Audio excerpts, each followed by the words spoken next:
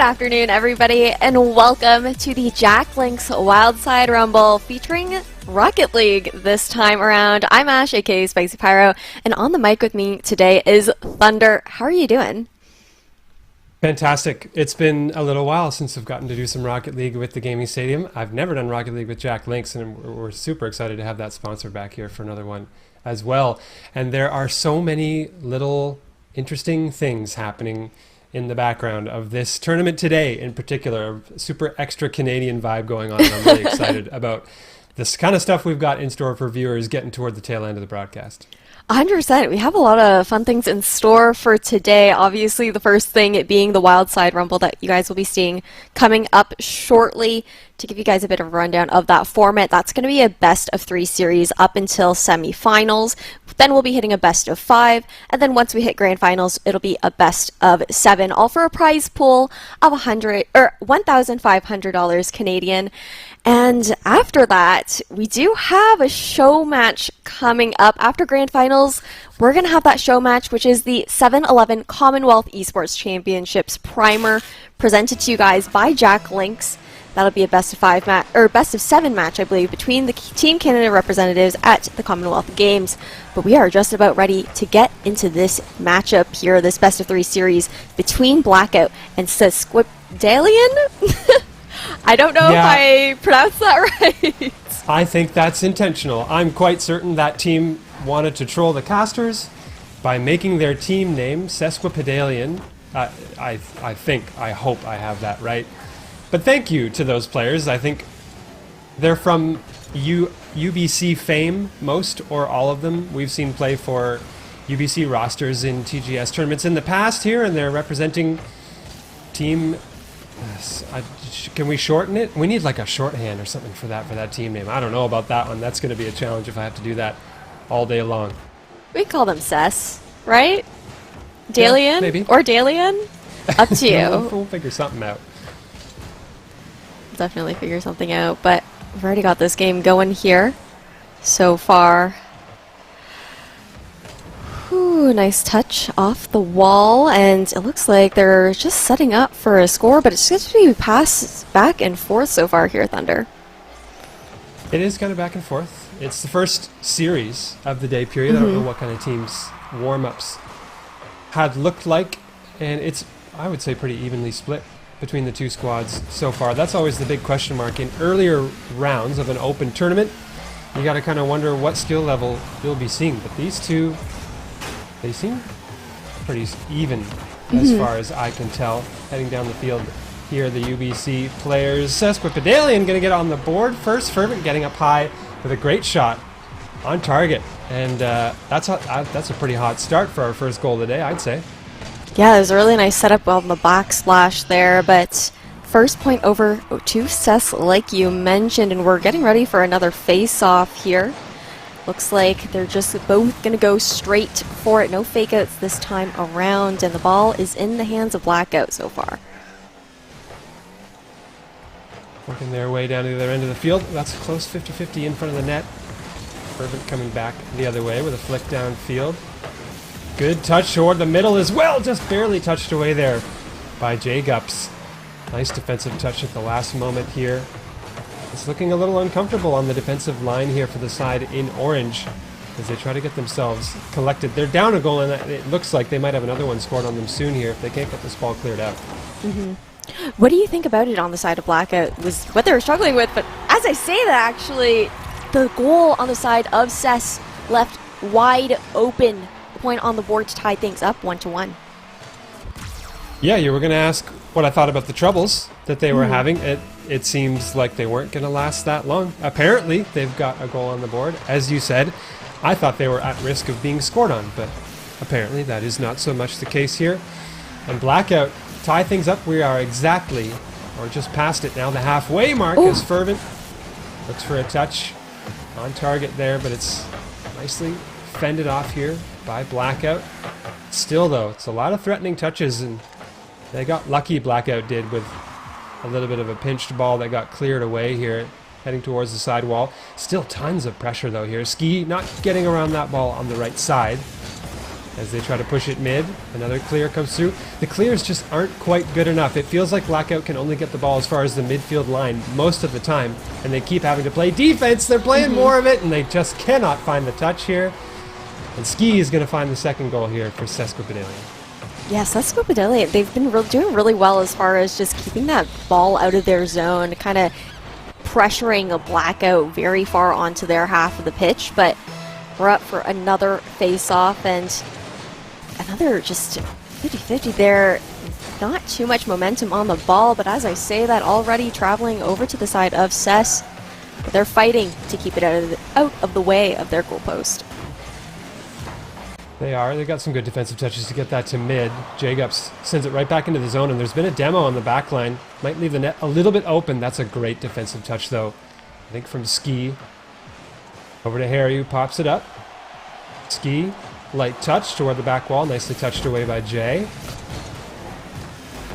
I should say, though, I don't think I can shorten that to Jay, because we may have a conflict of name later in the day for the tournament. I have to say Jacobs the full name, because we've got a few J's to check out today for the tournament.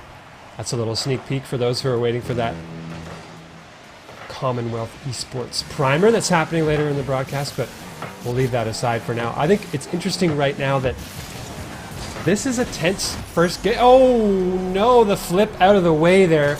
It just got a lot more tense. I was going to say, this is a best of 3. It's a really short series, and you drop this first game. The pressure piles on much quicker than it would in a longer series, and that second goal, or to go in the lead 2 goals up at 50 seconds puts a ton of pressure on Blackout. It's going to be 3, I think, off the kickoff. Oh. Ooh, bad goes to worse there, and I think this might be Sesquipedalian taking game 1 on that.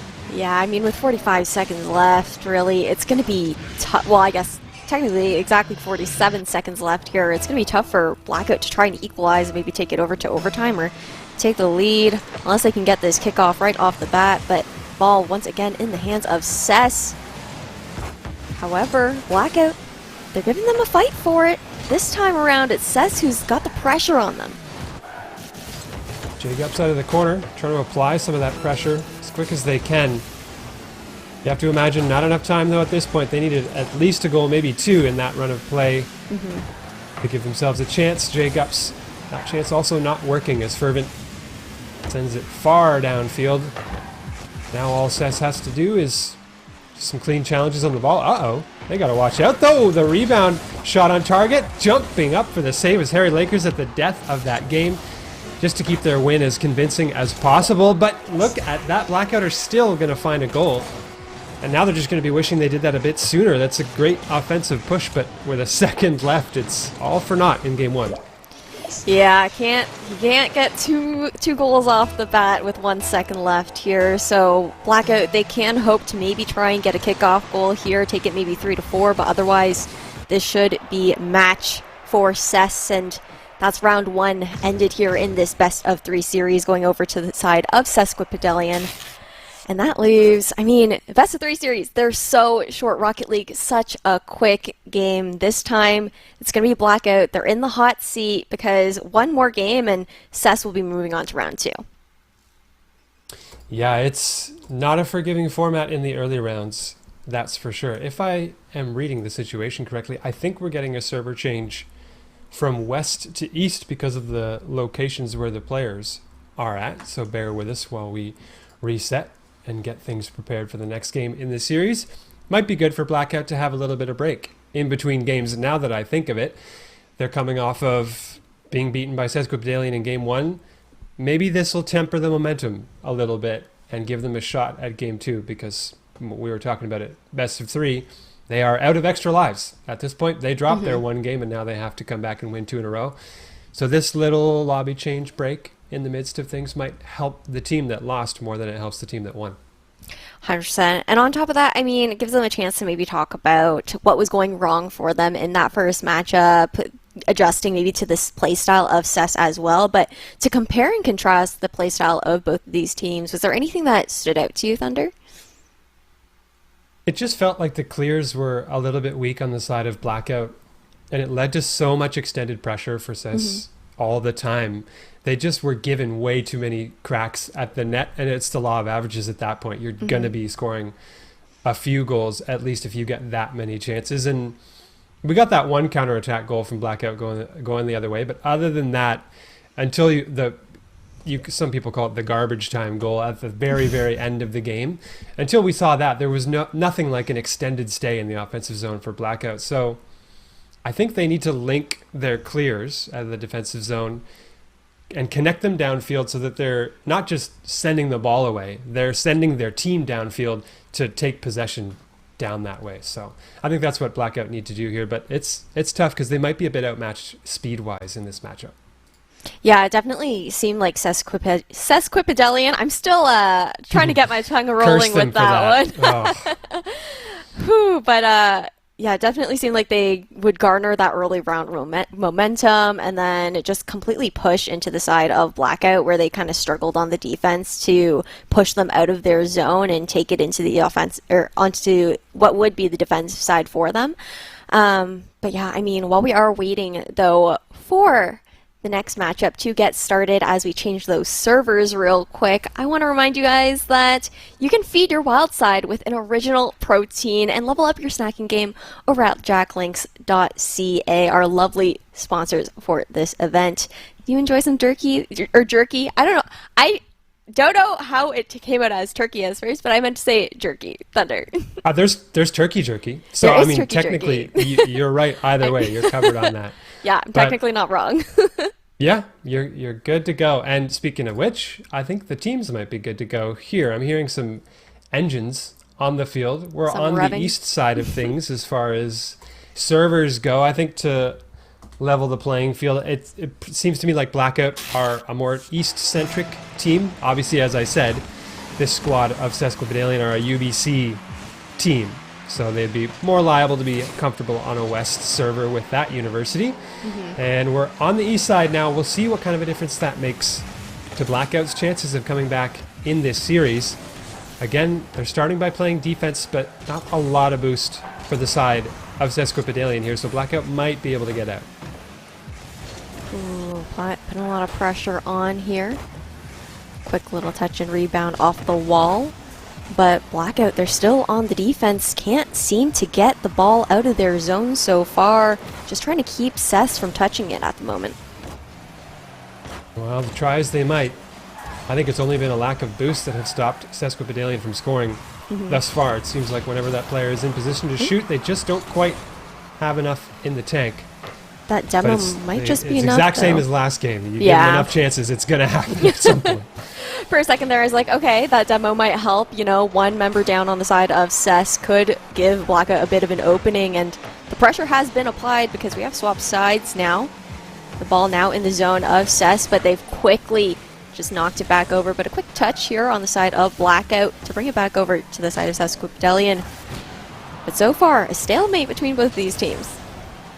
And a double demo, just to put a real stamp on that stalemate. Both players getting removed for a moment, but we're back to even strength on both sides.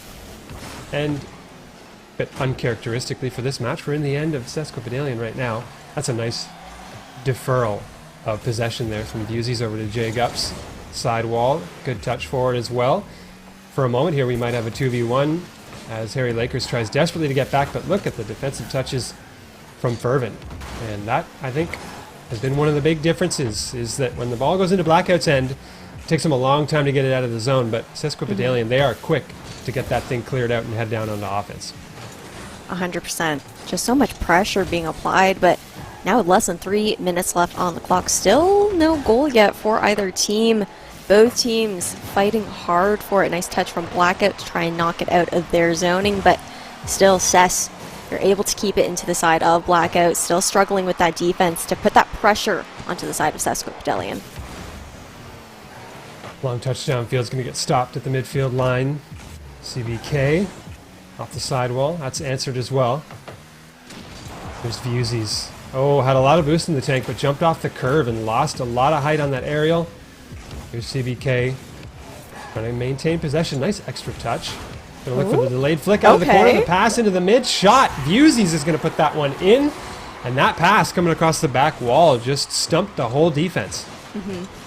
That was huge. I mean, just to maintain possession of the ball there, secure the first goal on the board. That's what you want to see on the side of Blackout, because they kind of need that edge up for this matchup. It's such a short series, being the best of 3. You want to be able to take it to the 3rd round.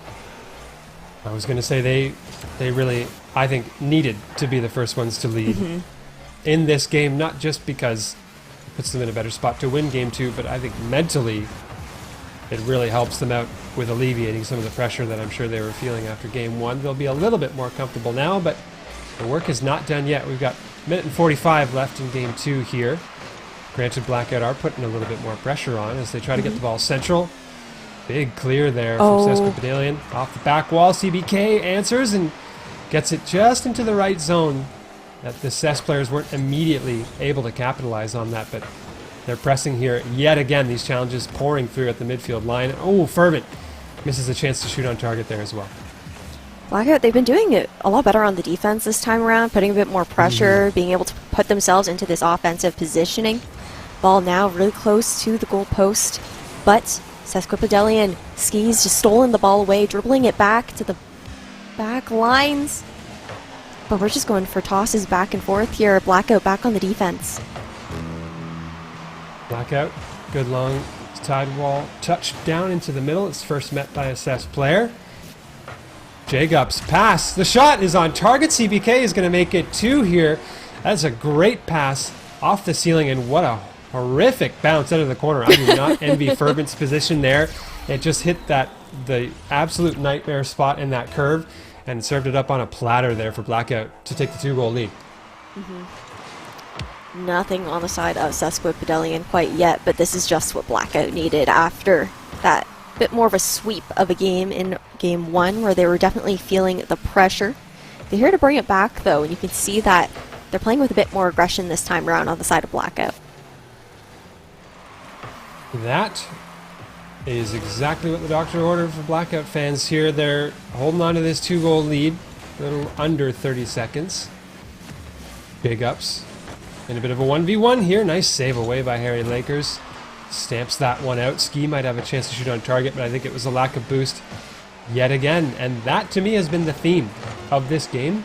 Blackout have really been controlling the boost on the field much better than they did in game 1, and it's given them a huge speed advantage. Until right now, when Harry Lakers, they're going to do their best Blackout impression by getting a late goal. But this one... This one could end up mattering because 3 seconds is enough to find one more.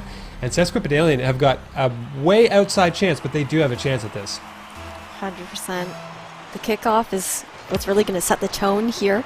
Possession in the side of Blackout, and with 0 seconds, the ball, it can't touch the pitch. And they're fighting for it on the side of Sesquipedalian, but not able to touch it once again. That's going to be Blackout this time around, taking the dub. We're at 1-1 in this best of 3 series. All squared up. I think that's... We don't always get treated to a deciding game in the first match of the day for these tournaments, so I'm actually pretty pleased to see that. We're going to get another server switch here as we go from east back to the west side. And so far, the home team has won both games. The west team won on the west server and vice versa, so maybe there's a little bit of a theme developing here. You know, just the ping diff and whatnot, depending on the server. But now that we are swapping once again, who's your money on for the last game here, Thunder? Oh, I thought I knew. I really thought I knew after game 1 that Sesquipedalian were the better team in this series. But sometimes you can't tell with the warm-up game that these teams play in a tournament. You don't know who you're getting until a few games or a few series into the tournament. So now, you know what? I'm still going to go with Ses. Okay. On this one. I think they showed enough in game 2 that it wasn't a blowout. They were still very much in the series, and I think they're going to go back to their home server for game 3 and just edge things out. But we might just get an overtime. I hope we get an overtime in game 3 to settle it. That would be pretty exciting. I mean, it's the best way. It's the best way to end it out, right? You got to keep it tense. You got to keep it close. I'm definitely looking forward to it. It's been nice to see the way that Blackout did adapt in that last game within this series, you know, bringing a bit more of that aggression through, not being as passive and kind of being stuck on that defensive side, being a bit more offensive in their play style. But as far as, you know, you do say that Ses likely going to be able to take the edge up here, but what about that, or how about that do you think they'll go for this last game? Well, I don't think they can do it the way they did it in game one, because I think Blackout at this point are wise to that whole scheme, and they've met them and matched them and are now kind of exceeding them as far as the speed game goes in some instances. But I know there's some creativity on the side of this Sesquipedalian team. I've seen these players play before. They have a lot of competitive experience with one another, and I think that'll work well for them here when the pressure starts to mount. And you got to perform in a tournament environment. Might start really early here as they ring a shot off the crossbar. But this is Ses getting off to the start, much like they did in game one, where they wanted to apply a lot of pressure early. Yep. And Blackout coming back the other way. It's so evenly split as we get into the deciding game in this series. You'll love to see it. Yeah, such an even split. Just going back and forth between both zones. It's like in a blink of an eye, the other team is on the offensive and then on the defensive. But now, we got ball in the possession of Blackout, stolen away though by Sesquipedalian. Harry Lakers trying to go for a setup. That's going to be touched here by Jay and knocked into the side of Blackout, who are now on the offensive. CBK with a touch to the corner there, just to alleviate some pressure for a moment while they collect boost and head out of the zone. Busies though, beaten on the challenge by Harry. Good touch into the mid by Jay. Nobody home from Sesquipedalian quite yet as they take their sweet time. Fervent, I think, was a little too confident on that play. They almost got burned for it. But look at the challenge. Surely that's a goal here. No! Harry Lakers saves that one away. It was a brilliant pass into the mid, but Harry got there just in time. Just a little steal away, but now a shot onto the goal here from Blackout. That's CBK with the first score on the board to start off this early momentum. We've got 3 minutes and 30 seconds left here. But I mean, both of these teams, they're adapting really well to each other's play style. Boosts seem pretty fairly evenly controlled in that first kind of quarter of the game. Oh, that's a chance though. Fervent so close on the shot. Harry Lakers hit a 0 boost pre-flip to get that touch into the mid. It almost worked for Sesquipedalian here. Fervent up high, can't reach the double tap. Harry can't read the rebound as well. Oh, that feels like a big chance squandered, and they committed a lot to that end.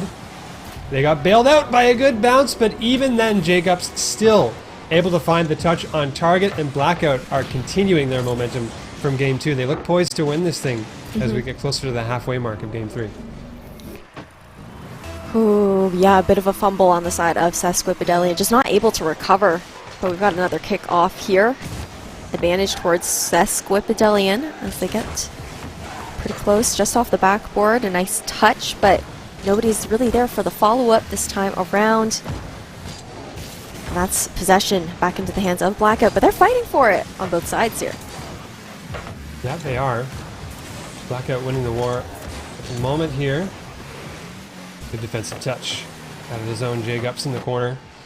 And at this point, you're seeing a little bit of the clock management style appear and rear its ugly head for Blackout as they try just desperately to hang on to possession as much as they can. You can also see the nerves creeping in the types of touches that Sesquipedalian are making. They're feeling the pressure of this early round match. And Blackout controlling things super well. CBK doing it again with the pass into the mid. This time Fervent's going to touch that one away. But those corner and back wall passes for Blackout have been their bread and butter. It's found them a lot of success in this series. CBK looks down low. And that's it. I think the difference maker has been passing, but Fervent is going to slam one into the net here. And, well, last game they did it with 3 seconds left. This time they've got 1 minute and 58, so they've given themselves way more time to get this comeback.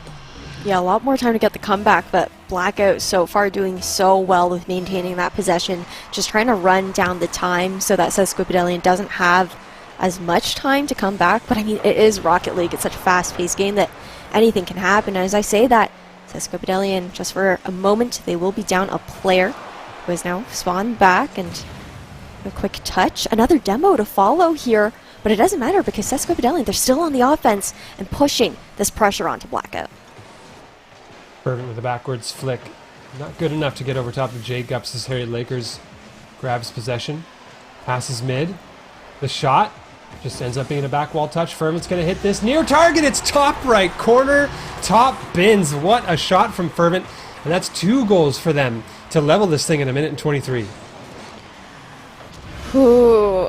Hey, you wished for OT here, Thunder. And we've got, still just under 1:30 left, but it is neck and neck as these two teams are duking it out. A nice touch here from Fervent to keep pressure onto Blackout. Ooh, no follow-up though for that pass, and as I say that, you've got Harry Lakers just jetting by, but Vuzy's gonna steal that one away. Oh, that's a tense moment in front of the net there as Fervent tried to make it a hat trick. CBK might leave this for Vuzy's. Not the case as J-Gups goes off the back wall. Where's the read? No one's got it. Vuzy's hits it way too high to be a shot though. CBK still in the zone. Ski, 9 boosts to their name, just trying to get this ball cleared out. I would imagine there's not a lot of boost for anybody on the side of Sesquipedalian, and the shot comes back in through the cloud of the demo. CBK knocks it home, and 40 seconds left. Blackout get their lead back. Oh, such a clean shot, and like you mentioned, Ski just not having that boost in hand, didn't have the need for speed to get down and get that save through, so advantage back over towards Blackout. They got the advantage as well with this possession here. However, Sesquipedalian, they're fighting for it. A nice touch on the side of Jay. Ooh. I'm feeling the tension here, Thunder. Oh, I'm feeling it too. Imagine being a player. I do not envy Sesquipedalian right now. They've got 15 seconds to find themselves 1 goal, send us to a game 3. OT. But this is good pressure from Blackout, keeping them hemmed in their zone. Speed there from CBK forces a double commit out of the defensive line from Sesquipedalian. They are running out of time, running out of chances, and this is it. They got to do it in 0 seconds. J-Gups elects to keep that aloft.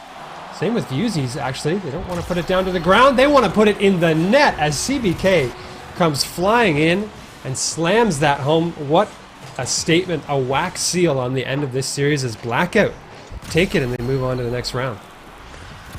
Oh, 4-2 here, and just in the nick of time. I mean, Blackout, they had that edge up anyways, but definitely making more of a statement after Sesquipedalian showed such a massive showing in the first game there. But on the side of Ses, what do you think kind of fell apart, or what was it on the side of Blackout that allowed them to take that edge up and secure this last game in this series? I think now that we've seen the whole kind of scope of the series, it really was just a game 1 jitters issue for Blackout. They weren't the team that I think they know they can play as in game 1.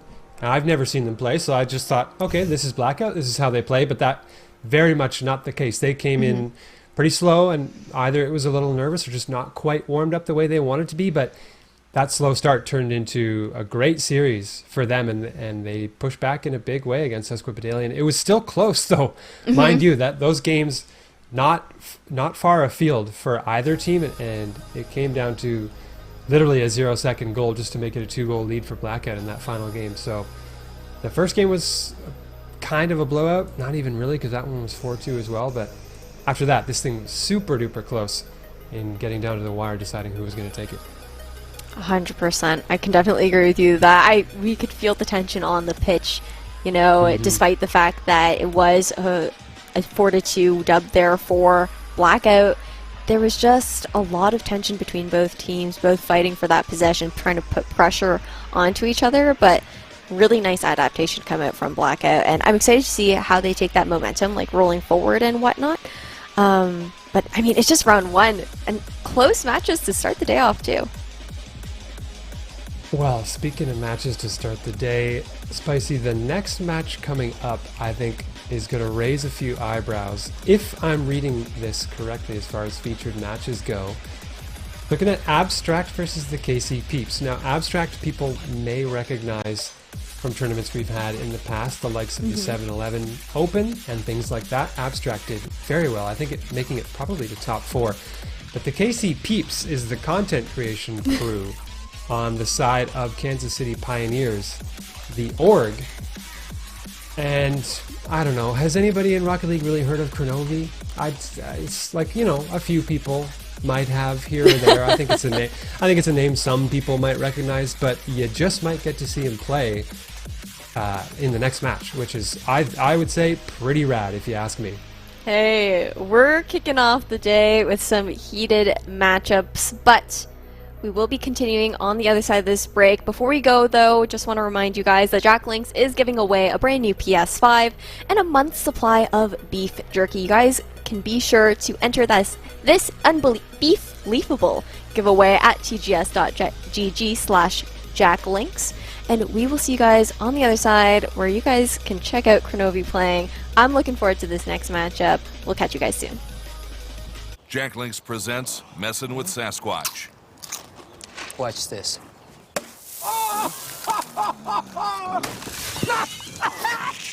Don't mess with other snacks. Choose Jack Links jerky made with 100% beef.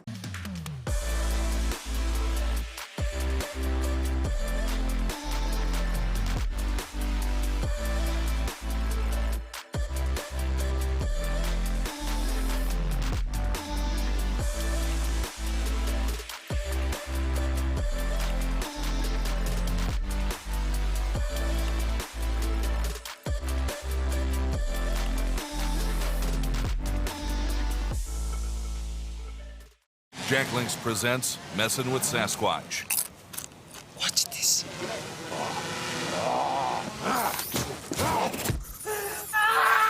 Don't mess with other snacks. Choose Jack Links jerky made with 100% beef.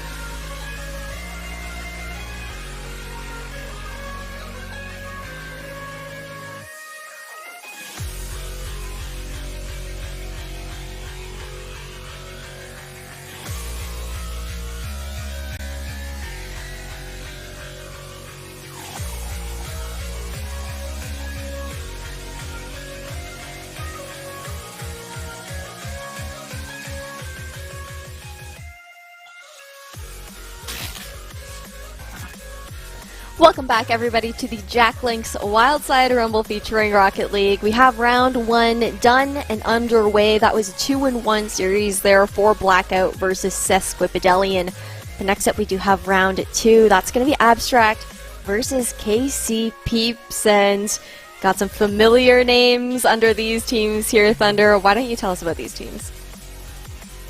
Well, I gave a little sneak preview before the break. Abstract, as I said, if I remember correctly, it was a little while ago, but I think they made top 4, maybe even top 3 at the 7-Eleven Open, the big tournament that TGS and 7-Eleven held a few months prior. And Mile, that player on Abstract, was certainly the standout performer on that squad. Mile put on an absolute display for series after series in that tournament. And on the other side of things, we've got the KCPeeps, Kansas City Pioneers content creators.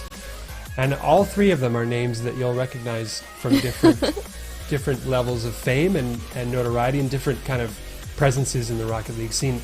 Of course, Miss Jewel, who is on this squad, was part of the pairing of Miss Jewel and Mush, who won the 7-Eleven Charity Challenge back in the day. So viewers of the Gaming Stadium will know her.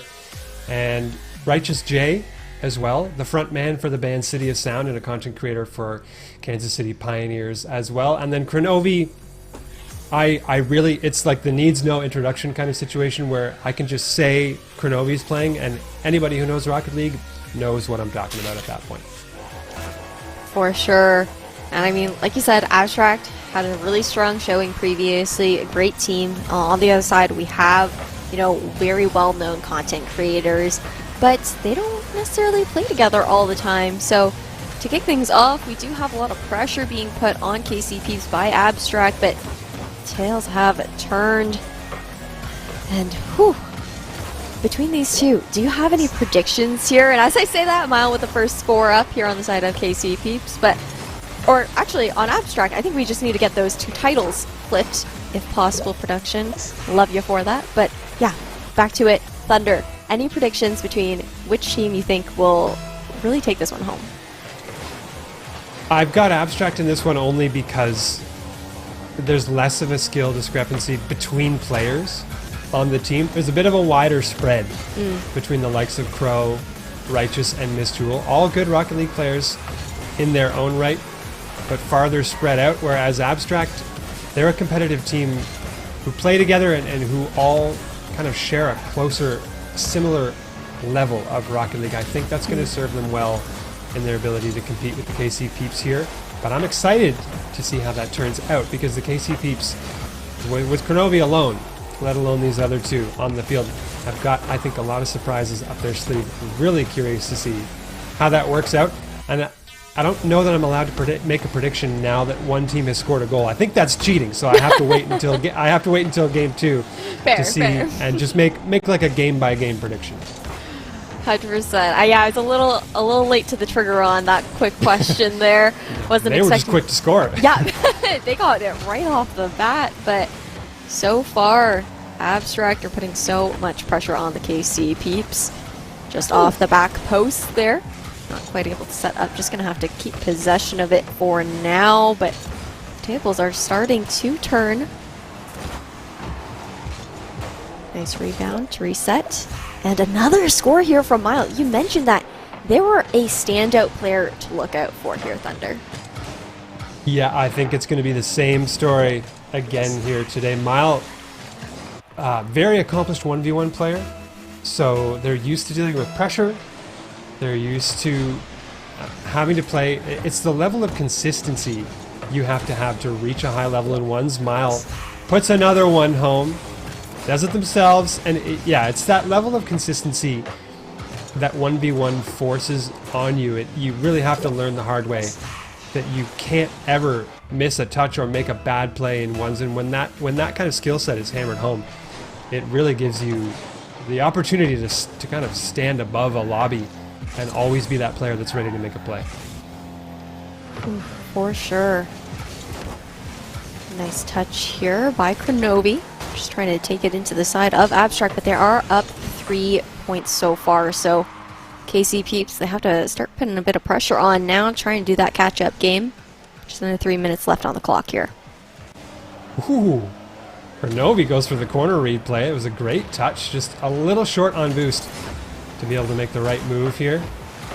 Righteous J tries to tap it toward the corner to maintain possession here, but the KCPeeps have got to recollect in their end. Crow going for another pinch. That one not quite as powerful. Bumping off the sidewall. What a read. We've got to watch this one back because you see Crow's pinch attempt not quite work out. Jasper just taps it and bumping. Such a quick read on how that play developed to get the shot on target. You can see here how that kind of even level of skill and high level of skill in Abstract is really putting them out to a big lead here. But Miss Jewel just going to find a free one off the kickoff. Yeah, got a free goal. Just trying to get closer to equalizing here on the side of KCPeeps. But like you were saying, I mean, I feel like the difference that we see between these two teams is really the fact that, you know, you can tell that Abstract plays together. They are a set team. They had that synergy, not let alone just like similar skill levels, but the chemistry between them. Meanwhile, on the side of KCPeeps, playing a little bit more of that individualistic style. And another goal on the board here for Abstract. That's going to be Mile with, I believe, their third goal in this matchup.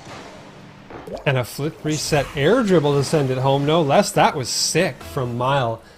Making it 5-1. We're only just past the halfway mark in this game, and things have already gotten pretty ugly if you're a KCP fan. Kronovi trying to change the script on that, using a reset of his own. Oh, shoots top corner. What a save from Jasper, who had it read all the way. And this Abstract squad are really living up to the billing that I gave them after we saw them in the 7-11 tournament. Kronovi missing one, and Jasper saving it again. Miss Jewel. She finally follows up on the play and gets her second goal of the game and gets it down to just a 3-goal lead.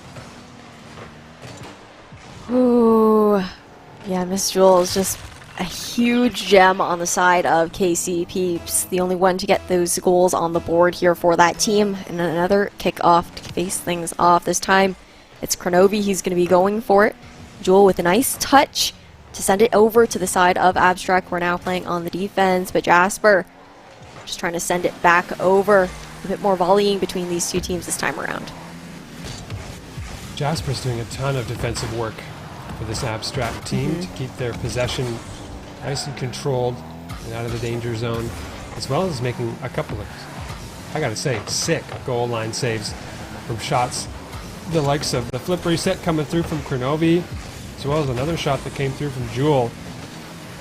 Jasper putting in work on the defensive end. Miles doing some work defensively there as well as they get the ball downfield. They've got wide open green pastures to send that one home. Nobody from KCPeeps was even in the same zip code, or I should say postal code. This is it's a Canadian themed tournament. I just said zip code. I feel like the bouncers may be coming to carry me away from the broadcast as we speak. Ooh. Please don't leave me alone to cast this by myself. I'm begging. Production, okay. Jordan behind the scenes. Let Thunder live another day. But back to the game. This is going to be 1 minute remaining here, and a pretty wide scoreline between these two teams. It's 4 points separating KCPeeps and Abstract so far. Jasper, like you said, so much defensive prowess to maintain control of the ball in the hands of Abstract. Good touch though to the mid from Righteous J at the defensive line. Bit of confusion there between Crow and Miss Jewel, but Crow's going to have the sidewall aerial attempt stopped away by Jasper. Miss Jewel not able to make a touch on that one. I think she expected Crow to be a little bit more successful on the air dribble. And Crow looking for a ceiling pinch there. Again, he misses on that pinch play, and it really handcuffs their back line. 7-2 for Abstract. They are, they have been running away with this one for quite some time. And it's got to be some kind of major paradigm shift in Game 2 here for the KCPeeps if they want to regain, because Abstract are too strong in Game 1. 100%. So much early momentum was in their hands. Off the backboard here, and Jasper's just waiting for a touch. Nice aerial and flip reset to set things up. And this, oh, I was gonna say just gonna be another goal. There was Kronovi just able to save it for a millisecond, but Mile with that follow-up is gonna land an 8th on the board here for Abstract. Good grief, how many goals? That's 6 for Mile. Yeah. 6 goals, over 1,000 points in a threes lobby. That is no small feat, let me tell you. And KCPeeps trying desperately just to run the clock down at this point and to put themselves out of their misery in Game 1. They may still have to deal with another goal, and yes, they are. 9-2 at 0 seconds is going to be the final score here. And I think if you were wondering how this series might shake out, it's not quite so much of a mystery after Game 1. No, I mean, Abstract maintained so much control in possession, just like both the offensive and defensive plays. Meanwhile, on the side of KCPeeps, definitely struggled to find their footing as a team a little bit. But that's the big difference that you see, like, despite the fact that individually the skill level of KCPeeps, you know, they're at different levels and at high prowess regardless. But that lack of synergy, especially compared to a set team like Abstract, was extremely apparent. It definitely was. I think Righteous looked the most uncomfortable on the field of the 3 players. Crow, he's Crow. I mean, he's going to be able to settle into a lobby like this, even if he's been away from the competitive scene for a little while. Miss Jewel slotted a couple of goals for herself in that game, was looking like she was kind of the right place, right time player for that squad. But I need to see more from Righteous J in particular and getting more engaged in the rotation. It's really not enough to have 2 players always making their way forward and Righteous hanging back. It's tough to to want to go downfield and play confidently when you're playing against a team as good as Abstract. But all three players have to be engaged in a rotation to be successful in Rocket League. It's just there's kind of no other way around it. What do you think on the side of KCPeeps? What they could do as far as their positioning on the pitch, like throughout the game, to maybe, even though it looks like Abstract will probably take this next one as well, but maybe to keep that scoreline a little bit closer. I think it's really about meeting Abstract at the ball as early as they possibly can, even if they don't get a touch. Just the fact that you're making an attempt on the ball limits the options that the other team has in what they're trying to do. And I think that's what KCPeeps should focus on. Just limit Abstract's options so that they don't have a ton of field and a ton of time to work with. That's very fair. I mean, like we mentioned, Jasper in possession once again. Always does so well. A little bit of contention this time around, but like I was saying, so well with that defensive prowess to maintain that ball control and keep it in the possession of Abstract. KCPeeps putting a little bit more pressure this time around. A quick demo there on Kronovi, but Miss Jewel gonna secure that goal this time around. The first one on the board going to KCPeeps. That is huge from Miss Jewel. She gets the low challenge on the 1v1 expert mile on the other side of the field. Massive goal to get the lead here for KCPeeps, and that I don't think you can ask for a better start for this squad after what they had to endure in game one. That's the dream start for them. Definitely is. Try to run with that early momentum. Once again, a bit more pressure this time around, and Righteous J not playing far back, like you mentioned, not hanging back, just trying to contest, not able to touch the ball here, so that's bumping, still taking it down onto the zone of KCPeeps. They are on the defense now, but really nice contest there from Kronovi to touch it over, bring it over to the orange zone. What a backflip flick as well to get that ball aloft. Miss Jewel realizes she's in a considerable amount of trouble there as Kronovi hustles back to get the touch on that one. The KCPeeps are hanging on to the lead here. We've seen more than a minute and a half of Rocket League. Miss Jewel levers a shot on target, saved away by Bumpin'. Crow, double tap, reset. Oh, Kronovi, you absolute stallion. Look at that shot. He gets the first touch off the back wall, underside, reset, top bins. That might be the best goal we've seen this tournament, and it might stay that way for a very long time. Ooh, the pressure is on. I mean, we're still in the first half. Not too much left of it, though, but KCPeeps, they're contesting it so much stronger than in the first game. An Abstract, Mile with that touch, an aerial to bring it over to the blue zone, and Jasper to pick up the possession as well, but Kronovi trying to contest here. And a touch from Righteous J to bring it back over to the orange zone. Nobody quite ready to follow up in that situation, and a demo to boot. I kind of feel bad. I feel like on the blue team, on the side of KCPeeps, Kronovi has definitely been the victim of most of the demos. Well, that's a fair shout. If you're Abstract here, that's the player that you want to be getting rid of and targeting on the field, as evidenced by the absolutely ludicrous goal that he just scored. That was a treat, Kronovi. We thank you for that one. Miss Jewel, though, trying to get another goal for herself. She's already got one in this game. Righteous J taps one off the back wall. It's quickly touched away. We are past the halfway mark here, but this is the first big threatening play, and Bumpin' is going to slot that one in. Great pass off the back wall, and the lead is cut down to just one. Ooh, now in the second half of the matchup, Rocket League, they're such quick games, but when they are tight, it feels like time slows down a little bit here, Thunder. Another face-off, and uncontested on the side of Abstract. However, they're playing farther back. They're playing for that defensive possession as Jasper tries to get that touchdown. But it doesn't matter, because on the side of KCPeeps, they're trying to take it off the backboard. But a nice answer here from Abstract. And it's just a back and forth so far. Well, this is Abstract looking for their fourth.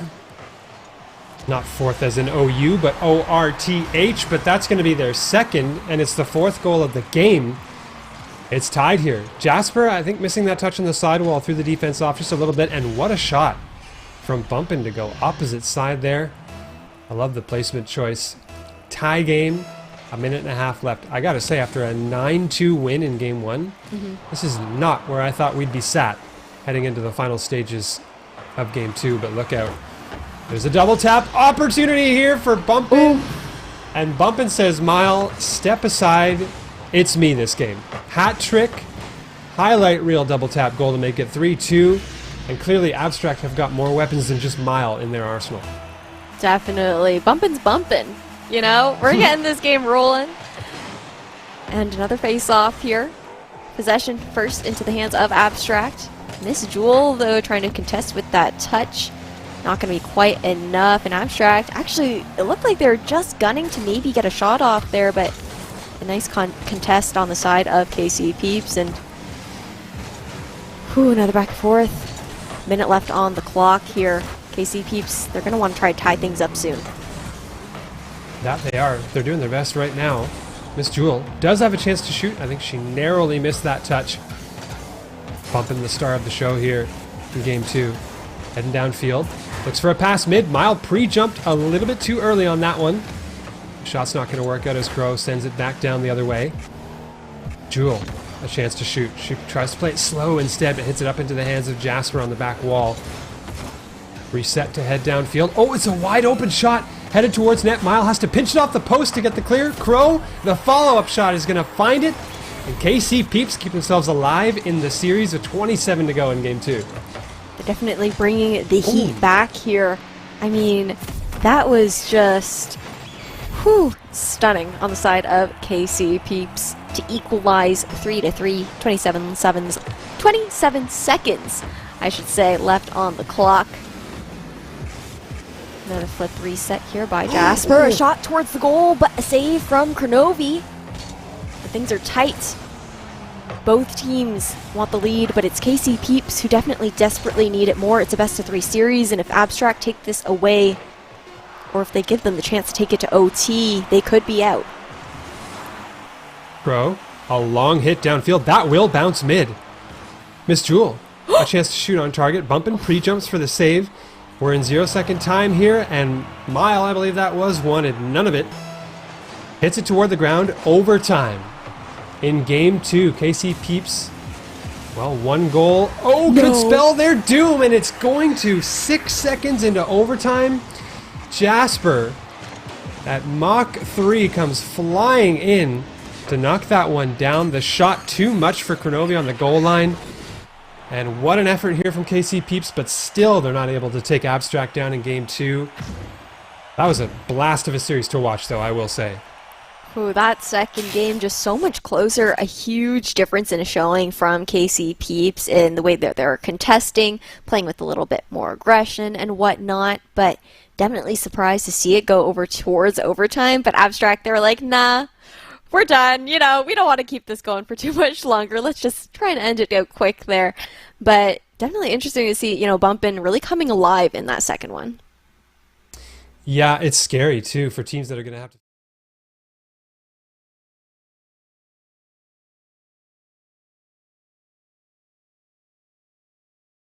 and Jasper both are players that I'm less familiar with seeing, but I really enjoyed what I saw in this series.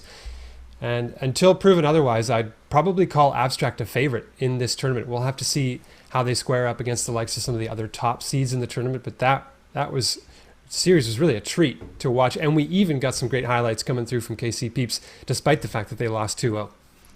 100%. I mean, Miss Jewel really showed up for that team as well. It was a little bit tough. I mean, Kronovi had some interesting plays that he was going for, but on the side of Abstract, we definitely noted during the broadcast how they were putting that pressure on Kronovi, definitely targeting him for those demos, because on the side of KCPeeps, that's definitely the player to look out for. Absolutely, and I talked about it was Abstract and how they might square off against some of the other top seeds in the tournament. Thankfully, we're going to get to see some of those top seeds in our next match, which I'm pretty pumped about because it's two of the other seeds that I believe are all top 2, top 3, top 4 kind of range, and you're getting to see just back to back to back all of the best teams in the tournament that I can guarantee you are going to be making deep runs in the bracket. So Spicy, I'm really excited for this next match we got coming up.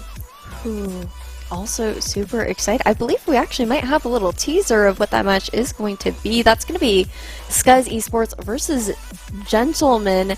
Is there anything... Oh, my bad. I think I was muted in Discord there, and I was just chatting to you.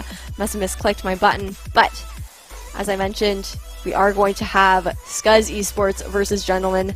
Do you have anything to say about these players? Anyone to look out for? Do you know much about these teams here, Thunder?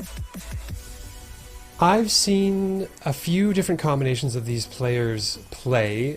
It's always the case with the kind of bubble scene in Rocket League that there's a lot of mixing and matching going on in rosters where players are trying to find that magic combination. So I've seen KX actually play with Gentlemen, with no mention in Nibra.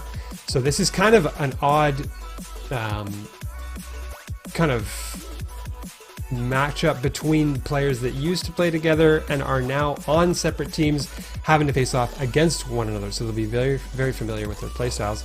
Eris and Saya, who are playing for the side of Scuzz Esports, I think may both have played for Prestige at a certain point. So yeah, there's lots of bouncing around between different teams here.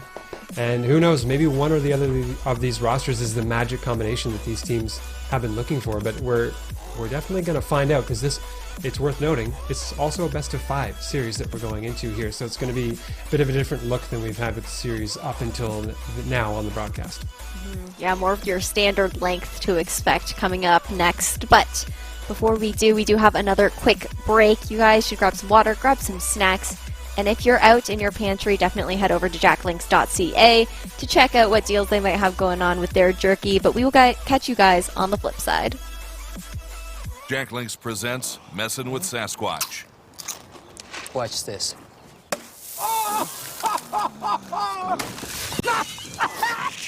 Don't mess with other snacks. Choose Jacklinks jerky made with 100% beef.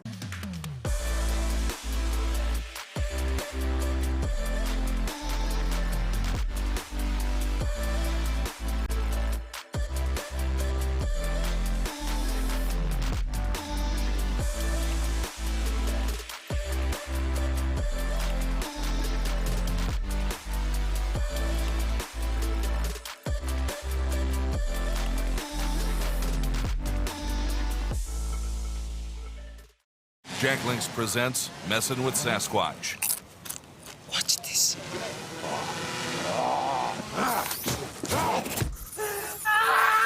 Don't mess with other snacks. Choose Jacklinks jerky made with 100% beef.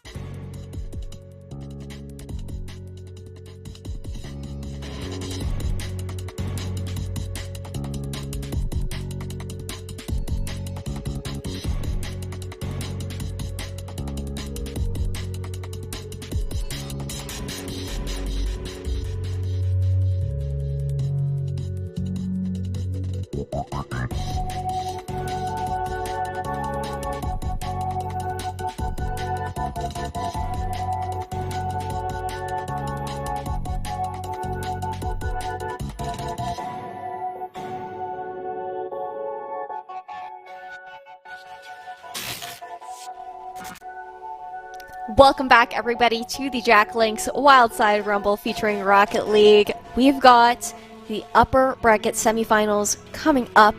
That's going to be Scuzz Esports versus Gentlemen. Thunder took us through a lovely rundown of those rosters right before we headed out to break. But I do have a quick question. So I come from the Valorant scene, and it's quite different from Rocket League, right? And you mentioned that I believe KX, was it that you said previously played on Gentlemen? Yes.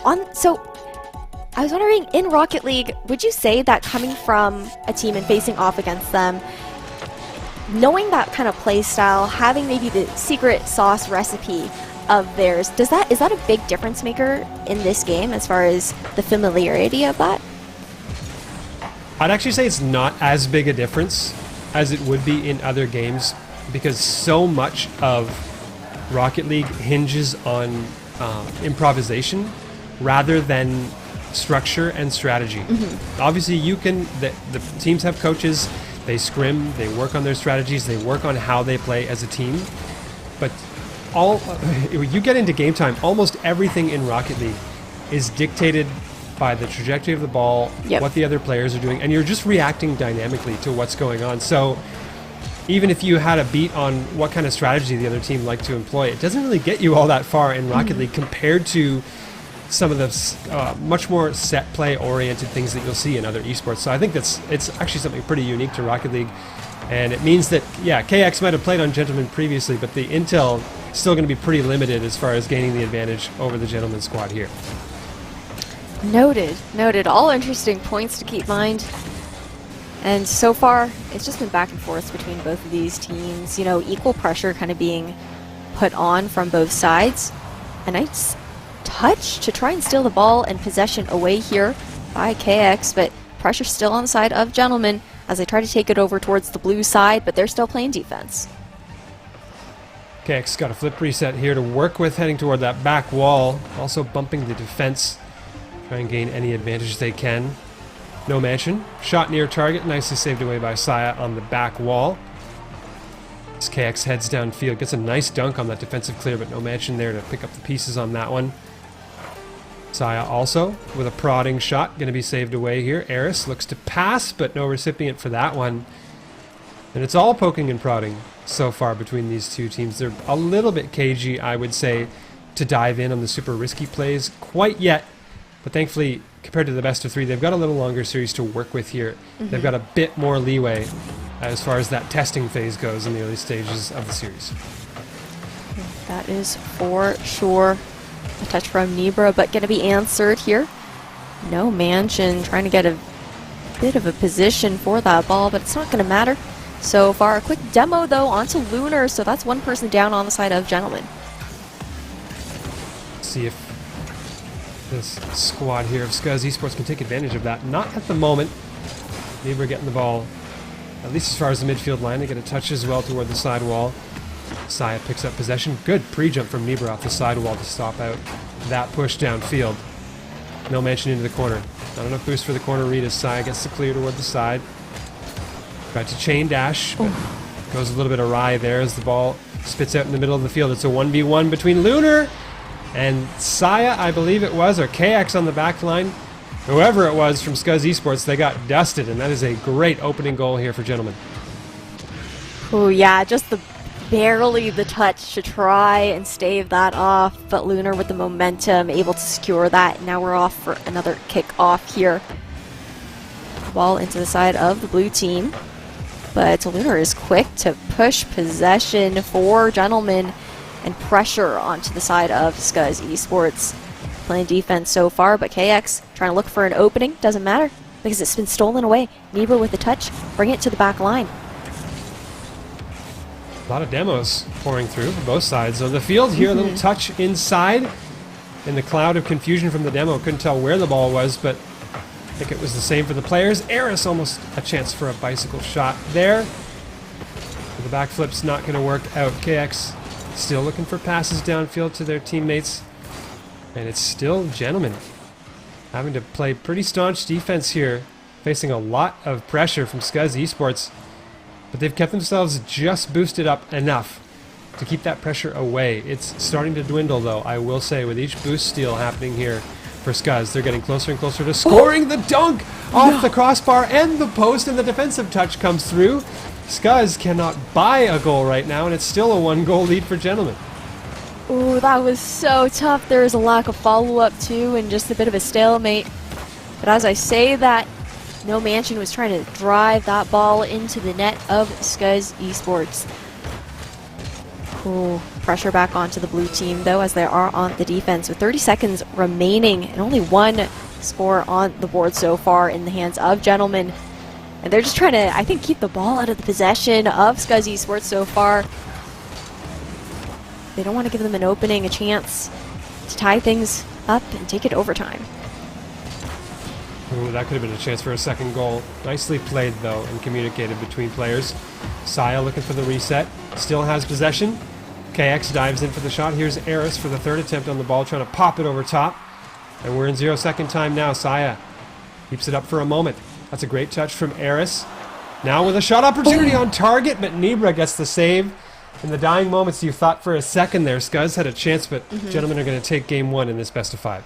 I mean, that was a really nice attempt from Scuzz Esports, though, to try and just keep that ball off the pitch, keep the 0 seconds running for as long as possible to maybe secure a bit of a Hail Mary there, but unfortunately not able to get that through. But I was just wondering, while we are waiting for this next matchup to, get set up, get rolling, how would you describe kind of the play styles of both of these teams so far in match 1? Pretty similar, actually. I think...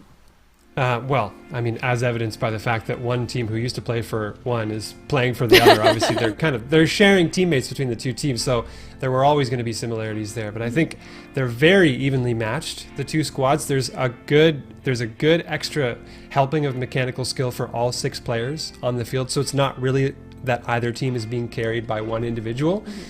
So they very team-oriented, both teams. They can strike from a lot of different positions on the field. But that's some of my favorite Rocket League to watch because you're not waiting for that one player you expect to make the big play to do that. It's a lot more unexpected, and big plays can come from any moment in the game and anywhere on the field. Those are the fun matchups, though. When it's close game, it's very similar play styles, and then just out of nowhere, some insane play and setup comes through. But I'm looking forward to the rest of this matchup between these two teams. We're getting ready for the second game in this best of 5 series. That's Scuzz Esports with, actually I believe it should be gentlemen with the one under their belt, I believe, unless I'm remembering things wrong, Thunder. No, you definitely got it there, and I think, look at that, quick on the draw production have already flipped it over to the side of the gentlemen for game 1, so they have been correctly credited with that game win. They'll be grateful for that as well. And Scuzz, meanwhile, they're going to want a hot start here in game 2 because it looked like gentlemen definitely ready to challenge them at almost every intersection. Look at the chaos that is unfolding in front of the gentleman net. Somehow, again, they did not get scored on. And that was kind of the story of game 1. They barely held on to that 1-goal lead. Hello! They can't hold on to it any longer. Saya hammers one off the crossbar, and you can see it. It just completely handcuffed the defensive line here. Bounces straight down. Lunar had a chance to save it away, but I think they felt there was an offensive player coming quicker than there was. They had more time than they realized to get that clear. Yeah, that advantage that Scuzz Esports was looking for will be given. And now pressure being put on them by gentlemen. Nice touch here, and the ball to bounce off the top. Just off the backboard as they try to set up, but unfortunately, gentlemen, they just can't get that touch through. And Scuzz Esports, they're looking for the offensive now. Lunar, good boost grab. Bit of a fortuitous one out of the corner there. No mention now with a defensive touch. Stopped out by KX. Lunar's going to try to grab possession of this one and kick it downfield. Now Nibra. Saya in a bit of trouble there. Has to be bailed out by Eris on the back line. Time it's Scuzz. Hanging on to that 1-goal lead. Headed downfield here. Eris with a pop out of the corner. Again, boost spawns right underneath them. That's happened to a few players so far in this game. No Mansion. Bump to the ceiling. Almost still gets the challenge. That would have been quite the play from No Mansion. And it could have been a difference maker to give them a chance. But here's a chance right here. Passing play. Mid. Shot. Far left. That is brilliant shot placement here from Nibra. And what a passing play. I talked about the team-oriented style of both these squads. It's being put on display right there. Ooh, just neck and neck between these two teams. But like you said, they really like to move as a unit, play off of each other very, very well. Not as much so that individualistic play that we saw in the last matchup between KCP Esports and Abstracts. 1-to-1. A nice demo, but... Ooh. And sorry, that happened like way too quick. I was like focused on the demo, but a score on the board here for gentlemen just straight after the fact. They took one out off at the side of Scuzz Esports and just found that opening, found that crack to get the ball through. They were off with another kickoff. That was a squeaky clean passing play, and as you said, happened in the blink of an eye. Nibra absolutely hammered that pass into the mid. And Saya is going to come back the other way with another equalizer goal. So say what you will about the passing play. The KX just gets a great challenge. Saya comes in for the follow-up. And we're tied yet again. Neither one of these teams wants to let the other get more than a 1-goal lead. They're keeping it tight. It's a close series. Let's see how this kickoff is going to go. Lunar able to push the ball into the orange zone here. And you got Saya with a touch to knock it back, but it doesn't matter because, gentlemen, they are answering Nibra with a touch up. But the ball now into the blue zone here. Scuzz Esports trying to apply a bit of that pressure. A touch onto the back drop, but no follow-up to happen. It's just back and forths between these two teams. Even Steven so far with this 2-2 scoreline. Both are definitely looking for the edge up here. Tough to find that edge in this series, that's for sure. They're very evenly matched. Right now, Eris goes for the solo play. The lean back reset not going to work out this time. KX. Saya in the mid. Eris has to backpedal and get down onto the defensive end. They almost got caught out on that one. Off the ceiling they go out of their own corner. Downfield. A pre-flip. Get that extra touch. That's a little uncomfortable from Lunar. The shot opportunity not capitalized on, though, from Saya.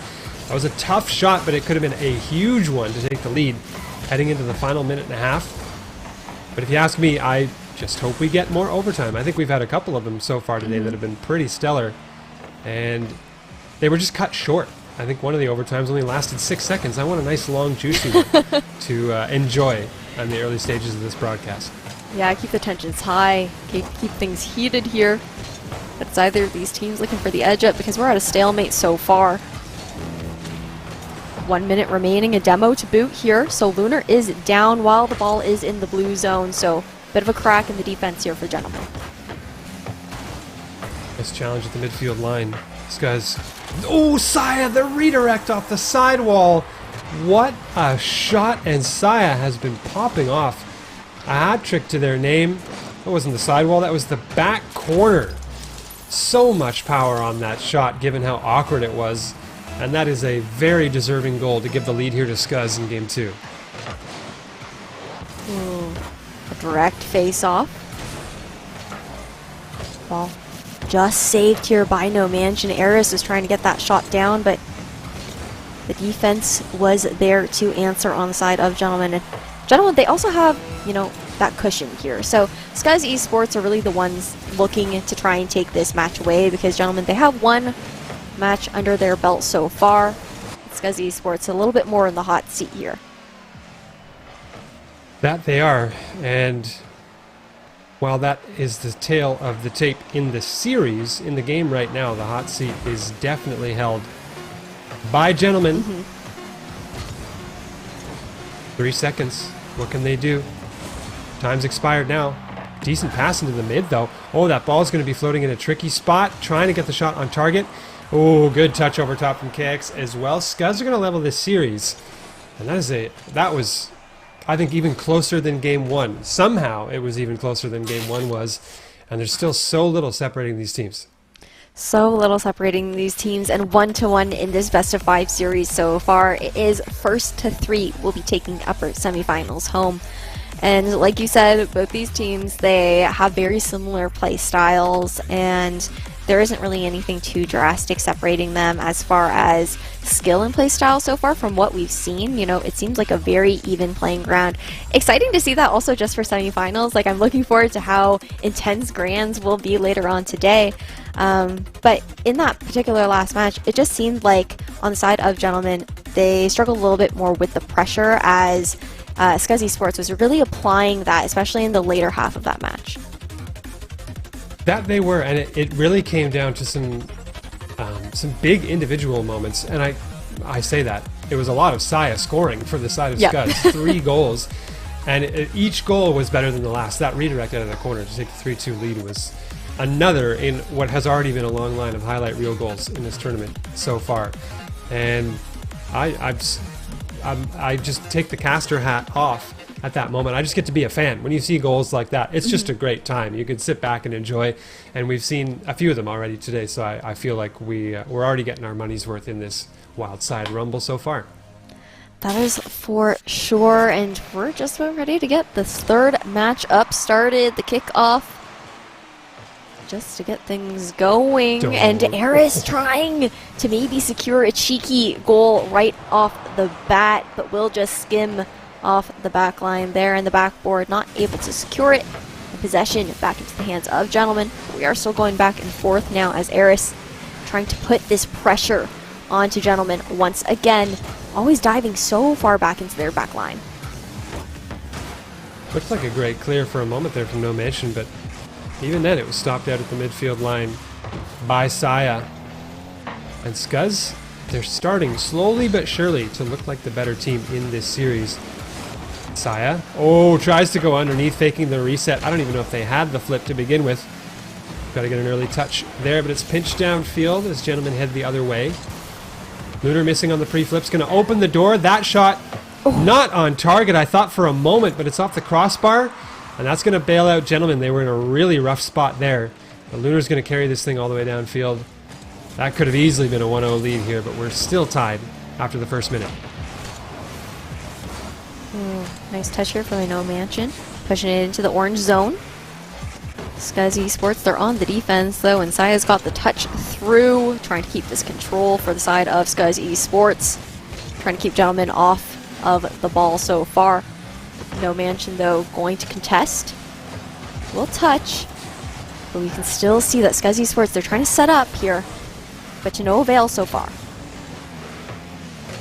Oh, they're doing a pretty good job of getting that ball in a dangerous spot, though. This could be major trouble if Saya can hit this double, but they can't get the angle. Not going to work out this time. The pressure does stay on here, though, for Scuzz. No Mansion at midfield. Trying to wrangle away possession from those two defenders, and they do just that. Double commit, though. That's scary here for Gentlemen. Got to be careful that a counterattack doesn't come through, but I think they've been able to readjust themselves. Saya quick to the ball there at midfield. Eris as well with the negative angle touch downfield. Lunar, though, answers. And it even again. Of course, you knew it was going to be after the first two games. It's never been more than a 1-goal lead, and more often than not, it's just been tied in this series, and it's been that way for the first half of Game 3 as well. Such a stalemate between these two teams, but Lunar with so much possession. These touches. Now, No Mansion sending it over, but the contention at the midline here, and Eris will be taking that possession straight back. Such an aggressive player on the side of Scuzz Esports. Eris always diving and not afraid to head into the back line of Gentlemen. Not at all. Served them very well. I think they've been a great setup player, and now they're a great goal scorer. Double tap off the back wall, the pop from the ground. So I guess you could call it a backboard read, but a great one here to that left side. Love the shot placement, and it's a 1-goal lead for Scuzz. Will we see a 2-goal lead for the first time in this series? It's going to be up to Scuzz at this point, but as I said, it's moment by moment. They really feel like they've been closing in on Gentlemen. Oh, what a chance there for No Mansion. Great defensive play there from Scuzz to keep that one out. Yep. Touch from KX. Knocking it off the backboard there. Putting possession in for Scuzz Esports, but No Mansion on this defensive back line. Just trying to keep Scuzz Esports from getting these setups through. Contesting as much as possible as Nibra tries to take it over towards the orange zone. Pressure now being put onto Scuzz Esports. There's only been a 1 goal so far in this match. And this is looking a little bit more like match number 1 between these two teams. That it is. Tables have turned, though. It's Scuzz this time that are hanging on to that 1-goal lead by the skin of their teeth at times as they try to keep Gentlemen out of their zone. Doing a pretty good job of that, though. They hand possession from one to the other. Good passing connection between Scuzz in this whole series, I will say. Saya goes the distance, can't find the double, though. Here's Nibra headed downfield. Gets a demo I don't think they expected. As the ball spits out into the midfield here, Lunar dodges the demo and tries to hang on to it. Harris in the back corner. Goes skyward. Yep. A flip to work with off the ceiling. KX into the corner.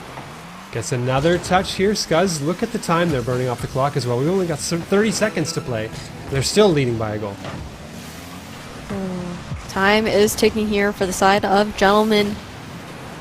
And a demo onto No Mansion. So that's one person down on their side as Scuzz Esports are looking to dive in deep. But No Mansion back onto the pitch is going to drive that ball all the way into the orange zone, looking to make a play. The goal is wide open, and another one on the board here for Saya on the side of Scuzz Esports. 8 seconds left on the clock here, Thunder, and a 2-0 lead for Scuzz. Nebra had a very difficult decision to make there. Ultimately, I actually think it was the right one. Given the time that was left, the third player in that rotation, and try to get a scoring opportunity for their team. Didn't work out this time. Scuzz were able to find the second goal. Ball's going to touch the ground. That's a 2-1 lead here in the Scuzz and Gentlemen series as they go up on match point. This one could put them in the winner's final, as this is a winner's semifinal right now. Definitely could. Tight matches so far, but the first 2-point lead here that was given over to the sides of Scuzz Esports. What do you think it was in that matchup that really gave Scuzz that momentum? I know that they did, maintain really great possession of the ball and whatnot, applied a lot of pressure. Air is such an aggressive setup player for that team, but otherwise, I just wanted to get your thoughts on that last game.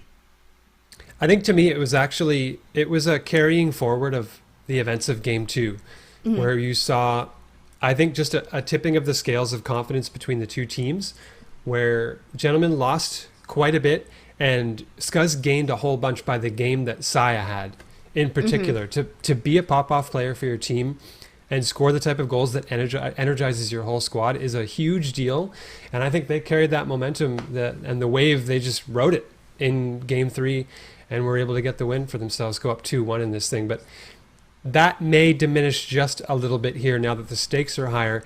Gentlemen are going to realize they need to press even more, and you could see, again, a different landscape for game 4. It's very true. It's very true. I mean, it's the fun of that standard format, the best of 5s, the best of 3s that we saw earlier today. They was, quick, almost felt like one and dones and whatnot. So we've got a chance for the side of Gentlemen to really make a comeback here, try to equalize at 2-2, as there is a 1-match lead here on the side of Scuzz Esports. Gentlemen are definitely in the hot seat as Scuzz is 1-0 off of series point. And as I say that, looking at a shot on the goal here by KX, but Lunar with that touch and save. Nebra with another as well, but look at this pressure that Scuzz is applying over towards Gentlemen. They're just playing defense, and as I say that, Eris with the first one on the board for this 4th matchup. And what you saw right there, all the pressure that was able to be applied by Scuzz was a ripple effect of the opening kickoff, because one team or the other usually is going to grab control of the majority of the boosts on the field after a kickoff, and they'll keep it until one or more of the boosts, the big boosts on the field, respawn. Oh my goodness. Eris, I'm trying to make a point here. Look at this air dribble. The flip reset as well off the side wall, going long distance over top of No Mansion, and just that little extra touch to send it in. Yet another highlight reel goal in this tournament. And who cares about boost control? You just sit back and enjoy at this point, because Scuzz are really starting to put on a show. Yep. But as you say, putting on a show right off the bat, yeah, that's going to be No Mansion with the first point on the board here for Gentlemen. But as you were saying, I feel like you got to really point out the fact that on the side of Scuzz Esports, Eris has so much mechanical prowess with the aerial position and being able to keep control of the ball in those skyward positions, which is insane with how much momentum they can really take it over towards and pressure onto the side of Gentlemen. As we say that, Gentlemen, they're feeling the heat once again. However, Nebra does have possession here, but nice save there by Lunar. A little touch to keep things out. Gentlemen, they're 1 off from tying things up, but Scuzz Esports, they are not letting them off easy. Not at all here. Just a stifling amount of pressure coming through here. Scuzz, no mention with a chance to shoot. Eris had the read on that. Oh, and they've got Nibra in a horrible spot here on the back line. Follow-up shot nicely saved there by No Mansion. KX.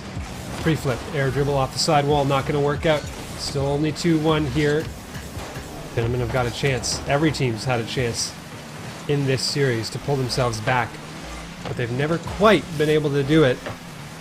It was that game 2, I believe, as I was talking about, that really changed the landscape of this series and showed what Scuzz could do.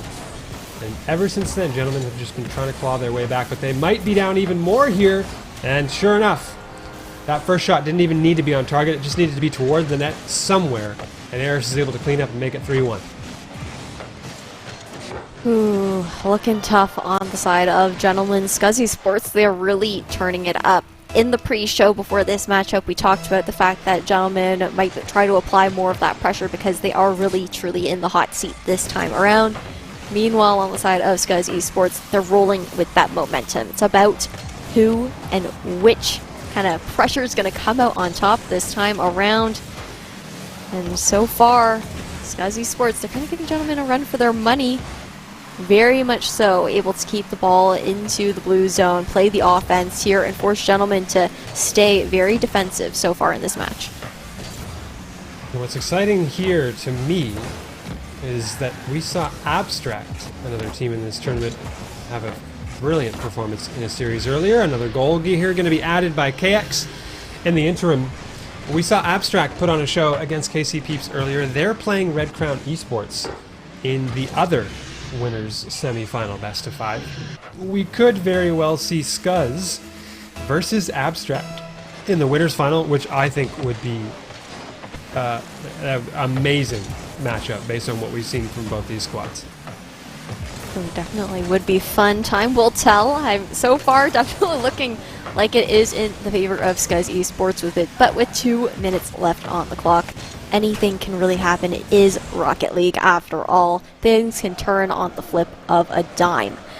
But regardless, Scuzz Esports still just putting so much pressure, so much aggression onto Gentlemen, and I feel like so far Scuzz Esports has been taking really nice control of the boosts as well across the map, which I think has kind of played into the fact that Gentlemen are struggling to apply that pressure back. Oh my goodness, that was a little unconventional from Nibra, but it got the job done. Might keep their hopes alive if they can score a goal in the next few moments, but they're too... Because as you say, great boost control, great possession here for Scuzz. I think they've got this thing all sewn up. Although, hang on, it looks like Thunder's cursed yet another play in Rocket League, and Gentlemen get a second goal in this game. They've done that with enough time on the clock that I can believe this is possible. They've really not had a ton of possession in this series, so it's going to be difficult for them. But scoring at 116 and making it 4-2 now makes it just barely realistic, I would say, for them to be able to get this thing tied up. Just barely realistic, but so far that kickoff is definitely in the favor of the side of Gentlemen. They're putting the pressure onto the orange zone this time around. Scuzz Esports fighting off defensively, but with 1 minute remaining, Gentlemen, they would have to get that third goal in pretty quick to try and keep themselves alive and maybe take it to overtime. 45 on the clock now. No Mansion streaking downfield to try to get control of this, but KX does wonderfully on the back wall to get that ball cleared. Here's Lunar in the corner. Challenged by Saya. Oh, big demo by Nibra as well as they head downfield. KX makes the save. And what does Lunar have? A backflip, unfortunately, as they relinquish possession of the ball here. Now we're down to 20 seconds on the clock. Lunar heading into the corner. That's a huge clear to the midway line and beyond for Saya. I think that may just have done it. As long as Scuzz can hang on to possession here, and they are doing that so far, it's a best of 5 win for Scuzz Esports in this winners semi-final. They're going to be headed to the winner final to face the victor of Red Crown Esports and Abstract. And what a series here between these two. I really thought it would come down to a decisive game 5, but Scuzz got literally better every game, and they just put themselves over top. Eris this time with the hat trick for Scuzz. Yeah, they kind of just like slowly crank the heat up every single matchup, just slowly applying that very consistent pressure onto the side of Gentlemen, where they were now finding themselves, off very defensively, not really having openings to try and get those offensive plays in because of the constant pressure that we saw coming out from Scuzz Esports. But before, I'm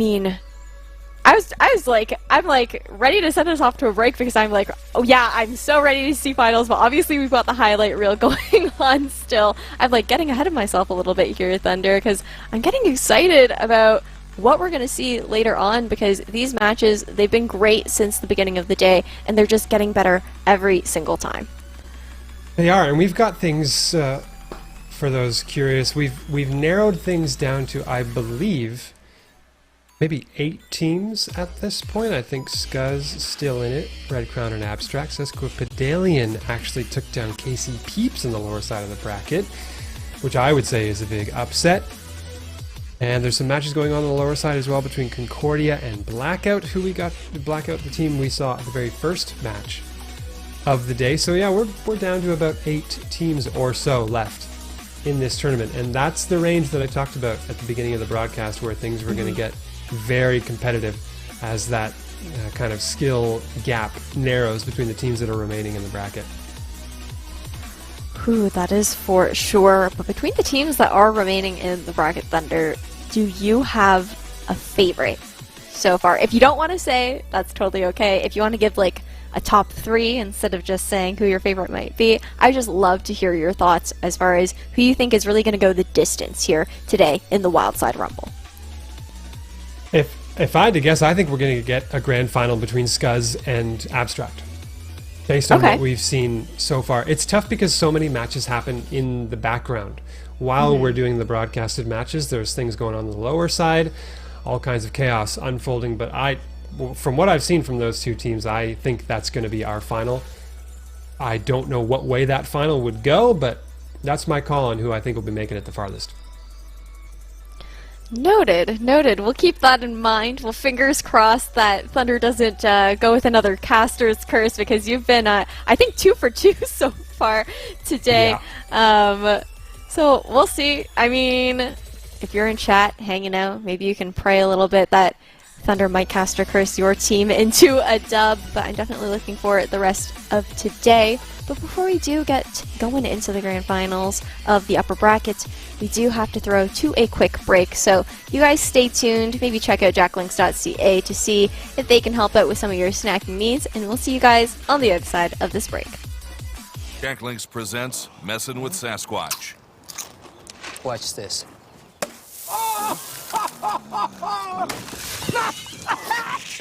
Don't mess with other snacks. Choose Jacklinks jerky made with 100% beef.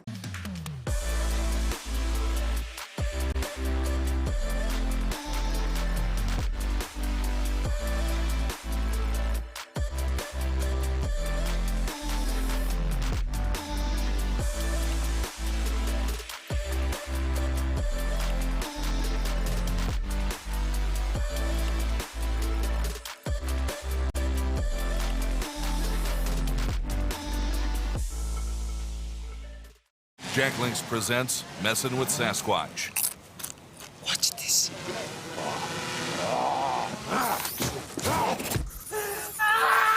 Don't mess with other snacks. Choose Jacklinks jerky made with 100% beef.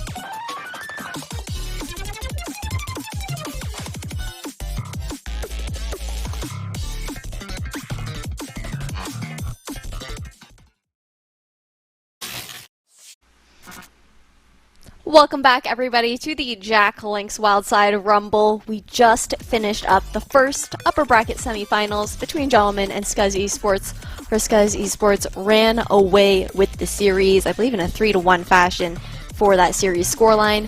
And coming up next, we've got Red Crown versus Abstract on the other side of the bracket. And welcome back, Thunder. How are you doing?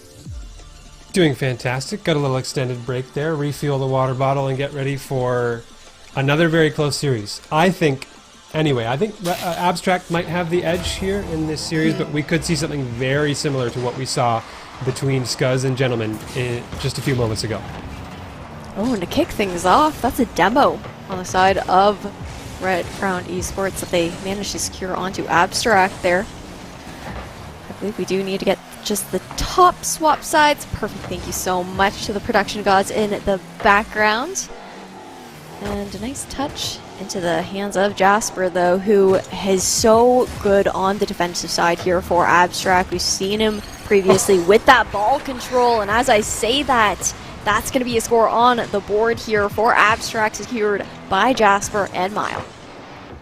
And Jasper with a cheeky, I guess you could call it goal steal there, as they just get a piece of the ball at the very end before it heads into the net. Regardless, though, that's going to count on the side of Abstract, and they get started kind of in a similar vein to how they did against the KCPeeps here. Air dribble bump attempt from Bumpin', living up to their namesake. They did get the demo, but it didn't quite work out here. And it looks like Red Crown going to try to head back down the other way. Now, I said we might get a match similar to what we saw between Scuzz and Gentlemen, but now that I'm seeing Abstract play again and knowing what Red Crown are liable to do, having seen them play a few times, I'm not so sure. I think this might be much more heavily favored toward Abstract than I initially thought. Okay, noted. Really interesting. I mean, Red Crown Esports so far, they do try to put a lot of pressure and keep Abstract on the defensive, but again, Jasper, that defensive player on the side of Abstract, always doing so well with the ball control, kind of converting the zoning back over, and once again, another score here for Jasper. Nobody was home on the side of Red Crown Esports, an open goal with nobody to tend. Yeah, it was that missed touch on the sidewall that I think threw off the rotation. For the side of Red Crown, they leave the back line completely open. That is definitely a freebie here to take the 2-0 lead for Abstract. And Miles going to grab possession in the back corner, confuses Vexy a little bit with that touch, also gets a great dunk heading downfield, might have a pass opportunity, if not for Patty's pinch. Bumpin' goes up, beaten to the ball there by Patty as Wes makes the play on the sidewall. Extends downfield, but look at the play developing here for Bumpin'. Flip reset, absolutely moons the ball up. Doesn't work out there here. They're going to keep the 2-goal lead, Abstract are. But slowly but surely, I would say Red Crown are trying to find their footing in this series. They're finding ways to get downfield. They haven't had that big scoring opportunity quite yet. No, not quite yet, but Vexy gonna get that touchdown. Pass over to Wes, but not able to do too much with it as possession is back into the hands of Abstract. Bumpin', gonna toss that ball over with the touch. But it's just back and forth right now. Nothing too intense is gonna happen quite at the moment. But Thunder, I mean, if you were to compare and contrast the play styles of these two teams in just a few words, how would you describe it?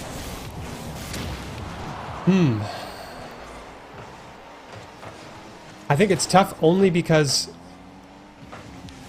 Abstract aren't letting us see the way that Red Crown like to play normally. I think that's actually, maybe that's how I should describe Abstract's style, is that it's smothering.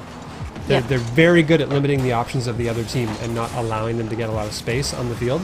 And because of that, Red Crown's not even allowed to have a style right now because they just have no room to try and develop team plays, individual plays. They're really being shut down in a lot of different avenues. That's been the definition of the series so far, and it's not the same to me as what we saw. I know our first series of the day, we saw Blackout and Sesquipedalian play, and Blackout had that warm-up period where they then started to play more like themselves. But we're pretty deep into the tournament at this point. Red Crown have had plenty of opportunities to get their footing in the tournament, and they should be playing at full strength as it stands right now. So I think this is Abstract right now just being the better team.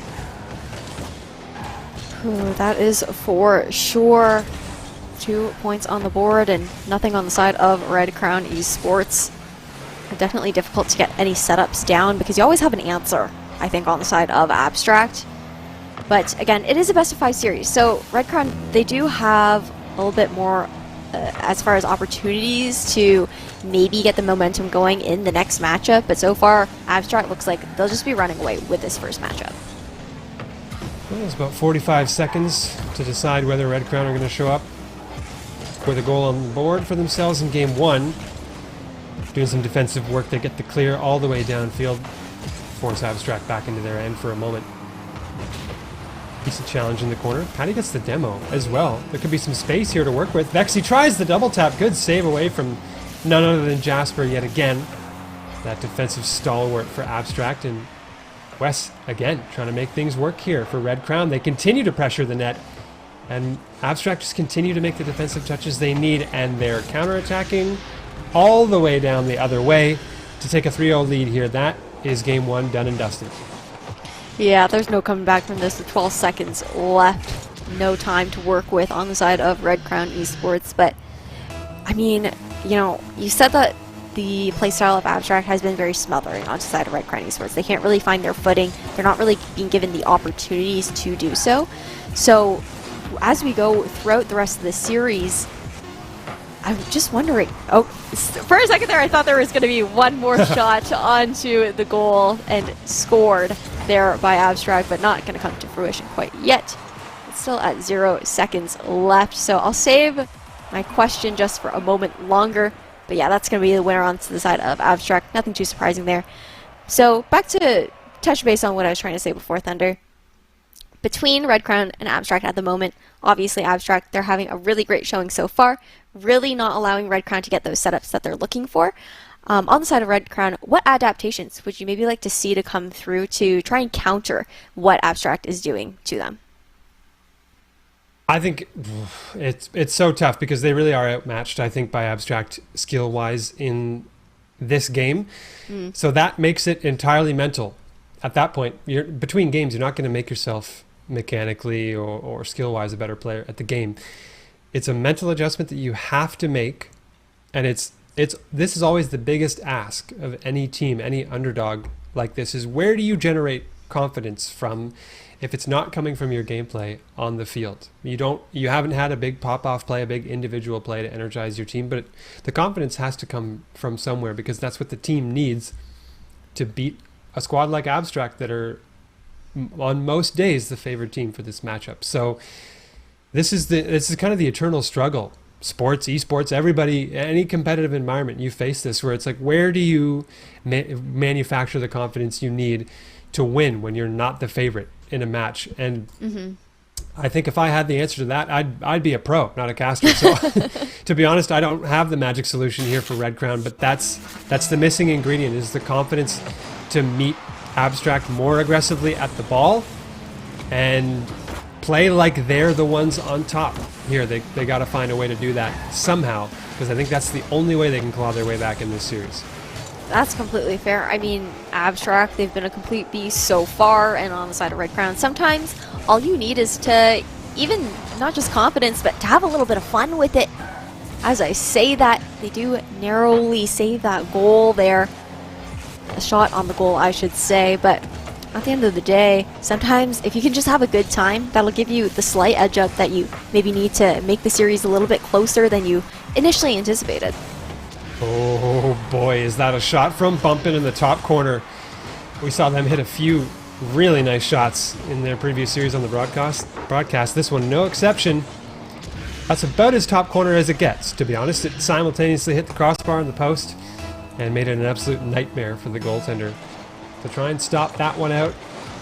So we talked about what Red Crown needed to do, but Abstract, meanwhile, are just back to business as usual. I think they're going to find another one here, but Jasper just rings it off the crossbar and gives Red Crown still a chance to come back in this game.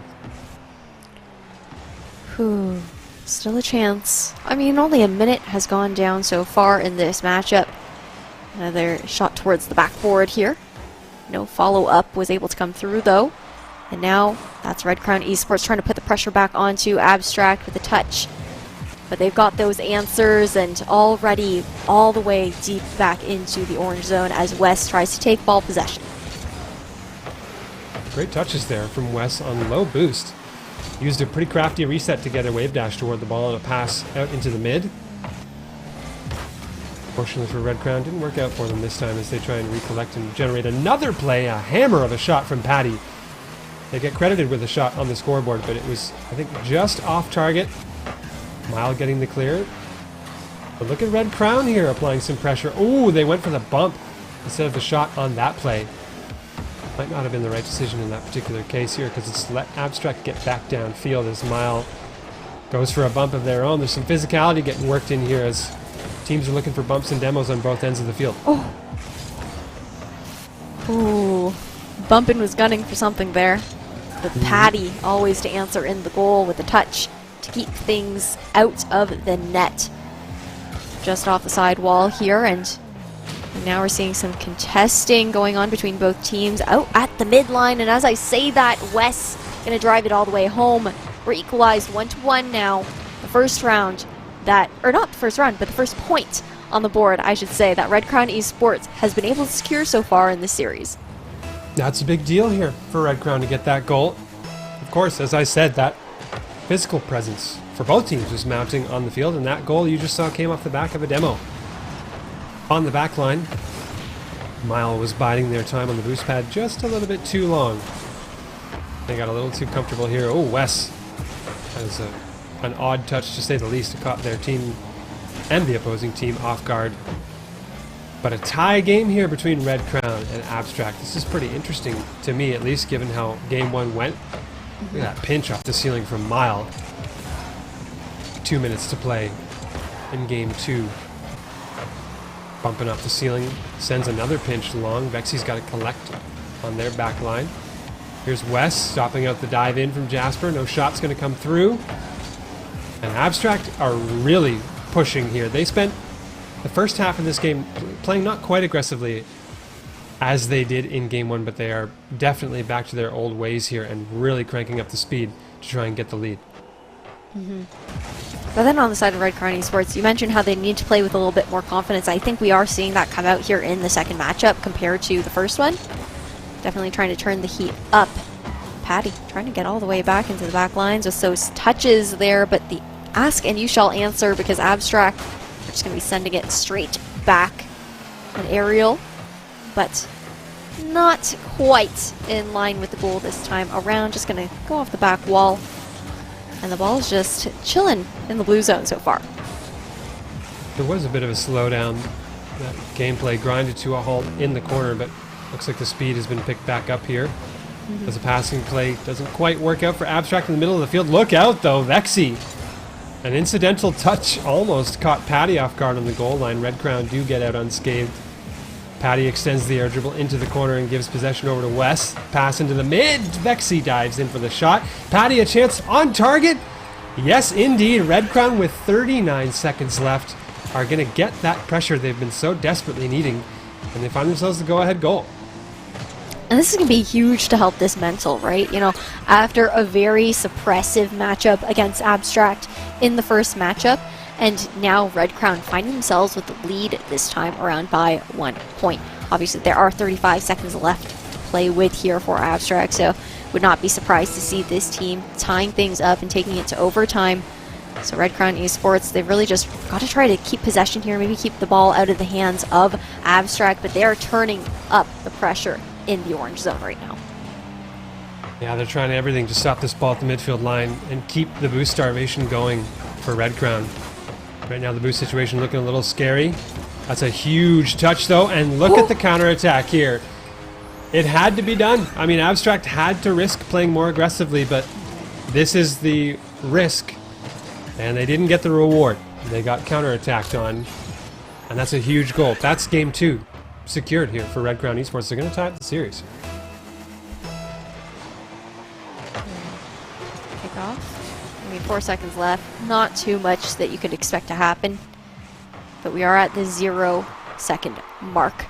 Ball has not touched the ground quite yet. So nice touches to keep it alive as Bumpin tries to send it over towards the orange zone. But As we said, nothing too surprising with that score line with so few seconds left. That's the W going over towards the side of Red Crown this time around. Patty this time being that standout player.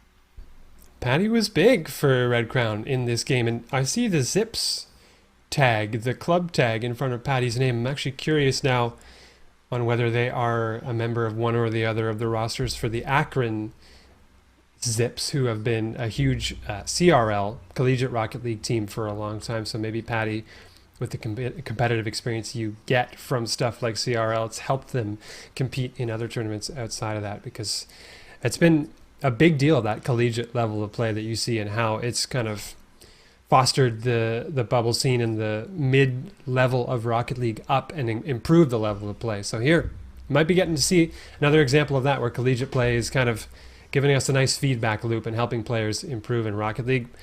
Red Crown, they don't care much about any of what I said, to be honest. They won Game 2. They are laser focused on Game 3 and gaining an advantage in this series now, and that confidence, crucially, I think they have back now after dropping Game 1. Because if you guys weren't here earlier and you're just tuning in, we are at a 1-1 in this best of 5 series so far in the upper bracket semifinals between Abstract and Red Crown, just about getting into the third matchup between these teams. And that was pressure being given with the touch in the kickoff on the side of Abstract first, definitely fighting for it. Thunder, I mean, that last matchup, do you think it's that Red Crown is kind of turning up the heat a little bit, or was Abstract just slowing down a little too much in match 2?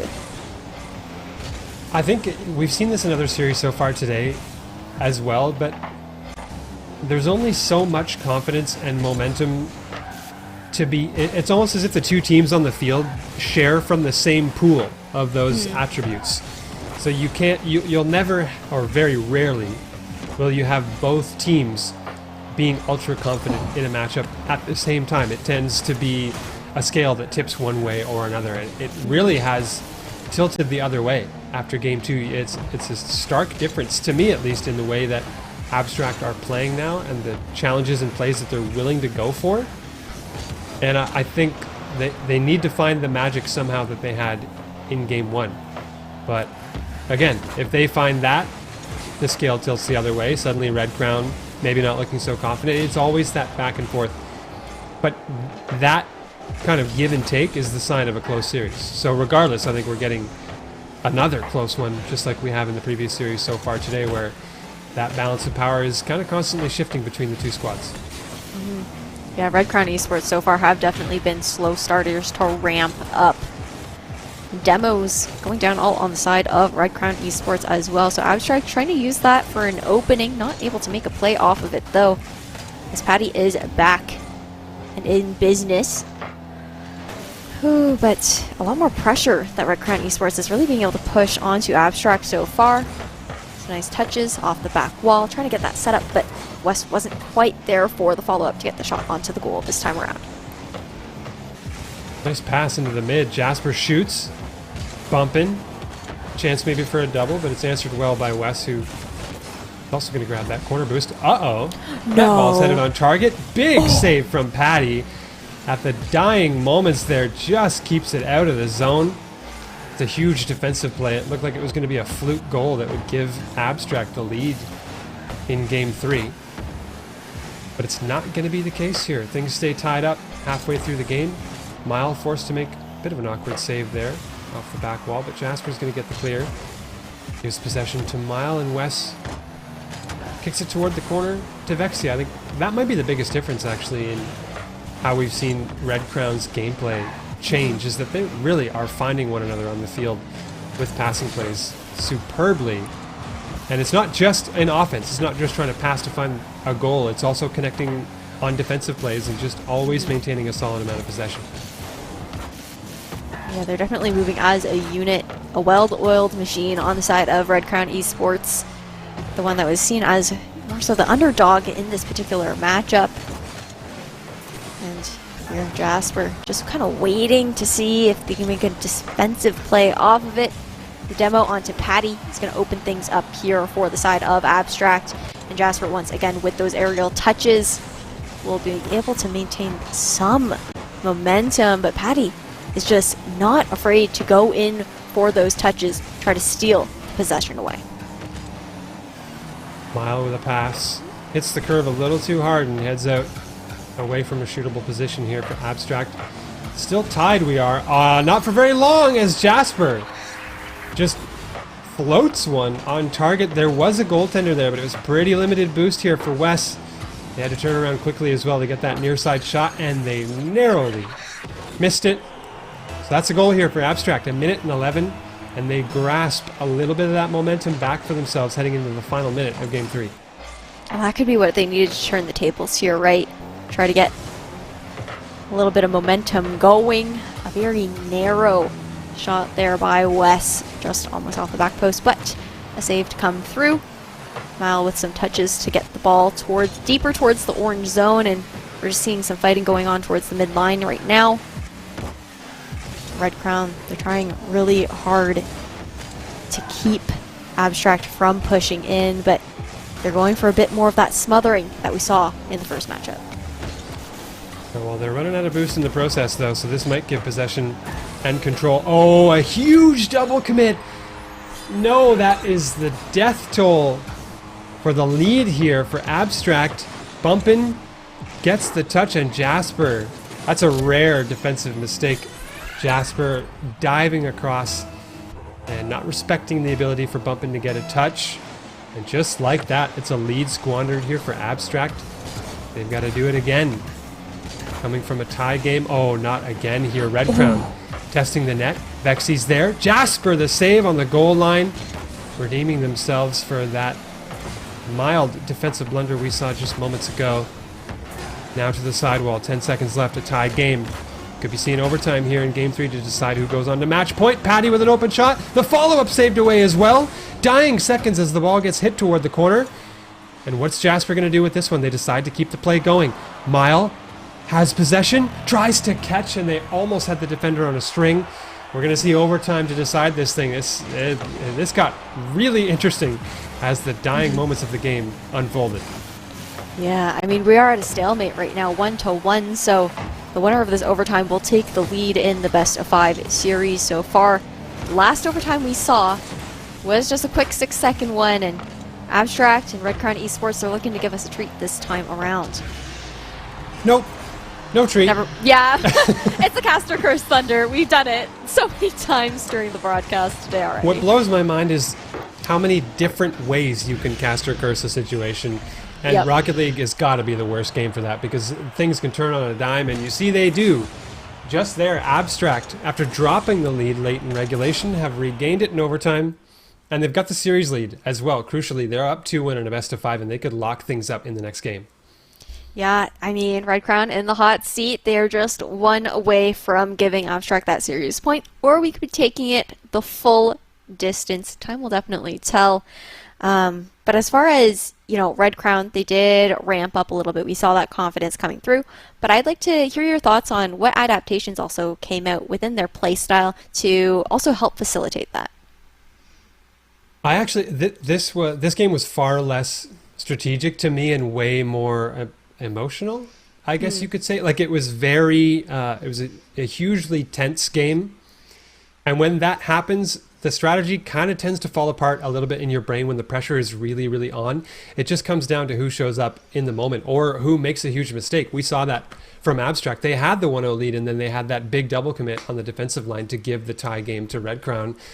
Somehow they were able to find it in OT, but that Rocket League so often comes down to that, and it points to what I was talking to about earlier on how strategy can really only carry you so far. So you can think about the game all you want and try to make adaptations, but if you don't show up and make the play you need to make in the moment, none of that really matters. So it just came down to a little bit of mental grit there, I think, for Abstract to come back after dropping the lead in that game and still win in overtime. It shows a lot of competitive ability in this squad, and that's one of the reasons I pointed to them as being a team that could make it as a huge, deep run in the tournament and maybe to the grand final. You can see the ebb and flow in their play as well. But we are getting this next matchup started, the fourth one in this best-of-5 series here. Ooh. A lot of pressure being put onto Red Crown Esports this time around.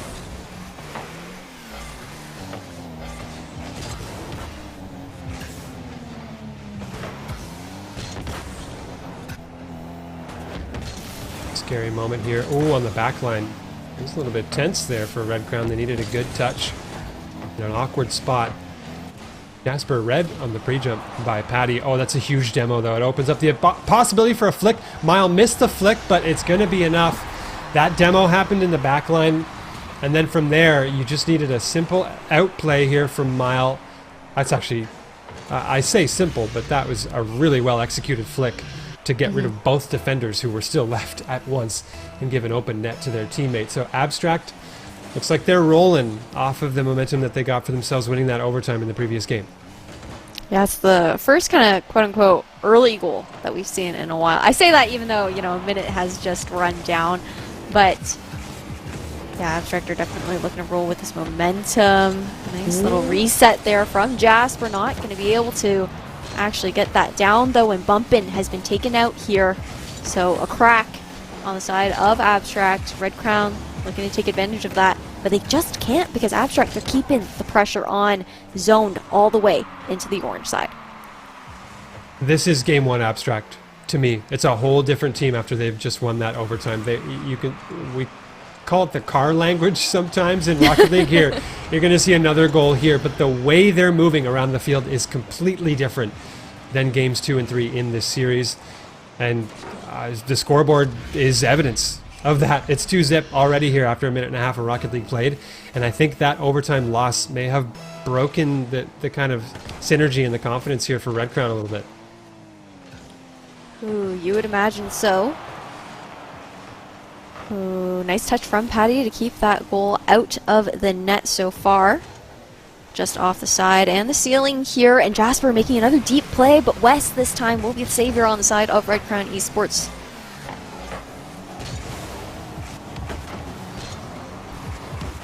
Jasper again, the defensive wall, often that third player in rotation here. Bumpin tries to get the shot. They've got a reset for a wave dash as well. Can't really get any utility out of it though here. Good pass from Vexy to West, but interrupted by Jasper, who almost gets the sidewall read to boot. Patty on the back line looks a little uncomfortable. Mile, pass down, Bumpin the shot, saved away by West. Jasper fakes. Oh, he fakes a couple of players here. Bumpin can't turn around in time though. That could have easily been 3-0 here for Abstract, but it was good. Composure with an asterisk, I think. It got a little panicky for a moment there for Red Crown, but they did what they needed to get the ball out. I think what's interesting as well is on the side of Abstract, we're seeing Mile actually taking more of that back end play.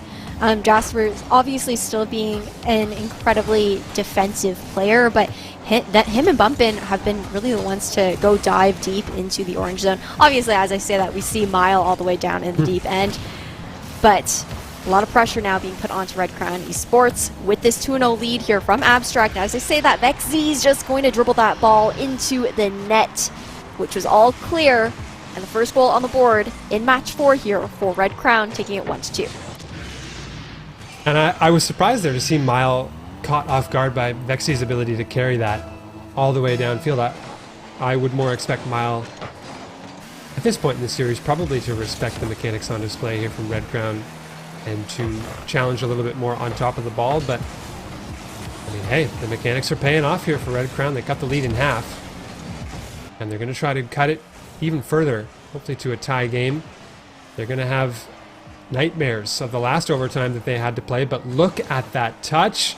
Bumpin barely getting it away. That was a brilliant negative angle touch to get that downfield for Red Crown, and you can see even what a goal will do to your confidence on the field. It's making a huge difference for Red Crown. They're already starting to connect and try to make plays that they wouldn't normally have gone for in the first stages of this game. Oh, attempted flick there by Mile. Not going to be able to land it though, so Vexy with that possession will knock it into the blue zone. Jasper here to answer, always on the defense and able to drive the ball back into the zone of the opposing team, but not quite enough juice in the bucket. Won't be able to secure that one as Patty does get the save off. And we've got 44 seconds left on the clock here, still with a 1-round lead here for Abstract. And they're hanging on by a thread at moments here. It's looking pretty dicey as Red Crown press their way. Patty, I think, wise not to go for that particular pass. They knew it was read by the defense, and now they're going to storm in for a different attempt. Vexy to the side wall. Slows it down a little bit, pops it into the mid. Nicely read, though, by Jasper. West gets beaten on the challenge as well, but still the possession in the hands of Red Crown. Jasper carries off the back wall. Here's Vexy. Oh, the pass is not the right angle there. Final moments as Red Crown try to get things done. Bumpin has removed the third in rotation, and that was a huge heads-up play for Abstract to shut down any opportunity of a tie there from Red Crown. And we've got it. We have got our winners final set here. It's going to be Scuzz versus Abstract. I think I said that was supposed to be the grand final. So if my prediction is going to be true, we're going to need one of those teams to get sent to lowers and then make their way back up. That's absolutely true. But, I mean, that demo at the end there to take Patty out of the rotation was just massive for being able to secure that, because Patty was the one in the position to answer that pass and unfortunately just got taken out in the nick of time. Whew, I'm looking forward to what the rest of today does have to bring here, Thunder. We will talk more about the next matchup that we're going to see, the two teams that we saw, both Abstract and Scuzz Esports, in a little bit. But before we do that, we're still going to touch back on this game up against Red Crown that Abstract just played. We saw, the mental game was a really big factor in this particular matchup here, Thunder. Unfortunately, Red Crown just couldn't find their footing again once at the end, but, I mean, how do you feel about that last match that we just saw with Abstract kind of just finding their footing once again, getting that momentum under their belt? I'm really impressed by mental adjustments that both teams seem to make in this series, because Abstract, they had the rug pulled out from under them after winning game one, and it looked like things had completely shifted the other way. Somehow they steal that overtime, and that looked like it completely threw off Red Crown. Then Red Crown says, no, we can still do this, and they kept that final game competitive right up until the bitter end and tried to make things work. So I think I respect the grit on both sides of the field here for both Red Crown and Abstract. And it was, you can even see in the highlights, we didn't see that kind of level of highlight reel goal that we got to see in previous series, because there was very little space to operate in this series. They were shutting each other down very, very well, and really limiting options to the point where these teams had to battle and kind of fight tooth and nail just to be able to get any kind of a chance toward net and find themselves a goal. I think what's also really interesting is what I noticed about Jasper's gameplay in this last matchup was when the momentum was more on the side of Red Crown, you didn't really see Jasper having either those opportunities or maybe the confidence to get as aggressive on the defense as we had seen them do prior. But then once that momentum swapped sides once again, we saw Jasper taking those really nice aerial shots, taking those touches and being able to carry the ball, taking it over towards the orange zone and putting that pressure back on. So I feel like that is definitely something to look out for Abstract in this next matchup to come up, is if they can't have that momentum under their belt, does that fall flat once again? It could very well be the case, and you're pointing to something pretty crucial. It's that so many of these teams depend on everybody getting engaged equally in the rotation rather than having more defensively and offensively oriented players. And just like you said, Jasper's got the capability to make huge offensive plays for that team, so that's a big deal here. I think it's going to be important for Abstract and all these teams moving forward. That is for sure, but you guys can stay tuned for the winners finals, because we do have a quick break before we get towards that. So you guys also can find all the jerky sticks and beefsteak strips that you guys are looking for, or discover something new maybe at jacklinks.ca while we are over on a break. Grab some snacks, grab some water, and we'll catch you guys on the flip side. Jack Links presents Messin' with Sasquatch. Watch this.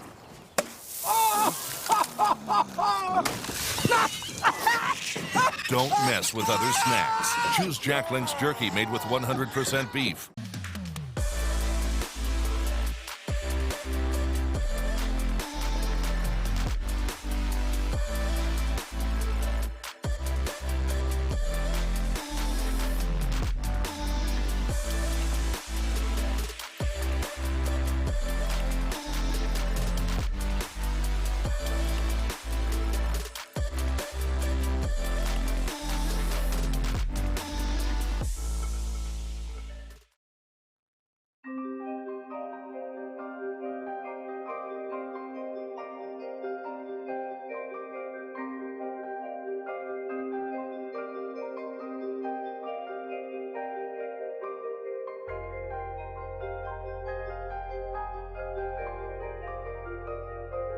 When it comes to hunger, there's this almost primal feeling inside your stomach, this voice inside you screaming, feed me. Most foods and snacks just don't do that. They're not filling, they're not, they just don't have that boost, that oomph, that flavor. That's where Jack Links, really comes in. Jack Links satisfied my hunger cravings by making sure to have every single flavor under the sun that I could ever want in jerky form. I was sitting there for, how long was it now? I'm not even sure.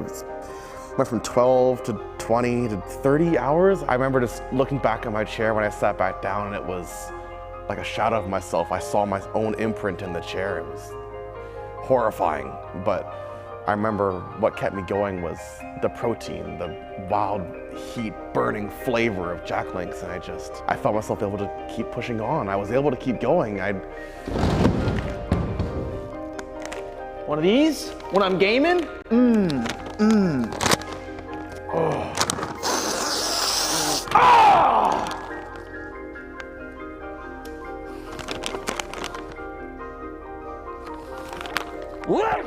Hi, my name is Matt. I am a World of Warcraft gamer. I've been playing for way too long. What you may not know is that World of Warcraft has multiple expansions over the years. During my heyday, I would be one of those players that'll be, a new expansion comes out at midnight and I'm just grinding it out all the way till 6, 7, 8 in the morning. During these sessions, sometimes we get hungry. Right before these expansion comes out, I go shopping. My secret weapon is beef jerky, right? Like, get some protein in you. You want to know how Jack Links changed my life? We were diving in for, Classic Halo 3. Sorry, it's a little hard to remember and it's a little upsetting. The bracket was tied, we were in the grand finals, things were getting sweaty, and we were running hungry. Some of my team just started dropping, and then, out of nowheres.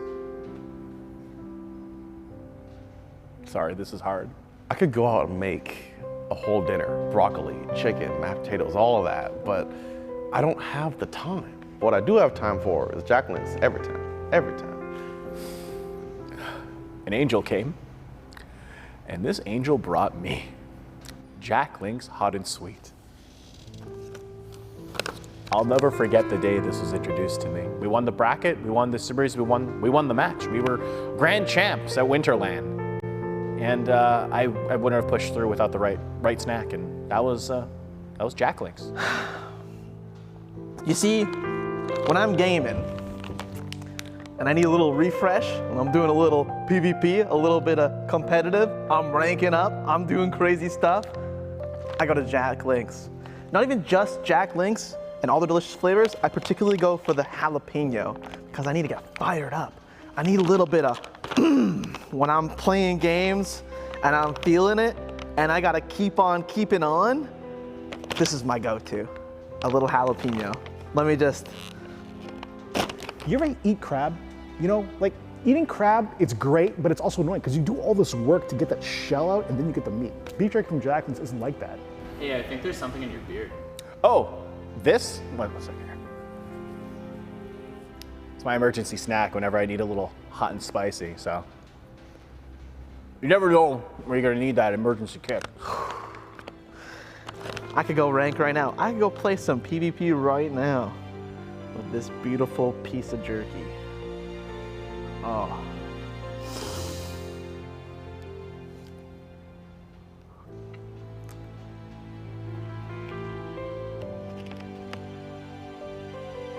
That's the power of that thing. When I needed a snack, when I needed a protein bump in my life, Jack Links was there. So yeah, Jack Links saved my life.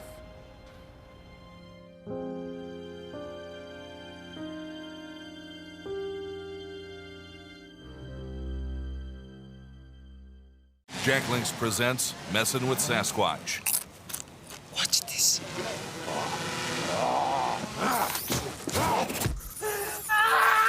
Don't mess with other snacks. Choose Jack Links jerky made with 100% beef.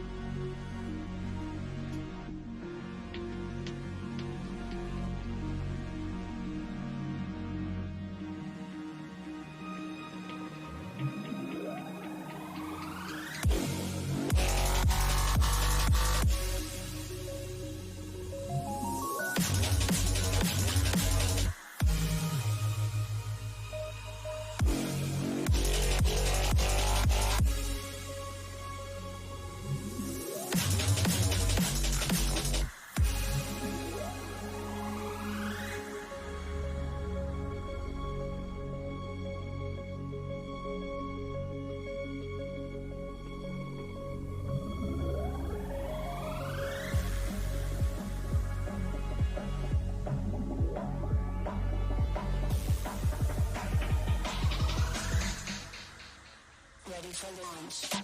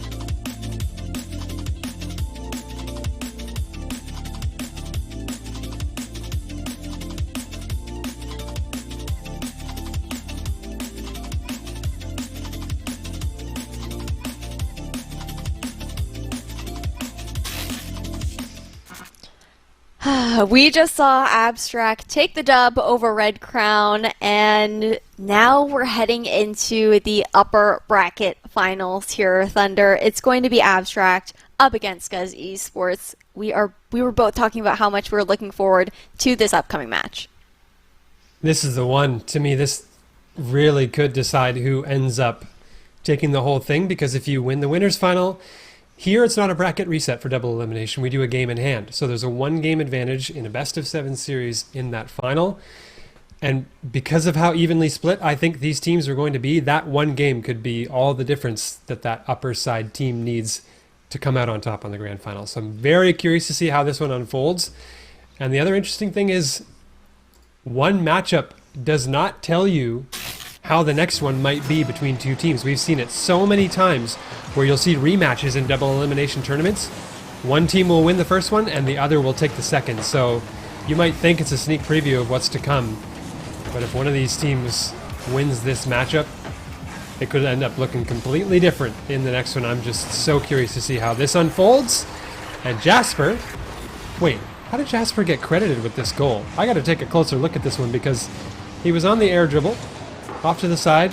Oh, okay, just got a little tire on it at the very end there. I thought it was going to be a goal for the other player, but regardless, that's an early lead here for Abstract and a great start for them. Ooh, definitely a great start for them. The pressure being put on here. KX with the touch into the blue zone, but Jasper on the defense. Not actually able to get that aerial dribble that we see him controlling so frequently this time around.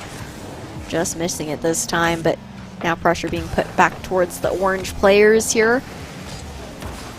And just, I mean, early lead there for Abstract, but so far we're kind of going back and forth right now, Thunder. A lot of demos kind of happening in that defensive side of the field here for the squad in orange, that being Scuzz. Harris loses a handle on that ball. It's going to open up maybe an opportunity in the midfield, but regains control and gets a flick over top of the defender. Harris has been putting in work all day for this Scuzz Esports team, but you know what? Bumpin's been doing the same thing for Abstract, and they're going to give him a 2-0 lead here.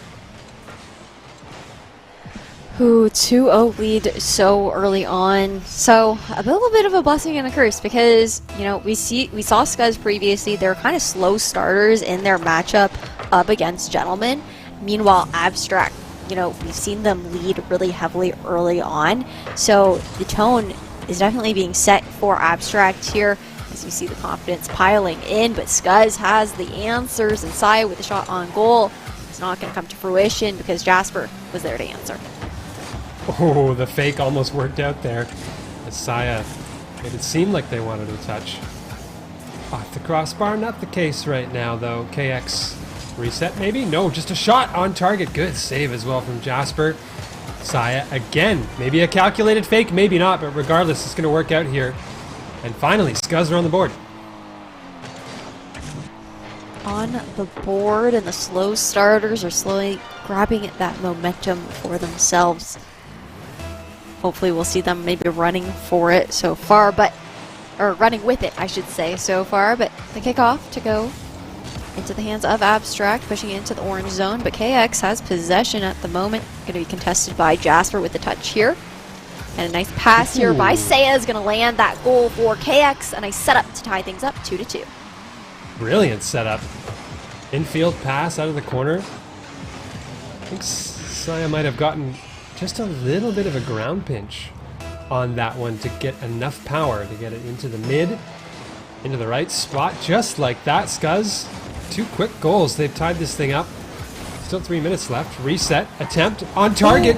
Goal line save from Bumpin. And we're talking really goal line there. That was about as late as it possibly could have been. But whatever gets the job done, I suppose. Abstract keep the game tied here with a big goal line save. They're going to have to make another as Miles stops that one out this time. And a great pre-flip air dribble out of the zone to extend that defensive clear just a little bit farther. This is, well, this is about exactly as close as I expected it to be in game one. It started looking like Abstract wanted to control the game. But Scuzz really brought themselves back in this one in a hurry. Yeah, slow starters that snowballed fast this time around. KX going to dribble it all the way deep here for the side of Scuzz Esports, but that's going to be stopped out, losing the momentum there, stolen away by Abstract, but Saya's still putting the pressure on. They're bringing the heat, and that's a demo onto Bumpin' as well.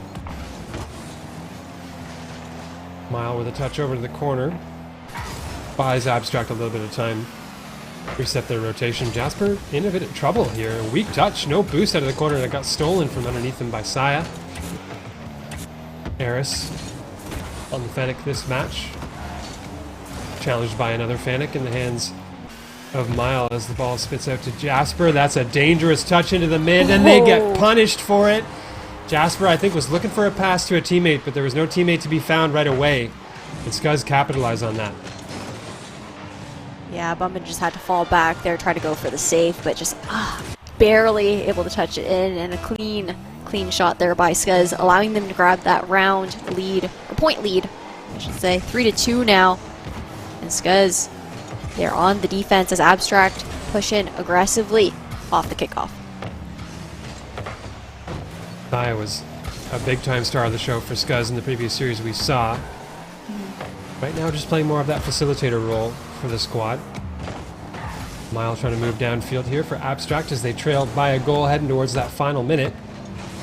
KX, redirect attempt saved away by Jasper, who had the read on it, but there is nobody home as a huge demo by Eris on Bumpin' comes through in the back line. And just like that, it's 4-2 now. Scuzz have 4 unanswered goals in this game after going down 2-0 early. That's an unbelievable turnaround to give themselves a hot start to this series. Yeah. This game's been a lot faster paced than some of the other type matchups that we have seen, which were very few and far goals in between, but very, very close chokes between both teams. Massive demo there, down by the goal, but so now Scuzz, there wasn't really a follow-up, and possession is back into the hands of Abstract, but Eris is chasing for it. A nice touch towards the goal, a follow-up there by KX as well to land a 5th one on the board. That's 5-2 now. A 3-point lead here for Scuzz Esports. 45 seconds left on the clock. Had to imagine it was a shortage of boost there for this Abstract side. They just weren't able to challenge that cheeky little sidewall play that Eris was making. And when you leave that much room to make a play, that's about what happens. Jasper, though, hello. A quick kickoff goal here back the other way as they rifle the flick top bins. Nice chip there, too, to get it over the first defender. That's just a good little burst of individual play there from Jasper to cut the lead back down to 2. And 42 seconds, 2 goals, not unheard of. Definitely not. It's going to be about the kickoffs here, and with that demo as well, that's a crack in the defense here of Scuzz Esports. As Mile dribbles it down, Bumpin' going to be able to touch, but just hits the back post, not able to land it. And some nice saves to go through from Scuzz Esports as they try to stave off this pressure that Abstract is pushing on them and taking the ball back into the blue zone. Shot on target. Forces a dive from a couple of Abstract players there. A little awkward from Jasper. It's going to open the door maybe here for Scuzz Esports. Eris. Aerially oriented. As always, a back pass here from KX to try and keep the possession. That's going to do it. Opportunity officially expired here for Abstract to tie the game. And wow, that was a topsy-turvy game 1 between these two. Not how I expected it to go at all. Thought it was going to be a lot more cagey and a bit of a chess match, but the floodgates opened. It was a huge momentum shift, like a complete 180 after those first 2 goals by Abstract, and then Scuzz gonna just stole it and ran away with it. But I mean, it's interesting to see how both of these teams are really adapting their playstyles up against each other here, Thunder. Yeah, they're changing things up. They're going to need to change a whole lot more, in particular Abstract, going into game 2 here. I'm curious to see. It's interesting because the matchup I think is so different compared to who Abstract played in the previous round against Red Crown, where Abstract were the favorites coming in. I think they rode that wave of confidence in game 1, but going up against Scuzz, they knew they were evenly matched, and you saw that they weren't quite as confident on the plays that they wanted to dive in on. That's probably the missing ingredient, I would say, for game 2 here for Abstract, is being a little bit more bold with the challenges and plays that you're trying to make. You'll probably be able to catch Scuzz off guard because there's plenty of skill on both of these teams to be able to surprise each other. What I think is tough, though, on the side of Abstract is I feel like that boldness is something that we only really see coming out from them when they do have that momentum, when they do have that mental scale shifted into their favor. Meanwhile, they have really trouble converting that energy when it's flipped towards the other side. And we'll see how this next matchup starts off. Because KX does have possession and just taking it really deep into the blue zone right off the backboard, trying to set up for a goal, but that touch just wasn't quite at the right angle, and possession back into the hands of Abstract. A little awkward out of the corner there, though. Probably going to hand possession over here to Eris, who just barely gets a piece of that pre-flip. Now an air dribble. Heading down toward the Abstract side of things. Mile losing the handle on that. Saya's going to have a chance to shoot. They do demo Jasper on defense as well. But a free ball just not in the right spot for Scuzz to be able to make a play on that one. Eris again. Hanging on to possession of the ball. Looks for a pass mid, but Jasper and Bumpin, I think, both wise to that attempt. Saya down into the mid for Eris. Blocked out by Jasper. Mile now forced to play solo defense and gets a good half volley clear. Here's Saya. Again, the back wall defended by Bumpin this time.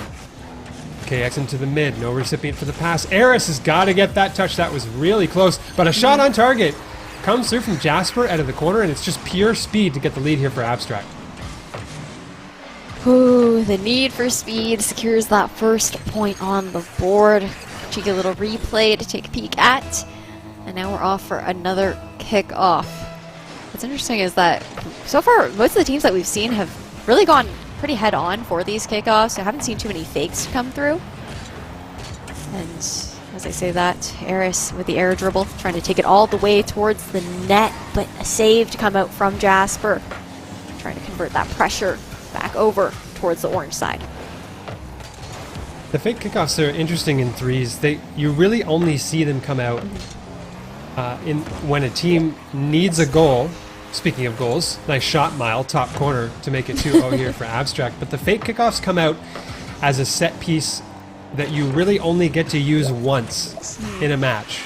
It's a one and done thing, because once you use it, the other team's going to be aware that you are kind of having that available to you, or that you might be planning to do it. Yeah. So if a team's down late and they need to catch the other team off guard and get a quick goal, you might see a fake kickoff play.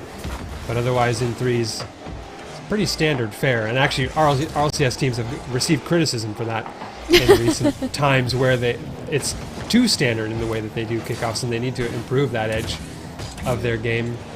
I mean, hey, we saw plenty of pretty ugly kickoff goals go in recent RLCS tournaments, so maybe there's some validity to the criticism we've seen for kickoffs in teams these days. Maybe that's the next big step in the reinvention of Rocket League. We're going to see these wild, crazy set pieces going on for kickoffs in Rocket League, and it won't be just a standard 50-50 every time anymore. Ooh, but to get straight back into the game, an aerial touch here, and Eris with another touch. KX actually getting that touch stolen away by Abstract off the backboard, and I believe that was a touch by Saya to kind of reset the ball, take it back towards the midline. KX with a touch out of the corner. Free flip dunk. Almost working out there. Eris might win this race here. They do. And get an extra touch. It's a good pass. The shot down low, just barely sensed by Jasper, and Bumpin's going to go back the other way. A little bit end-to-end here in the late stages of this game. The 2-goal lead still intact for Abstract. Diving in on the play there, I believe, was Eris. Not going to work out though. Here's Saya now to the side wall. Self pass. Dunk. Reasonably successful. Not quite enough to make a scoring chance here though. This is Abstract really stopping any offensive momentum that Scuzz have had at the outset. They're not even letting Scuzz shoot right now, because they're stopping the pass to try and create the shot. And that's exactly how you want to be playing defense. That's the ideal situation, is you're shutting down a team before they can even get near the net, and you limit their ability to have any chances to score at all. Yeah, speaking of limiting abilities to score, Mile with the save. And that's just running down the clock here for Abstract. They have that 2-point lead, right? A minute left on the clock now. And Scuzz Esports, they're struggling to break through this defensive wall that Abstract has pulled up. Might be a chance here. Eris, a shot attempt. KX as well with an attempt to dive in, but it's just these last-ditch touches on the ball that come through in the nick of time here for Abstract. 40 seconds on the clock now. And you got to imagine it's got to be a goal soon. If you're Scuzz Esports, oh, the reset on hand for Saya. Ball floats in front of the net, just touched away there by the defensive Abstract. Eris still in the zone though, prize to pass mid. KX with a chance to shoot on target, and finally, determination pays off here as Scuzz cut the lead to just 1, and they've got 21 seconds to try and tie this thing up. Ooh, one round, one point. I always say round because I come from Valorant. I gotta like That's get rid fair. of that out of my lingo here for Rocket League, but 1 point separating these two teams right now. Scuzz Esports looking to put the pressure on here to take things to overtime. 10 seconds left on the clock. That's a huge save from KX, but so much pressure being put on by Abstract right now. Scuzz Esports, they've just got to keep this ball in play, keep it from touching the pitch to maybe hope to get a score off, but Jasper's going to shut that down. KX, though, still keeps the ball alive, and yeah, that's Jasper just touching that down, making sure it hits the field and ending things so that now we're at a 1-1 for this best of 5 series in winners finals. Yeah, Jasper clearly having none of it as far as 0-second goal, 0-second time goes in that one. Smartly so, I would say, given that you're only up by a goal. So Abstract makes it a tied series, eh? That's about what I expected, because I thought the series would be really close, and it's tied after 2 games. So it's pretty much living up to the hype. And I'm actually trying to take a gander at how things are progressing on the lower side of the bracket as well, because I'm curious to see who might be the eventual matchup that's going to face the team that loses this series. Right now, gentlemen up 2-1 over Pepe, and Red Crown and Blackout are going to be the 2 teams playing on the other lower bracket quarterfinals. So things kind of slowly but surely shaking out on the lower side, but we don't know quite yet who the loser of this series might be facing off when they get to that lower final. Time will tell, time will tell. I'm just surprised, honestly, at just how close the matches have been today thus far. So the fact that, you know, the heat was brought in the earlier on in the bracket, and now continuing on throughout, we're at a stalemate series here between Abstract and Scuzz, that 1-1. Nobody really having the edge up so far, and Abstract in that last matchup really started to bring things back as far as those more kind of suppressive plays that we mentioned previously. Yeah, they feel like they're definitely back to their old form, the form that we see kind of, as you said earlier in the tournament, ebb and flow at times, and different players getting engaged in different ways in the rotation. That is a scary moment here in the early stages of this game for Scuzz, but they, at least for the moment, fend off that offensive attempt. Eris, good touch out of the corner. Bumping keeps the pressure on KX. Great speed there. Good negative angle touch as well. That's actually a shot on target there from Eris. Saya's got a chance to follow up, but can't quite get a piece of that one in time. And I would say that's a decent scoring chance actually for both teams inside the first minute of the game, as things remain pretty close between the two. Really close here. Saya's just trying to keep possession, but it's going to be stolen away by Bumpin'. But Eris there to answer, trying to counter just off the crossbar, not able to land it, and Eris is taken out as well with the demo. So that's one down on Scuzz Esports just for a moment, as Eris does come back just in time to get that touch off, pass over to KX. Now land it in the back line here of the side of Abstract, but it's just volleying back and forth, an open net, but KX with steal and the save. And possession to try and bring it over the midline and into the blue zone. Well, one of these teams is going to have to take a risk at some point. They're just kind of firing long volleys from way outside of the range that you should expect to score from at this level of play. Might see the first big chance, though, here from Scuzz. The diving Eris can't quite get to the ball in time. They do still have control. Saya's got a flip reset to send it mid, but Jasper, good catch on the back wall to get that one clear. And Mile sends it about a mile downfield, getting a great clear, but it sends right back the other way. That's a mega demo on the back line, a wide open net. And yet again, we see a big physical heads-up play lead to a free goal.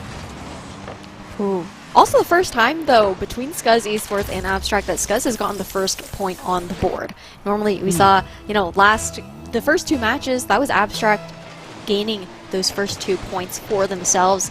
So this time around, we might see a bit of a momentum shift. Could very well be the case.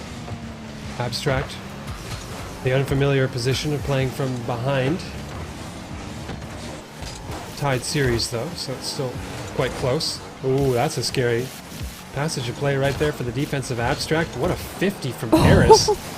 Just absolutely stonewalling the entirety of the Abstract defense. Still couldn't turn into a scoring chance here, though. Seems like most often Abstract have just always got one extra player available to make some kind of touch to stop it from being too threatening, and they've got a shot back the other way. Harris, what a pre-jump save off the back wall. That is so hard to get right when you're being pressured by another player and they're trying to bump you at the same time, and Harris still able to make a great touch. That is for sure. Ball crossed into the orange zone now here. So Scuzz Esports, they are on the defense, bumping, not enough juice to get that speed through. Shut down so far. Tapped off the ceiling now, and Harris will be bringing it back over the midline. Saya is there to answer, trying to get the setup, but just a narrow miss, and that demo was massive to take out Saya and Abstract. Now they're putting the pressure on the orange goal. As they need to. Minute and a half, need a goal. Might be able to make it happen here, if not for the defensive efforts of KX right there. Miles steals the midfield boost, but KX is going to be given possession heading into the zone. No second touch from Mile. Let's hit downfield instead by Jasper. Sai on the sidewall. Opportunity for a follow-up touch here, and maybe a pass made. A reset as well, as they almost put that one in the net.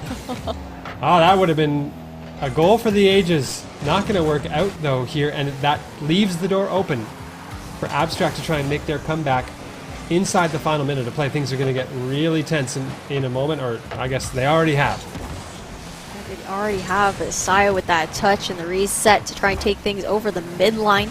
It's not going to happen, though, as there's also that demo down on Bumpin', and Saya's just going to try and drive that away. But look at the answers the Abstract have.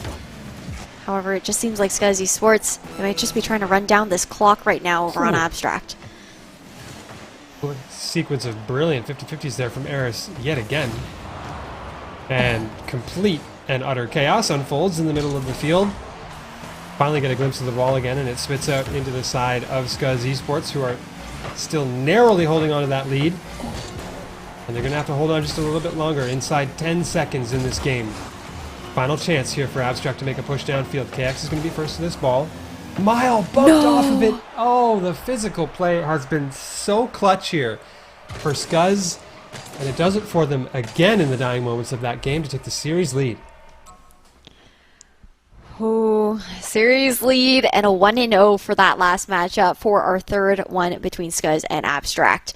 So this is, I mean, things are getting heated. We saw how tense that last match already was, and Scuzz, we talked about how, you know, previously in the other matches that we saw, they were a bit more of slow starters, and now that they have that momentum of the last game under their belt, I am really looking forward to seeing them hopefully running with it in this next one.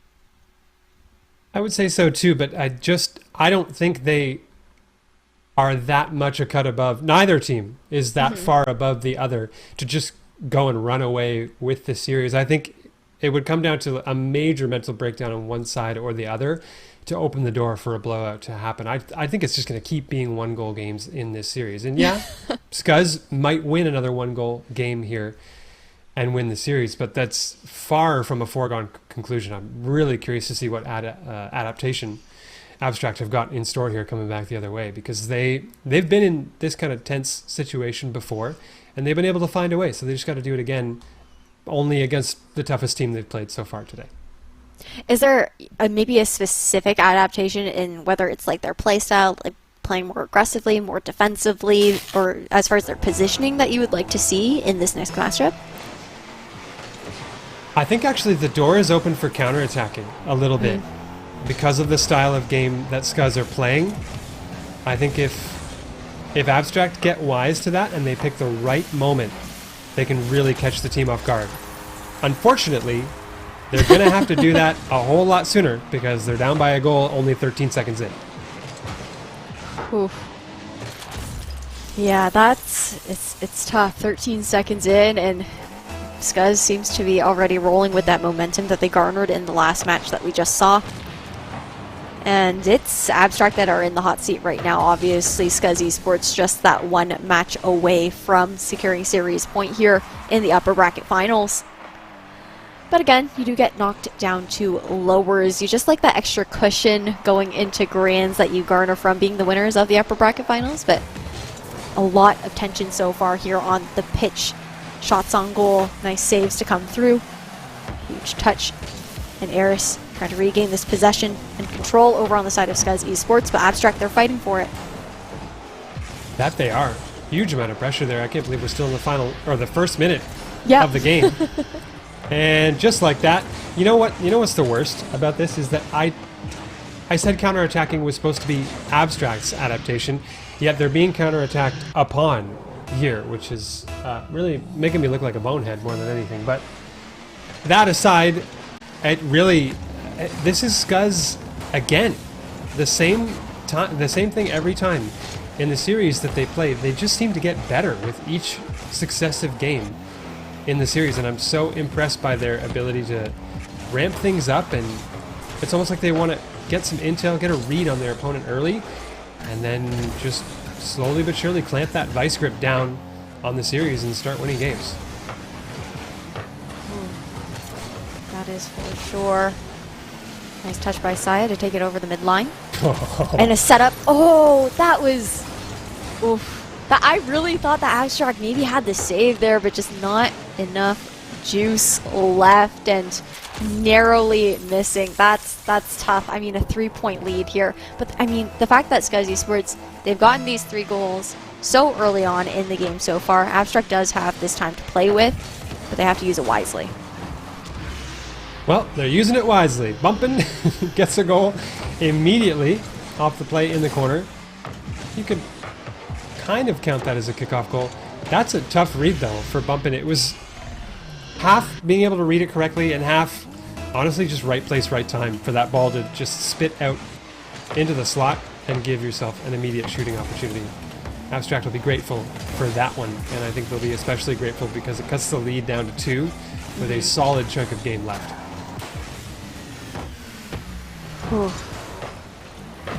Nice touch here. Oh, a shot on goal, but Miles going to be there to save the day. Another touch. KX is there to answer a pass over. It's their teammate, but Bumpin is going to contest. However, Scuzz Esports, they're putting so much pressure on the side of Abstract, really not alleviating that pressure and allowing them to play more offensively and forcing them onto the defense. Yeah, Scuzz have got things, I think, just locked down enough here. Maybe a little bit more. KX reading a bit of a weird bounce off the bottom of the post here. You'll see Eris tap that one, and it lofts upward. Mile getting caught off guard completely by that bounce. They thought it was going to stay low. And KX takes advantage, makes it 4-1. And I'm having some breathtaking caster curses in this tournament so far today. Even for my standard, this is just ridiculous, because I said you got to see counterattacking from Abstract. Instead, it's being done to them. And I said, oh, it would really take a big breakdown from one of these teams to have it be a blowout one way or the other. And now it's 4-1 with half the game left to be played. So more than anything, just to keep my reputation intact, I need Abstract to play better in this game so that it doesn't end up being a blowout. Okay, well, well, never mind. I was just retire at this point. It's not looking good for me, and it's not looking good for Abstract. No, Thunder, unfortunately, you're bringing the rain down onto Abstract's parade this time around, and a 4-point lead here for Scuzz.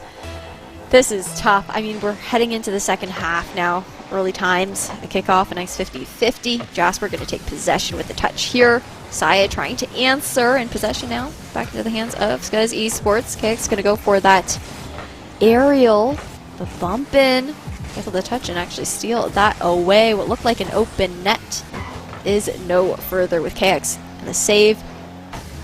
However, Scuzz Esports, they're feeling a little bit more of that pressure. We can see Abstract playing a little bit more aggressively.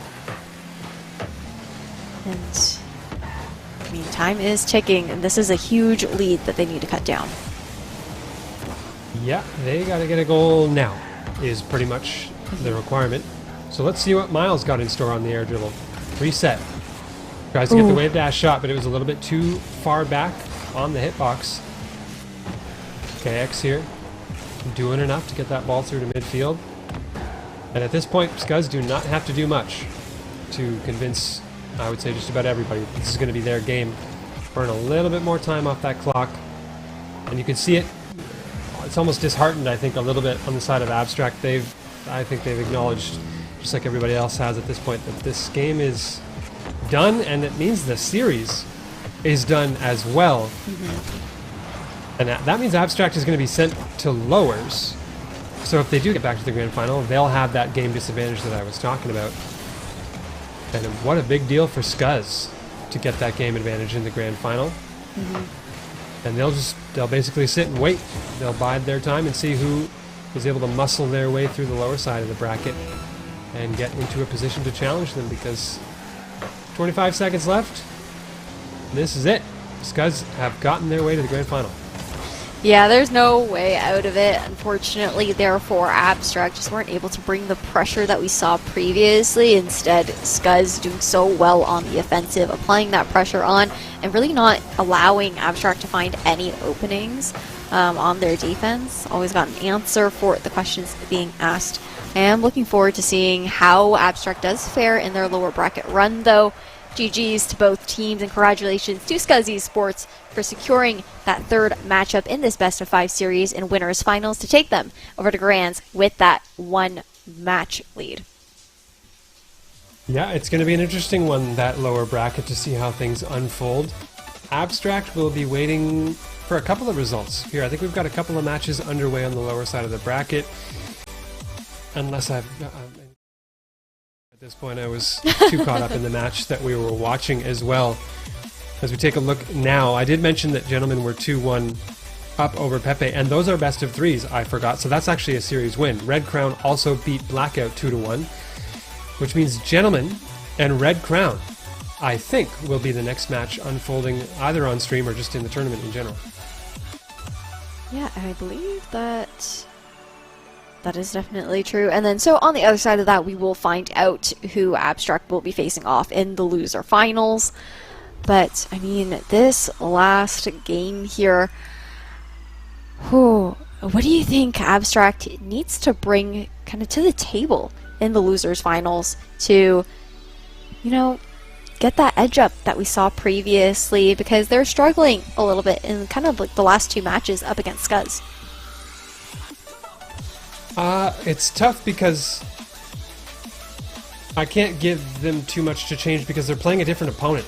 They're not playing Scuzz anymore, so the adjustments that they have to make are really more just a mental and confidence side of things. And again, I always point back to the fact that that's kind of the secret ingredient to all of this, and to ask someone just, hey, be more confident and you'll win. It's kind of a catch-22 a little bit. So yeah. We'll see. We'll see what Abstract is able to generate for themselves on the lower side of the bracket. But they now wait in the lower final, and that means that they'll be playing the winner of Gentlemen and Red Crown Esports. And that makes me wonder, if I look back, did that matchup happen before? And sure enough, Abstract actually beat Red Crown in the upper bracket to send them down to lower. So we could see a rematch for that lower final. Could get a little bit interesting here between Abstract and Red Crown. That is for sure. I think it's interesting either way, because if you think about it, on the other side, Gentlemen, if they do take it over to the losers finals, they played up against Scuzz Esports and lost out there. So if you were to go based on history, obviously play styles are definitely different across teams. The way that they are flexible and can adapt are different as well.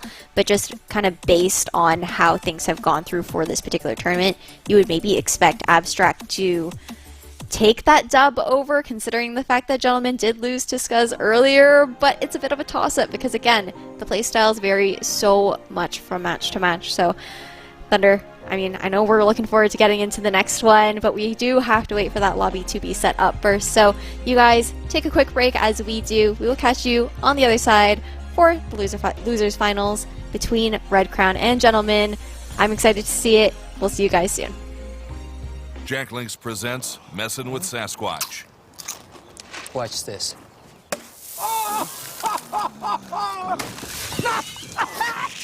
Don't mess with other snacks. Choose Jack Links jerky made with 100% beef.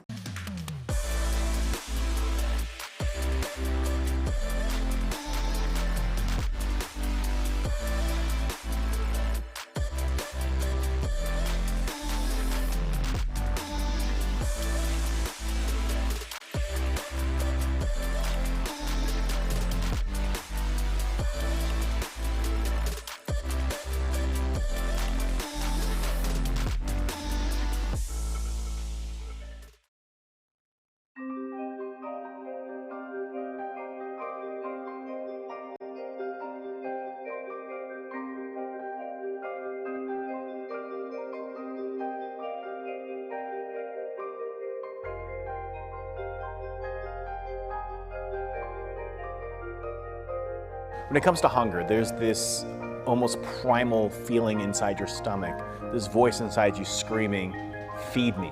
Most foods and snacks just don't do that. They're not filling, they're not, they just don't have that boost, that oomph, that flavor. That's where Jack Links, really comes in. Jack Links satisfied my hunger cravings by making sure to have every single flavor under the sun that I could ever want in jerky form. I was sitting there for, how long was it now? I'm not even sure.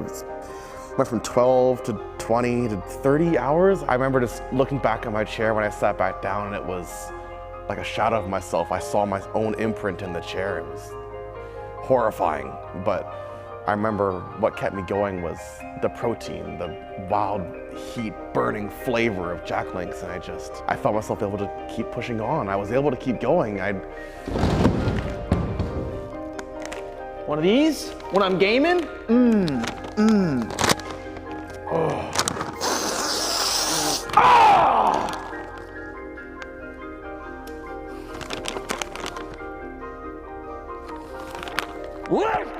Hi, my name is Matt. I am a World of Warcraft gamer. I've been playing for way too long. What you may not know is that World of Warcraft has multiple expansions over the years. During my heyday, I would be one of those players. I'll be, a new expansion comes out at midnight and I'm just grinding it out all the way till 6, 7, 8 in the morning. During these sessions, sometimes we get hungry. Right before these expansion comes out, I go shopping. My secret weapon is beef jerky, right? Like, get some protein in you. You want to know how Jack Links changed my life? We were diving in for, Classic Halo 3. Sorry, it's a little hard to remember and it's a little upsetting. The bracket was tied, we were in the grand finals, things were getting sweaty, and we were running hungry. Some of my team just started dropping, and then, out of nowheres. Sorry, this is hard.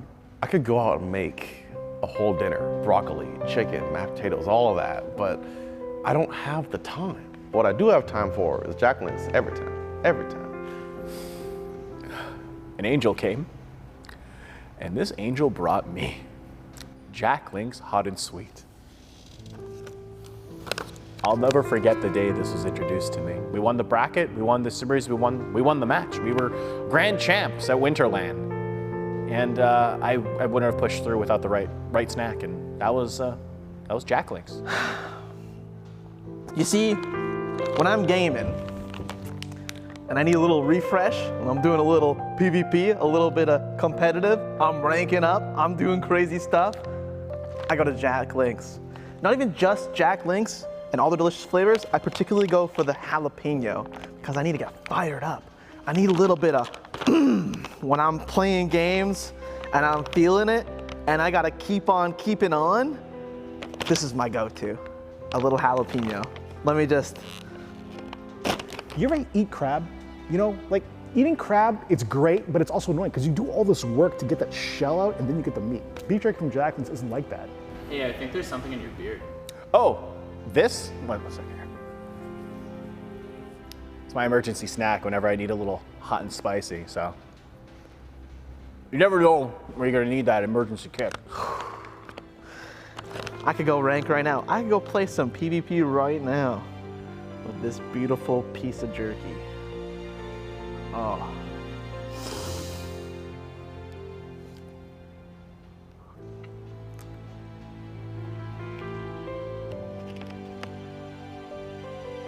That's the power of that thing.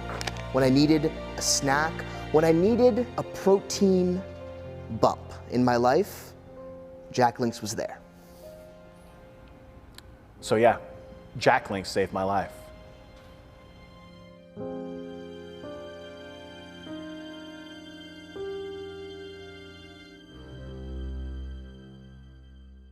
Jack Links presents Messin' with Sasquatch. Watch this.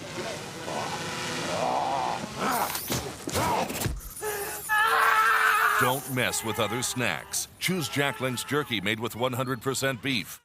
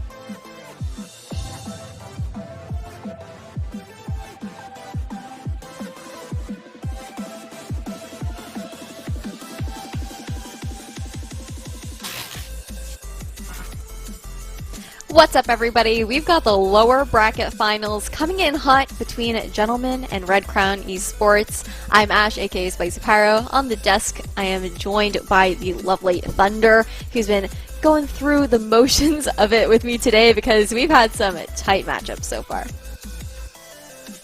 We have had some crazy matchups so far today. We haven't talked about one of them, though, and I think it's about time to do that because we've got, as far as the tournament, the Wildside Rumble goes, we've got 2 matches left, the lower final and the grand final. But there's one more thing to talk about today, and it's the Commonwealth Esports Championship Primer, which is a very interesting thing that is going on. It's a partnership between a lot of different groups. Jack Links is going to be showing up. Of course, they're the sponsor of the Wildside Rumble. And they're also presenting this Commonwealth Esports Championships Primer. So if you remember back at the 7-Eleven Open, that served as a qualifier for the Commonwealth Esports Championships LAN that's happening in the UK the second weekend of August. And so we've had some Canadian teams qualify for that, both in the women's division and the open division. And those teams that you see on screen there now are going to be squaring off against one another in an Esports Championships Primer, a little show match to put on display the skill that those 2 squads, the Canadian squads, have. And, as if that weren't enough, I think we're also going to get a sneak peek at the Canada jerseys that these teams are going to get to wear at the Commonwealth Games, which is a great extra treat. And I can't wait to see those unfurl because, I mean, esports jerseys are kind of cool to begin with. I always love seeing when an org drops a new jersey, but this is, I mean, this is a Canada-themed jersey. This is like the next level of cool as far as I'm concerned. Yeah, you very rarely do you really get those opportunities to see like a nationally rep jersey. It's always like specific to the organization, so I'm super excited for that little teaser that we will have later on today. But before we do get into that, we still have this best of 5 series to figure out and finish up and get started actually between Gentlemen and Red Crown Esports. The winner here will be moving over to the grand finals where they will, to the finals, where they will be facing off against, I believe that is Abstract, and then afterwards, wait, I feel like I'm going a little bit crazy here.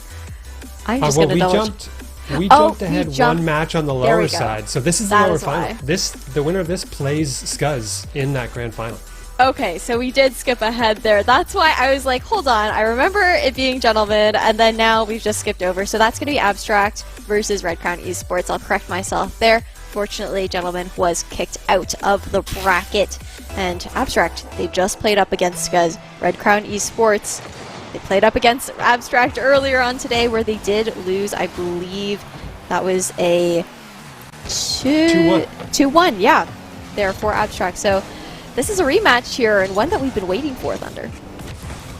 That we have. Very curious to see what Red Crown brings in the early stages of this series after what happened in the previous one. We've had a color swap, if I'm not sorely mistaken. I think Abstract was blue the last time these met. But I will say, given that their team is... Am I losing it here? Yeah, I'm losing it. I was about to say, oh, it's so great that Red Crown are the red team because they're called Red Crown. But actually, it's the opposite, and now they're the blue team.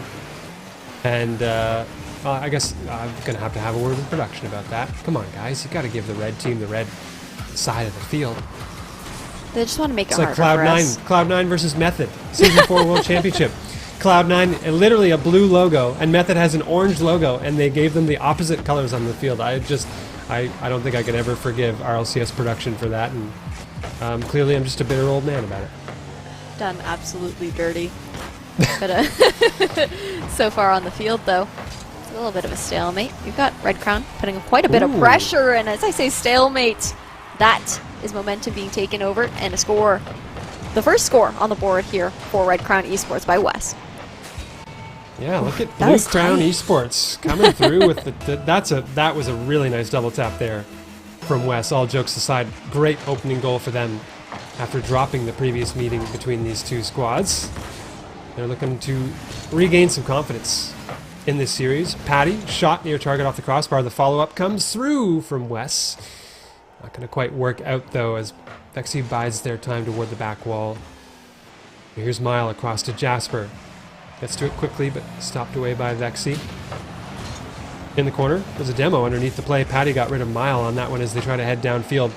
A good job there by the other teammates on the side of Abstract to recover the play and not let that demo be too impactful. Ugh, another demo. Mile is just not having a great day so far. Oof, definitely not having a great day here.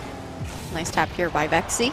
She's going to send it up over towards the ceiling where it will be bumped back down, and Jasper trying to take possession, passing it over towards Bumpin'. Tap up towards the ceiling once again to bounce off the side wall now, and Wes is running away with the ball but unable to get that angle, and Jasper with the touch to take it back over towards the midline. Here's Vexy on the back wall. Going for a long range carry, gets bumped off of it though. Regardless, I don't think they had the boost to make a big impact play on that one. Wes hitting long. Touch to the side by Bumpin'. Into the corner we go. Mile with a long range hit back down the other way. It's kind of boomer ball a little bit here right now. Neither team holding on to possession for too long. And at the moment, I'm sure Red Crown happy that that's the case. It just burns a ton of time off the clock. No real threatening scoring chances coming through. I say that, and there might be one here with a shot on target. Not nearly venomous enough, though. That was a pretty easy save for Vexy, given how scary that opportunity was. That is for sure a shot on the goal there by Vexy as well, but the save does come through. Nice touch there by Patty to maintain possession here for Red Crown Esports, but with not much follow-up by the rest of their team. Regardless, we're going to still see Patty maintaining this possession, passing it over towards Vexy as well, trying to get the setup down, but the shot on goal will be stopped by Jasper. Nice and easy save to touch back towards the blue zone. Vexy again. Nice defensive touches. Mile went really high on that challenge and did get a piece of it though. Bump and beaten to it by Vexy. Here's Jasper. Flip reset to extend that air dribble a little bit farther into the corner. Mile on ball. Challenged by Wes. Ooh, slows the play down nicely, but Patty reads it evenly as well. Now a shot opportunity back the other way. No, Bumpin' dives across and dispossesses Wes on that particular one. Here comes Patty with a chance at a ground pinch, just barely saved away by Mile. These margins are razor thin right now. Jasper with a flick on target and a great save by Wes. Red Crown, at times I can't believe they have held on to this thing to just a 1-0 lead after everything that's happened in this game. All they got to do is hold on for another 30 seconds and they've got game one in the bag. Yeah, now it's really just trying to run down the clock. Maybe try and get another score back down on the side of Red Crown, but that's going to be a demo onto West, trying to open up some possibilities here for Abstract, but regardless, pressure still being put on them. They're on the defensive and haven't had too many offensive opportunities. Inside the final 10 seconds. Oh boy, that is not going to help things if you're Abstract. Vexy just cuts rotation and really dives in on this play. West did just enough there on the challenge to open the door for Vexy to dive in, and that was a great heads-up play. 2-0 lead, 6 seconds left. Unless the ball is pinched directly into the net at about 100 miles an hour right now, which it is not, that's going to be a win for Red Crown in Game 1. So already they're exercising some demons since they lost to Abstract in the previous series. They've taken a series lead now, and that's a huge deal. Definitely a huge deal, looking to garner that early momentum onto their side for this particular series. Because like you said, a lot of today has come down to that mental game, come down to that confidence and team synergy, and ensuring that you're still, keeping your cool on the field, making sure you're not overheated on the pitch so that you can continue to play as a well-oiled machine team. And I think what's interesting to me is that Abstract have had to play from just about every position possible today so far. Sometimes they start a series super hot and they're on top early. Sometimes they score every opening goal in a series, but then some of the games are wins, some of the games are losses. Like they just have to fight through every piece of mental gymnastics possible in esports. And now they're down early in a series, which they didn't have to do against Red Crown earlier. So the Abstract is just being put through the ringer basically today, and they're a team that we've seen a lot of. So you've seen quite a few of their matches on broadcast and the different battles that they've had to go through. This match, though, with Red Crown taking an early lead, might just be enough to break them. I I'm so curious to see how they start game 2, because Red Crown, they're such a scrappy team. I have seen so many tournaments where Red Crown were not supposed to be the team that make it as far as they do, and they just have that grit to get their way through, and I think that's what's got them in this match and what's got them a 1-0 lead in the series right now. Yeah, I think that's definitely something that Abstract have struggled with today, as far as not having the early momentum on their side and things just kind of falling flat. But as I say that, pressure already being put on Abstract here, but bumping with the good control and possession of the ball. However, now stolen away by Wes, already making an early shot towards the goal, and some narrow saves to come out here from Red Crown Esports to keep that coming to fruition. Big chance for a play here. Oh, Jasper. Ball got a bit too far away from them. Bumpin's now going to dive in to try to keep this play alive. It's kind of just kept on life support until that hard shot from Jasper almost worked out. Gives away possession to Bumpin. I absolutely love this play. This is something that you're starting to see more and more often in high-level Rocket League.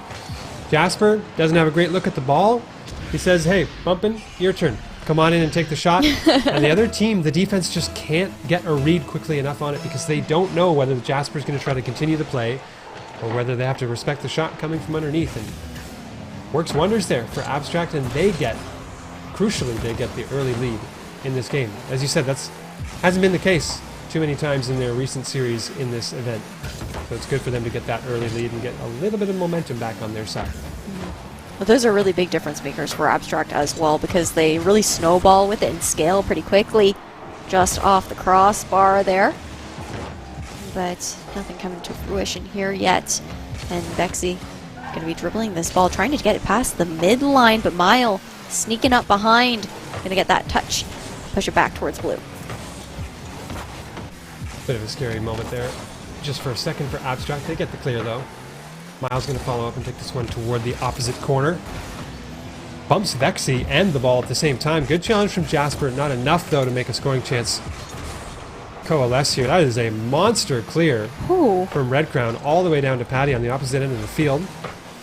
And Wes tried to feed a pass into the mid, but I don't think they realized how far back Vexy was. Speaking of Vexy, they have missed that touch, and a huge defensive touch comes through to bail them out on that particular play. The pace has really ratcheted up in this series right now. It's complete end-to-end Rocket League. I don't think there's been 2 consecutive chances on either net for quite a while. It's just one, and then it heads back down the other way. Yeah, both teams are contesting it so hard. A far cry from that first matchup that we saw where, you know, the ball was really just slowly having that air time and whatnot, but we've got touch for touch here this time around between both of these teams as they fight for the next point on the board here. Narrowly missed by Mile, just trying to get in reposition as Bumpin does manage to touch it over. And it does cross over the midline, so now we're in the blue zone here, but Patty on the defense, able to take things back over towards orange, put a bit more pressure on to Abstract. Vexy, unfortunately, does get the touch through, but doesn't have the angle to make that shot on goal. Already back on the ball though, trying to make a further impact with a pass into the mid. West does have the shot, does not have the angle though. Abstract get out of dodge. Mile trying to get the dunk, not going to work. Patty does have the opportunity to pass back down to West. The shot is on target, and the give and go is a thing of beauty in Rocket League every time we get to see it. This one, no exception. That was just clean. Damn, Bumpin was just a smidge away too from trying to land that save. Unfortunately, just didn't have the power and the speed for it. 50-50 here. Jasper is going to win the first touch and Bumpin to follow up, but actually misses this time around. So now we're pushing back into the blue zone here. Abstract trying to put some pressure onto Red Crown Esports, but Patty and West, they are here to answer, always so deep into the orange zone, playing aggressively, trying to keep Red Crown Esports, or Abstract, I should say, on their toes. So a 1-1 tie, 1-0 lead in the series for Red Crown. And that is definitely a scary moment when we start to get into silver, and especially if we get into gold and gold territory. Oh my, what a save from Vexy on the goal line. The bumps are still coming through. Backboard read for Mile on target. West saves it away. And That was tense to say the least here. Good read from Jasper off the sidewall to push Abstract back into the zone. Vexy, in a world of hurt here with minimal boost, still gets a pinch downfield. And we may very well be headed into golden goal territory here. Oh, that's a shot on target. Vexy is going to slot one top right. And just like that, Red Crown take the lead with 49 seconds in game 2. Oh, that is so tough. You have those 3 players on the side of Abstract all hovering around the goal post, but none able to get the angle. Everyone kind of stalled out. This 50-50 is going to land the ball up in the air. West with the first touch afterwards, going to hit it off the backboard.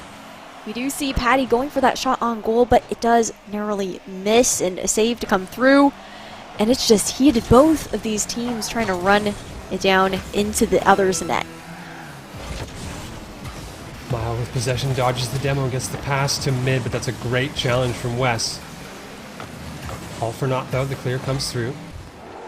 Alrighty, quickly we're back the other way. Red Crown heading toward the offensive zone.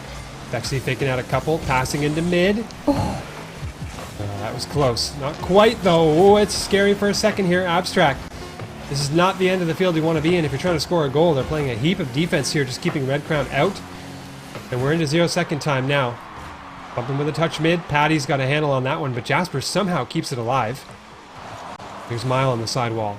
A flick over one. Still has possession of the ball. Gets it into the mid. Jasper the shot, and what a save! Oh my goodness. That absolutely came down to the wire, and a huge read on the play from the defender. I didn't even get a chance to see who it was. But Red Crown just took the lead in this series 2-0. And that is a huge, huge deal.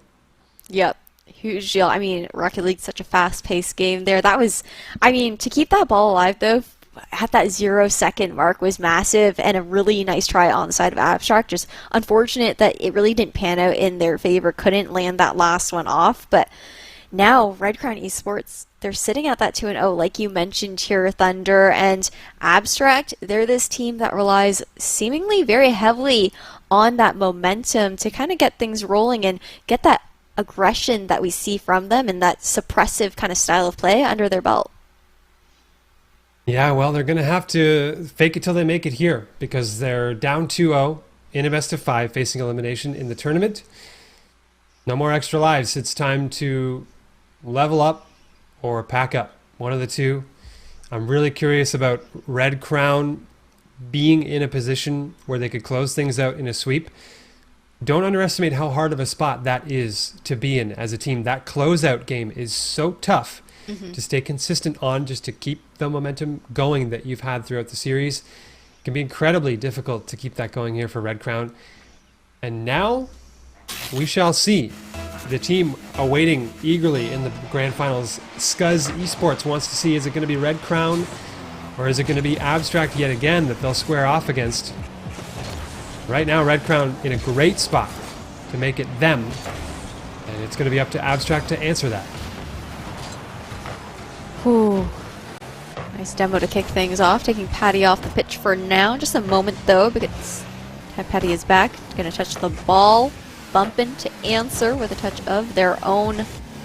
Jasper, get that. Actually, I believe landed that flip reset, but not able to really make use of it here. And Miles is just going to try and dribble it over the midline.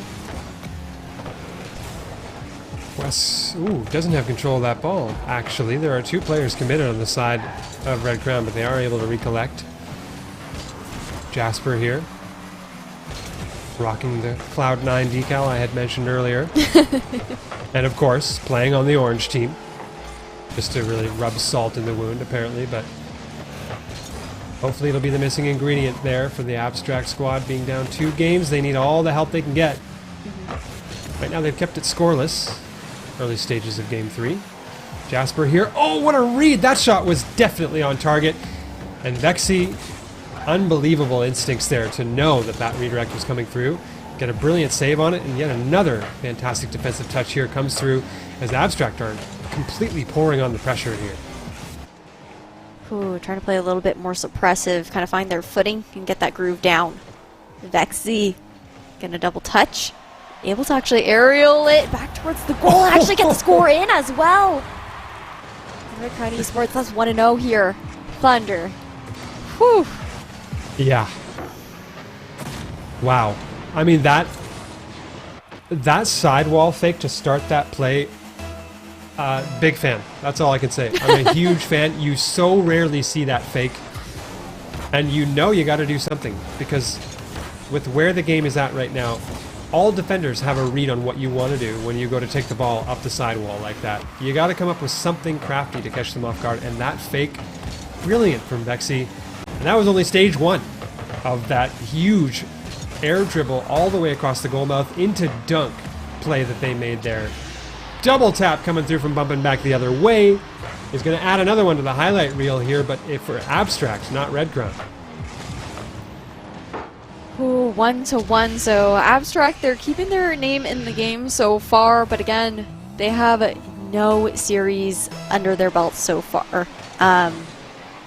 This is do or die right now. I mean, Red Crown, if they can secure the lead and continue to kind of scale that in this particular matchup, they'll be heading over towards Grands, and Abstract will be kicked down, but we want to see this series go the long mile. We want to see Abstract be able to come back, and as I say that, bumping with the possession, going to get that touch over towards the middle line. But Vexy there to answer, send it back over to the orange zone. Still under control barely here, as Abstract hang on to possession. Good speed there from Bumpin heading up toward the back wall, but Vexy meets that one. Mile into the corner. Jasper beaten out, did get the boost, but lost possession of the ball. Still heads downfield. West to the side. Looks for a pass across field. Patty's there to receive off the back wall. Mile, the half volley, sending it all the way back down to the other side of the field. Jasper's got a chance to shoot here, but goes a little bit too high. Now Mile trying to stay on the ball. Patty with a nice defensive touch away. Inside 2 minutes in this game. Oh, Bumpin wanted the ball, and they got a car instead, but this still surely will be a goal. No! Oh, Jasper! Oh, no. No. Post. That is not what you want to see for Abstract. That was the openest of nets. Again off the post. Jasper again off the crossbar. Oh, my goodness. This shot wasn't even in. Jasper got helped by the defender who had the ball hit straight at them, but watch this. Jasper hits it. Post. And Patty tries to make the defensive touch. That was one of the zaniest passages of play I think I've ever seen in Rocket League, but somehow Abstract have come away with a goal. Ooh. They're making us sweat for this one a little bit. You know, they're keeping us on our toes, and speaking of which, a narrow attempt, but a huge save from Jasper here. Oh, I mean, I cannot believe how the tides have really turned in this matchup. I don't even. What am I watching right now? I don't this know. Is just it's kind of wonky. Pure unadulterated madness. It's. I gotta wonder whether we're gonna get to see an overtime just to really amp this thing up to 11. West thinks so. Flip reset. Back wall. Oh, no shooter though. It was too risky. Patty's gonna keep the possession in the zone inside the final minute. Here's Wes. Air dribble attempt. Bumping on the pre-jump. Gets it past Bumpin at the very least. Jasper kicks it to the sidewall. That's a dangerous touch into the mid. Patty. Shot on target. Saved away by Mile. Oh, big chance here. Shot on target. Red Crown are going to tie the game. Wes with a floater out into the mid. Gets perfect placement on that one. And 33 seconds left. We might see overtime. We might. We'll see how this next kickoff goes here. The next 50-50 to come out, but a huge tie to bring things up for Red Crown Esports. Possession will go into the hands of Red Crown to kick things off. The demo as well. Maybe got another as Mile gets taken out of the game. Bumpin' too. So that's two down. However, the remaining player on the side of Abstract, Jasper, is going to be there just in time to save that goal. Mile very confidently using the reset. Oh, Jasper. That's not the intended direction on that pinch, I don't think. And here comes Patty the other way. Dangerous territory here. That ball floating in front of net. Jasper's going to get the defensive touch. And we're going to get overtime in what is unquestionably the most exciting game of the day. It's been ridiculous so far in overtime. A fitting end to that. I'm not going to say anything about the duration. We've cursed that already once today. I'm not doing it, so I'm just going to leave that alone. lips are locked and sealed right now. And as we say that, a narrow shot. Bumping though for the save, and it's just volleys back and forth so far. A lot of pressure being applied over towards Abstract right now. Ball constantly in the orange zone here at Red Crown Esports. Trying to apply that pressure on the offensive, force Abstract on the defensive. Gonna touch up, bounce off the ceiling. Bumpin will be there to answer for a touch of their own. But Vexy's just gunning for it right now. Back the other way. Jasper, a chance to shoot. Oh, big save from Patty. That infield pass was almost perfect. Still, the defenders find a way to make a save here. And we'll remind everybody, this is, oh, Abstract's tournament lives on the line. No save comes through.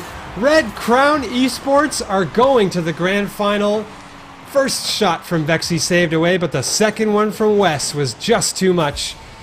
And they do it in overtime on a barn burner of a game in this series. Ooh, it's so interesting too, because previously Abstract was who we thought might be taking this one home. Red Crown, they showed up in those first two matches and then managed to steal it away in overtime here for that 3-0 up against Abstract in the losers finals. But they had previously lost, I believe, 3-1 to Abstract back in the upper bracket semis. Yeah, that's a huge regain here for Red Crown. And I mentioned how scrappy this team is, how they find a way to win games in the unlikeliest of scenarios. And when chaos unfolds, they seem to be the benefactors. Usually when things get really crazy on field, somehow Red Crown, they find their way through that and find a way to come out on top in those situations. So we'll see whether that can work for them in the grand final against Scuzz as well, because that's the last match that we've got in this tournament. Kind of, sort of. We've got the Commonwealth Esports Primer, of course, presented by Jack Links afterwards, but this will, at least as far as the prize pool is concerned, be the last match for that Wildside Rumble. Definitely will be. I'm really excited to see it. I mean, it's going to be a best of 7 series with Scuzz Esports having that little extra cushion of that one match point under their belt. So I'm interested. I think the scrappiness for Red Crown Esports really might be the secret sauce that Abstract was missing up against their matchup up against Scuzz, because, you know, when you're flexible like that, you can really catch your opponents off guard. That you can. It can take you a long way in a tournament, but Scuzz has played the highest level Rocket League I think we've seen all day today. So Red Crown, they're going to have to take that scrappiness and really elevate it if they want to take down Scuzz with a game advantage. That's very true. But, whew, I mean, do you have any other thoughts on that last matchup that we just saw here, Thunder? Not much. I think well done. I'm just shocked that Red Crown were able to do it so quickly. I thought Abstract were going to give them a bigger test here, but as we head, I think, probably into an intermission before we get into that last series, I'm always happy when I just get to see the type of game that we saw in that last game in the series. It's just fun. Like I said, the caster hat comes off, and I just get to have a great time almost being a spectator while I yell at the screen, basically. It was definitely a fun one to watch, and there is more Rocket League to come. I'm just waiting on a quick note from production, but yeah, so we will be throwing to a quick break before we do come back with a quick highlight reel from this last matchup before we head into the grand finals, which is going to be Red Crown Esports versus Scuzz Esports, who do have that one match advantage. Thunder and I will catch you guys on the other side of this break, and check out jacklinks.ca. Just, you know, while we're off to check things out, see if you want to grab some snacks and order some to ship to your home. See you guys later. Jack Links presents Messin' with Sasquatch. Watch this.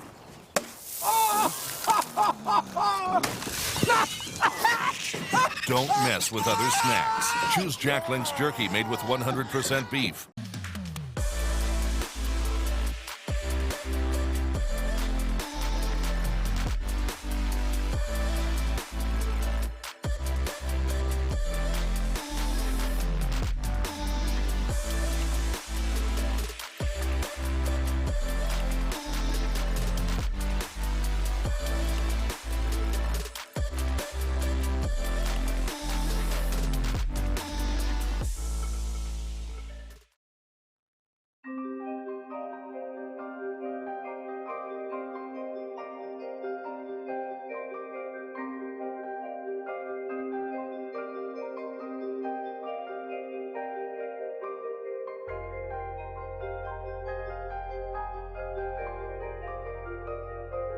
When it comes to hunger, there's this almost primal feeling inside your stomach, this voice inside you screaming, feed me. Most foods and snacks just don't do that. They're not filling, they're not, they just don't have that boost, that oomph, that flavor. That's where Jack Links, really comes in. Jack Links satisfied my hunger cravings by making sure to have every single flavor under the sun that I could ever want in jerky form. I was sitting there for, how long was it now? I'm not even sure. Went from 12 to 20 to 30 hours. I remember just looking back at my chair when I sat back down, and it was like a shadow of myself. I saw my own imprint in the chair. It was horrifying, but I remember what kept me going was the protein, the wild heat, burning flavor of Jack Links, and I felt myself able to keep pushing on. I was able to keep going. One of these when I'm gaming.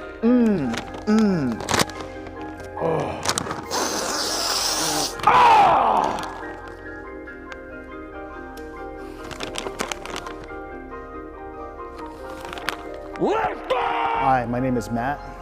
I am a World of Warcraft gamer. I've been playing for way too long. What you may not know is that World of Warcraft has multiple expansions over the years. During my heyday, I would be one of those players. I'll be, a new expansion comes out at midnight and I'm just grinding it out all the way till 6, 7, 8 in the morning. During these sessions, sometimes we get hungry. Right before these expansion comes out, I go shopping. My secret weapon is beef jerky, right? Like, get some protein in you. You want to know how Jack Links changed my life?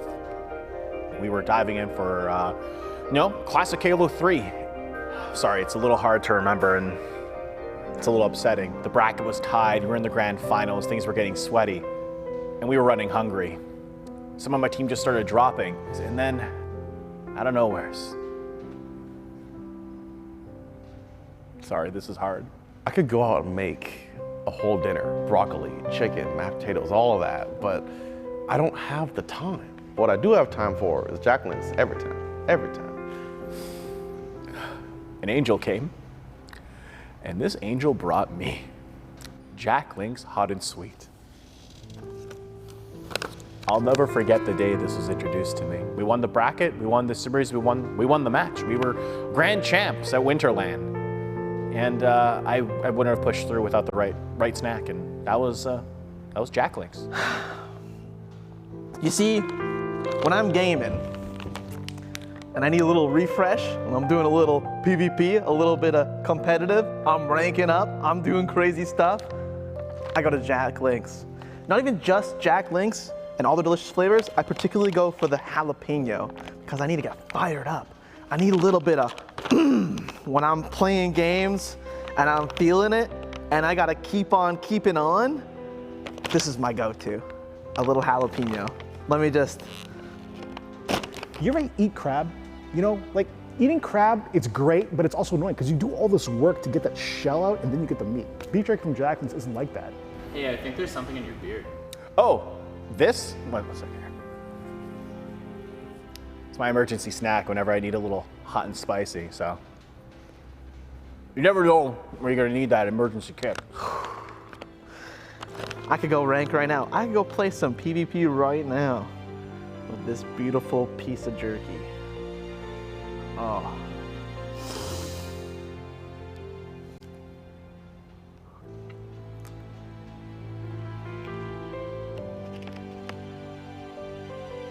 That's the power of that thing. When I needed a snack, when I needed a protein bump in my life, Jack Links was there. So yeah, Jack Links saved my life.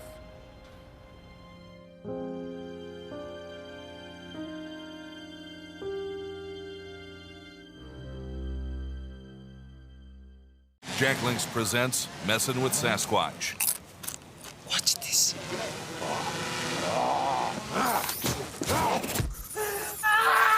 Don't mess with other snacks. Choose Jack Links jerky made with 100% beef.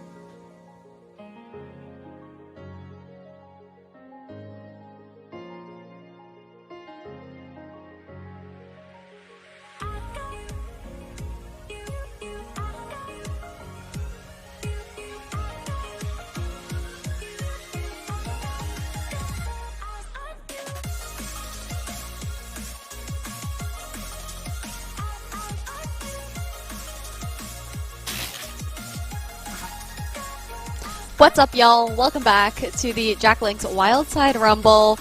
We have grand finals coming up, baby, but we did just see the lower bracket finals between Abstract and Red Crown Esports, where in this rematch within this tournament, Red Crown stole it away 3-0 in that best of 5 Thunder. Very surprising, and yet I should have known Red Crown would find a way. They always seem to be able to do that in these tournaments, and they've done it yet again. We got, I tell you, if we get a better game than Game 3 of this series in the grand final, I'm not even quite sure I'm going to be able to handle that, because Game 3 was insane between Abstract and Red Crown in this one. Still Red Crown able to find the win on that one. And just, I mean, look at the highlights. These, I don't even think these are from Game 3 yet. These are still just the highlights from earlier in the series. But it was just an absolute spectacle that the two squads put on. Both sides had some great highlight reel goals. But when things got down to that final game and you started to see the goal line saves, the ball about 90% of the way into the net and not going in somehow, I was losing it at that point.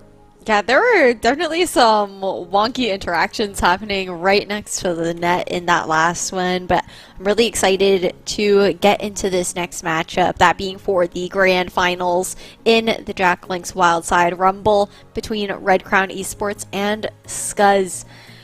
We've got on one side a very scrappy team, and then on the other side Scuzz, who have been more so like kind of slow starters that very much so ramp up with that momentum. But before we do get into the matchup, we do have this bracket that you guys can take a quick look at to see how we got where we are.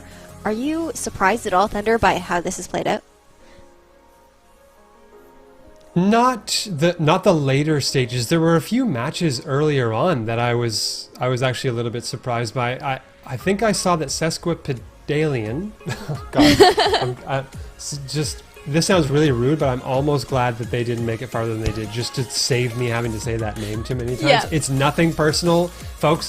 That's just a mouthful of a team name, so it is what it is. But they beat KCPeeps 2-0 in the lower bracket. I was really surprised actually to see that they so convincingly won that game, but that's maybe about the only surprise I've seen in the bracket so far, up until we saw Red Crown sweep the match that they just played.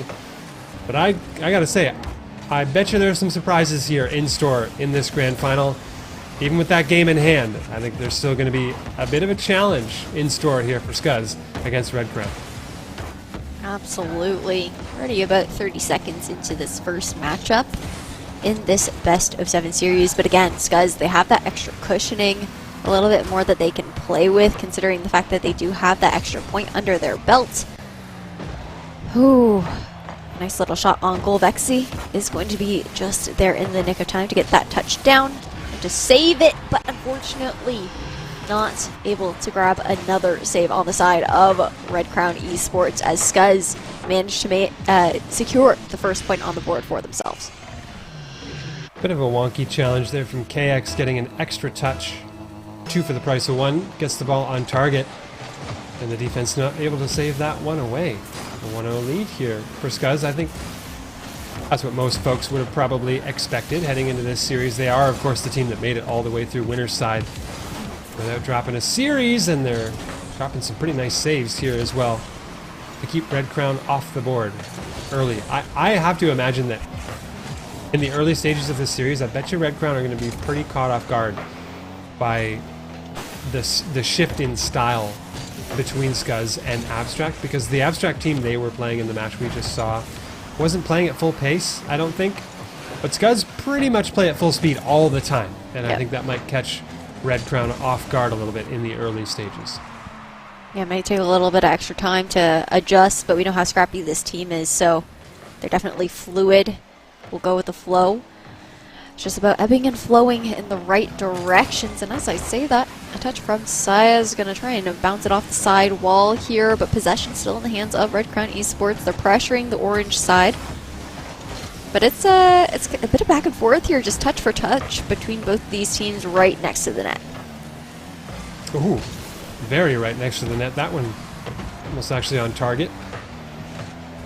Good save away. Saya with a good challenge as well. KX, that aerial probably not going to work out for you. The takeoff was a little bit squirrely. It's going to give Red Crown a chance to come back the other way. Pass. Ooh, and Had Patty stayed in the play just a moment longer, that could have been a big-time goal here for Red Crown, but they couldn't quite connect on that three-player passing play. They got to recollect and try it again at the halfway mark of the game. They're still down a goal. Ooh, touch there by Patty. Ooh. Oh, a narrow shot towards the goal, but the save to come out from KX. Now trying to shift this momentum over towards the side of Scuzz Esports, but Red Crown, they are fighting for it. The ball sent over, but Vexy is there to answer with the touch and the save. But things are getting scrappy here, Thunder. That they are. And it's still a 1-0 lead. In the hands of Scuzz. Could be a 2-0 lead in the series in pretty short order if they can hang on to that for a couple of minutes of Rocket League. That was a good save in the back line here from Patty. West now trying to fake out the defensive line here of Scuzz to no avail. Eris out of the zone. Pops one for KX, beaten to it by Wes. Josiah now trying to read a really difficult bounce off that back wall. It's going to be Wes first to it. Couldn't get the pre-flip touch to head that one downfield. Saya now tapping forward. Wes off the ceiling. Saya getting the better of that 50.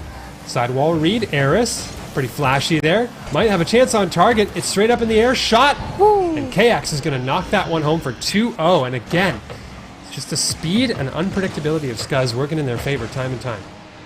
Yeah, we're very soon heading into the last quarter. Just on the tail end of the third quarter of this particular matchup here, but Scuzz Esports, they already have that 1 point under their belt, being the reigning team throughout the upper bracket. So Red Crown Esports, they're the ones really looking to kind of shift this momentum over. Really trying to put that pressure on towards Scuzz Esports right now, but the demo to come out. But Vexy, despite the demo going through, manages to get that score down, putting around on the board here, or a point on the board here for Red Crown Esports, cutting it in half as far as this lead here for Scuzz. And that was a race that was very narrowly won. As you said, Vexy still got demoed on the play, but just barely got the touch in time to send it goalward and to cut that lead down just a little bit. Wes looking to do it a little bit more here. Rings one off the backboard. The shooter comes through. Great read on the play from Eris. Saya, though, have to put some work in here to keep this possession out of the hands of Red Crown as they pass to one another. Oh, Wes not quite ready for the fake there on that particular play. Patty keeps it in the zone.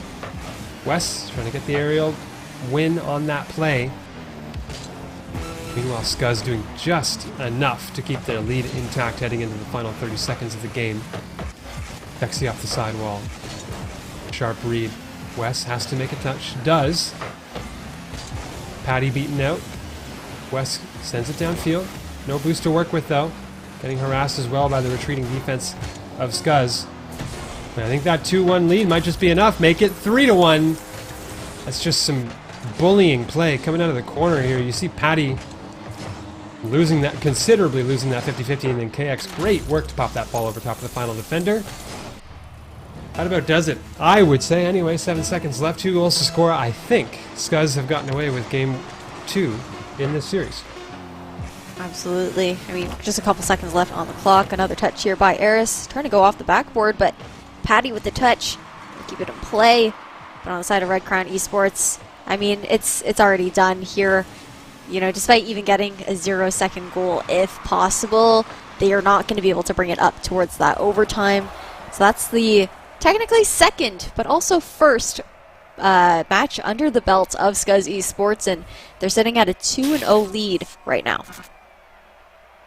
Sitting pretty. They're halfway there, in fact, already with that opening game win as far as the broadcast is concerned. That's the first game we see. And I start to worry already then about Red Crown. Because I didn't see much in the way of convincing play there from Red Crown that would tell me they've got a foothold in this series, really. I worry about the control and the possession that they have on the field. And if the only way they're going to be able to find goals in this series are on the counterattack, I don't think that's enough offense to outproduce what Scuzz are going to be doing coming back the other way.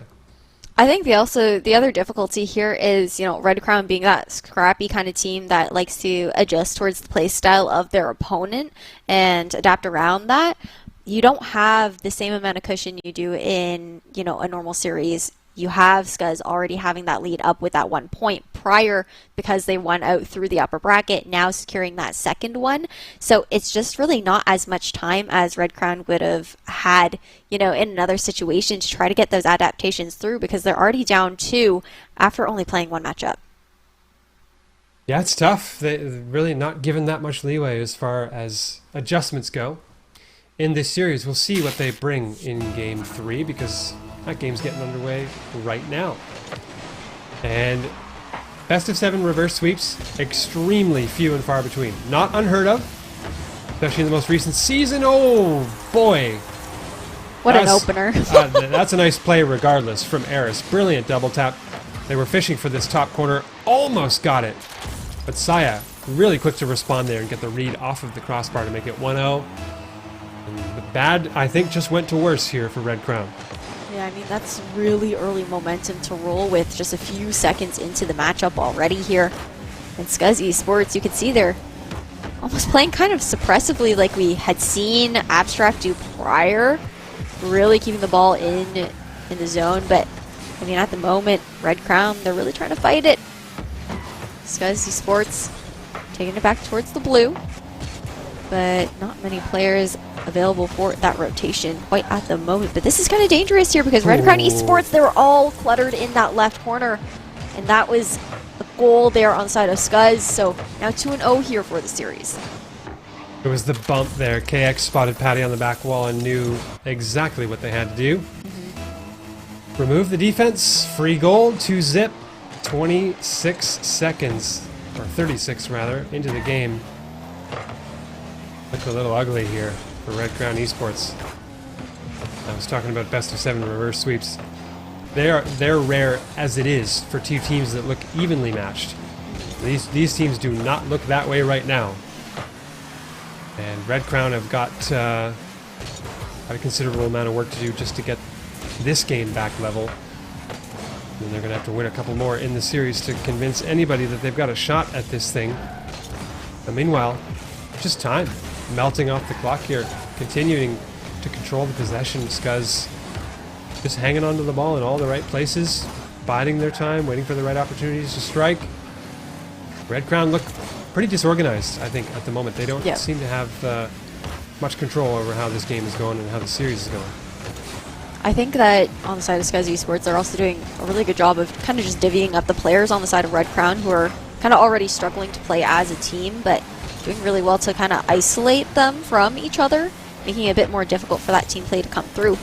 Eris with the aerial, the dribble up, and Patty to answer, will touch it back towards the midline, but otherwise it's kind of just volleys back and forth here for the remainder of the past few seconds that have gone by.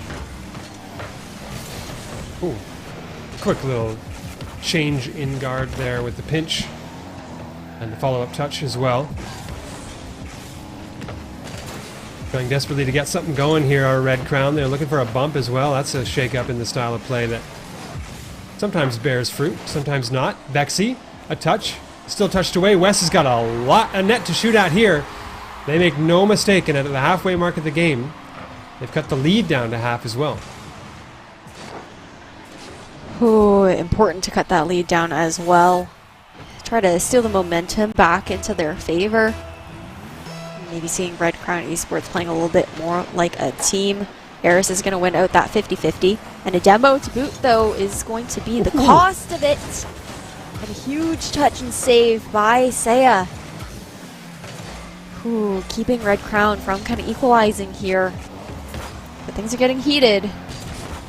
Against Scuzz Esports, they're up 2-0 still. And 2-1 in this matchup. Oh, don't do it, KX.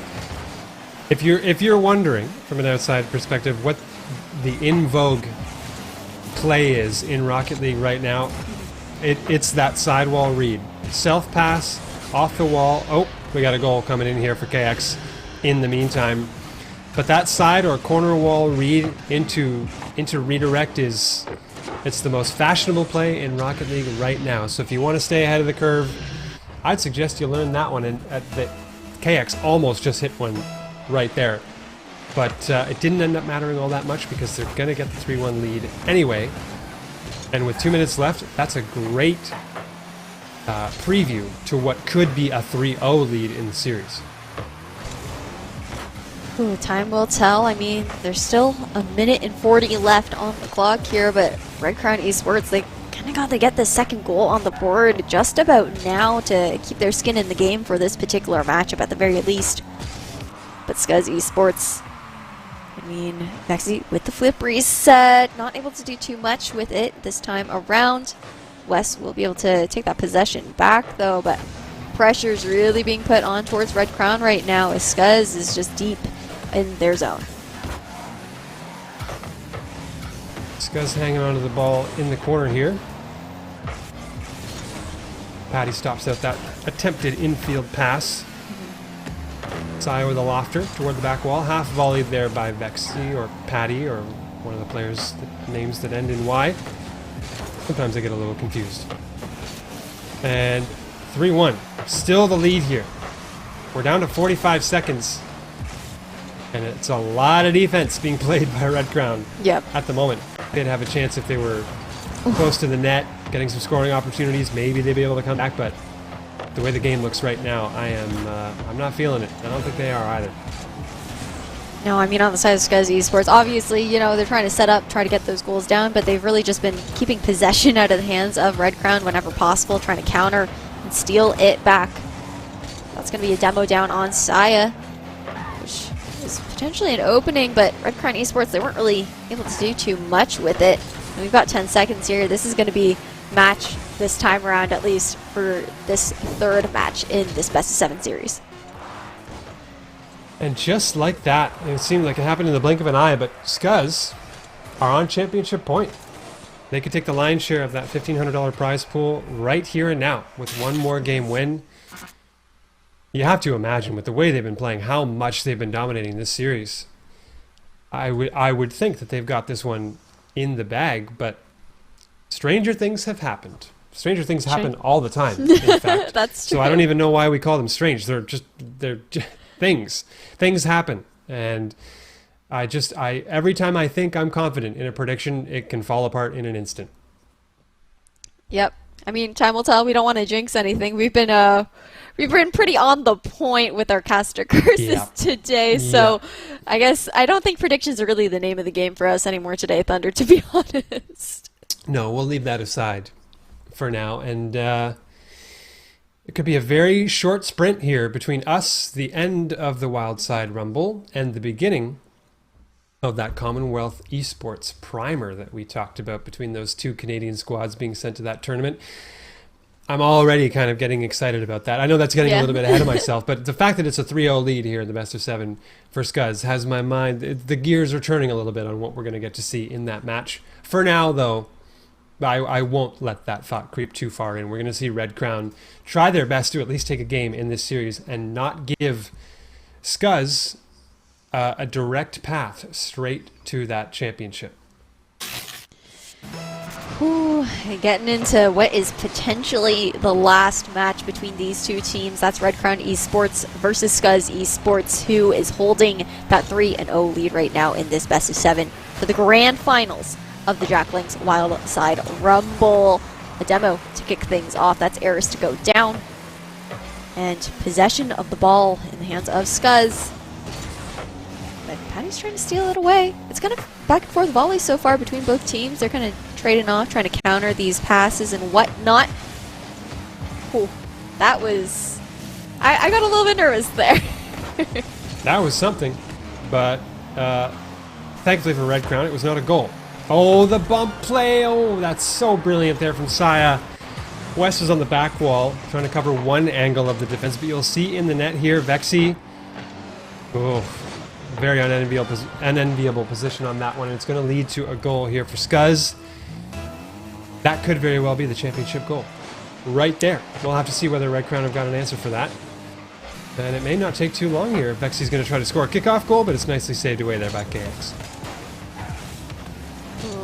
Yeah, I mean, in the past few matches between these two teams that we've just seen now, Scuzz Esports really rolling with that early momentum. And speaking of which, again, the first 2 goals within the first minute of the match. Oh, Eris. What a read off my that God. back wall. That was like a sort of strange, modified Devo-esque type of play, but hey, whatever works. Eris has been, to be honest, putting on a show all day mechanically, and really putting a stamp on the end of that at the late stages of this tournament, that's for sure. Great play from them. Red Crown trying to find any answer they might have, and Eris can do it defensively as well. It's not just the offense. Come back. Attempts the air nicely stop. Patty. Half expired in game 4. And Scuzz, once again, looking in control. They might have found another goal there. Just narrowly missed the shot, though, and Red Crown's going to try to come back the other way. Yeah, I mean, Red Crown Esports, they're really kind of struggling to find answers to Scuzz Esports right now. Speaking of that, Patty will be taken down by that demo. Eris with the touch, the pass over. KX trying to set it back over towards the midline, but now Red Crown, they're trying to put this pressure on.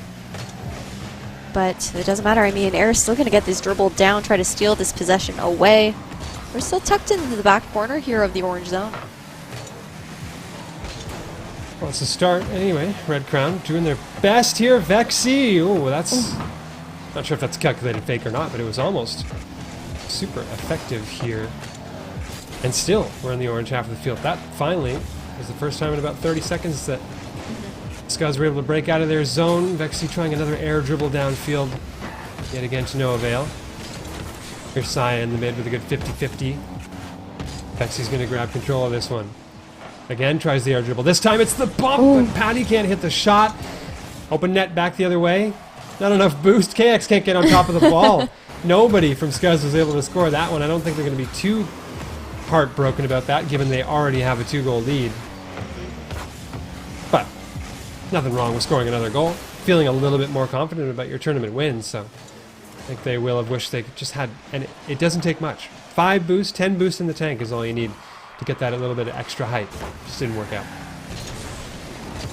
Definitely not. West with the touch. Gonna bounce off the ceiling here.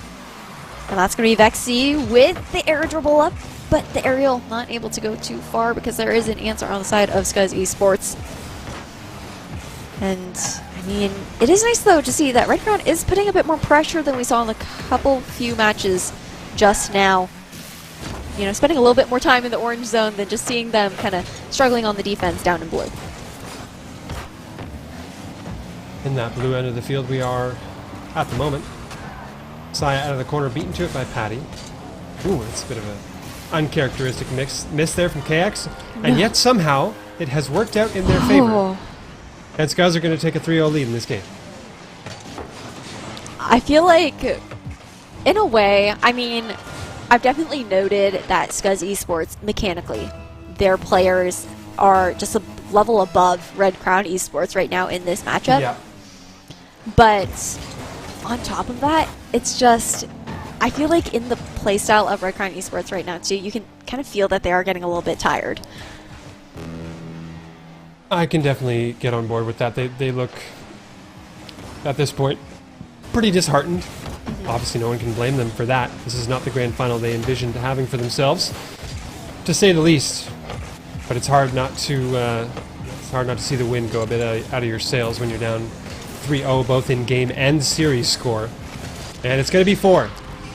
Ladies and gentlemen, I would say that just about does it here, and I think we can start handing out some congratulations to the side of Scuzz Esports, who have battled their way all the way through the winner's side of this tournament without dropping a series. They're up 4-0 in game 4, 3-0 in the series, and they're about to walk home with a meaty, yeah, I said it, a meaty chunk of that prize pool for the Jack Links Wildside Rumble. Oh, yeah, I mean, 20 seconds left on the clock here. It's just, I think we're just vibing as we see the rest of this game plays out here, Thunder. There isn't too much that Red Crown can really do at all to bring this back up. There's no chance at overtime. It's going to be a really clean win here on the side of Scuzz. That it is. Roll out the red carpet, folks. Final seconds ticking down here. The ball heads down toward the blue end of the field. Vexy keeping it up. KX, a double tap attempt. Oh, they wanted to make it 5-0. They'll be stopped at 4. GG's all around, handed between players on the field, but that is a victory for Scuzz Esports. Taking it down to the Jack Link's Wildside Rumble. Fantastic performance from them. They beat a lot of very solid teams today to get that win for themselves. Very, very deserved. And it leaves but one thing now for us on this fantastic day of Rocket League.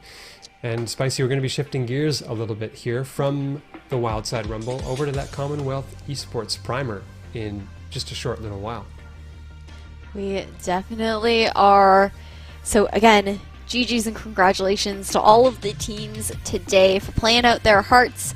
And congrats obviously to Scuzz Esports for securing that first place win here in Championship. So that means within this $1,500 Canadian prize pool on the side of Scuzz Esports, I'm just going to give you guys a little breakdown of how that prizing will be given out to the team. So for first place, that is $900. For second place, $450, and third place will be a cool $150 for the team. Whew, but damn, I mean, this is going to be a damn good highlight reel, to be honest, because Scuzz Esports, they really just mechanically showed up against Red Crown here. Yeah, the only thing I will say, unfortunately for Red Crown, it's going to be an extremely orange highlight reel, because Red Crown were not able to generate much in the way of offense for themselves in this series, completely stifled. You see here one of the few goals they were able to slot for themselves, and then we're back to KX shelving a lot more shots on net. What a performance here from Scuzz Esports, and to me, they were the most fun team to watch on the day for me, and I think that's why I feel they're so deserving of taking the title. Is they didn't get there through, you know, scrappy, unconventional Rocket League. They got there through putting the best skill of any team on display in the tournament all day long, and so they're doing it on both ends of the field. Just a huge congratulations to them. Yep, super well deserved W, but we do have a little bit more Rocket League in store for you guys. The Wildside Rumble may have come to an end, but we have the 7-11 Commonwealth Esports Championships Primer coming up next. It's going to be the women's team versus the open team, the representatives of the Canadian nation, facing off in a little best-of-7 show match here, and I'm really looking forward to it. I mean, these are two teams that are heading over towards the UK, you know, a little bit down the line to actually compete in the inaugural Commonwealth Esports Championships in Birmingham.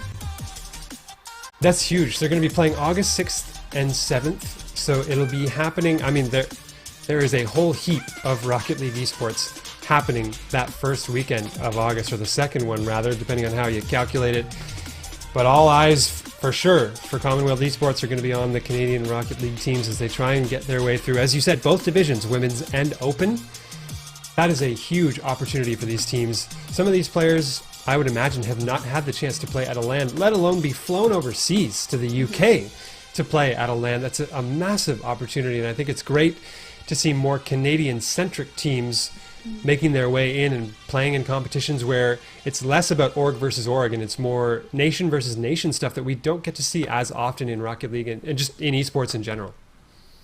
Definitely agree with you, but that will be set up while we are on a quick break, so you guys should head over to jacklinks.ca, check out those snacks once again, try and see if you can fill up your pantry with any fun meaty desserts, or why did I say desserts? Ugh. But it's I don't like that. I'm going to take that back right now. We're going to rewind, and I never said that. But anyways, we will head over towards a quick break. Stay tuned because you definitely want to see what the Canadian jerseys are going to look like and how the show match pans out between our top two Canadian teams representing the nation. Thunder and I will catch you guys on the flip side. Your summer just got way cooler. Sev's awesome 360 summer is back with your road trip to rewards. Scan your 7-Eleven app for chances to win all summer long. Win travel vouchers for an amazing dream vacation or weekend getaway. Capture your 360 summer adventures in HD. Check out our daily bonus point giveaways and redeem for free summer snacks and drinks. It's your road trip to rewards. Download the app and start scanning today. 7-Eleven, here for you in the neighborhood. Need to feed your crew, but short on time?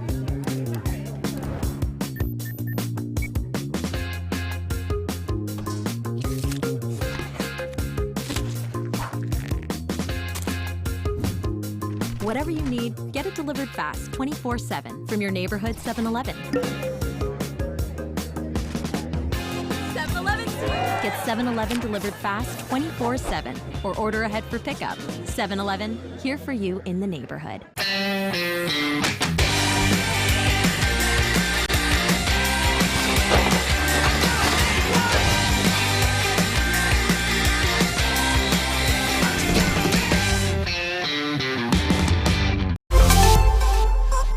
Wowee, that's some good cactus catapult. All that pineapple-y and citrusy orange. It's like my mouth is on vacation in Hawaii.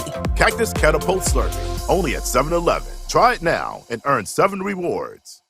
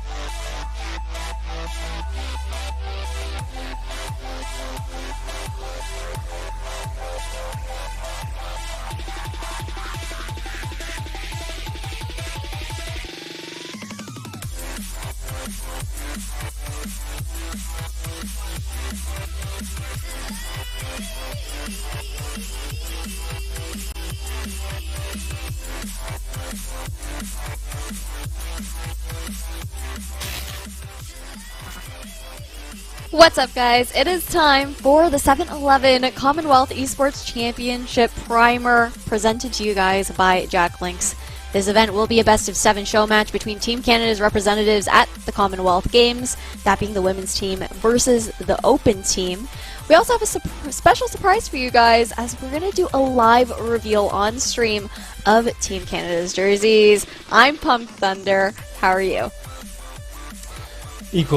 Equally so. As I said before, there's a severe lack of, I guess, nationally or Canada-themed jerseys in the esports world. My mind goes to, I can't remember what season it was, but I know JNAP's on G2 had his own Canada version of the G2 jersey, and that thing was just sweet.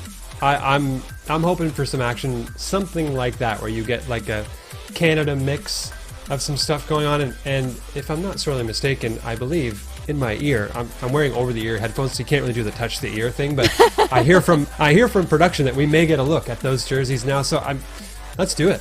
Let's take a look at these Canada Esports Association jerseys. I mean, come on. Those are sweet. They are crisp and clean, repping the Canada colors. You know, I honestly am a big fan of this design because I feel like when it comes to esports jerseys, I'm not gonna lie to you, it goes one of either way. Either they look great, or they fall on the other side of that spectrum, and I won't be too BM about that. But this one definitely hits the spot. On the great side.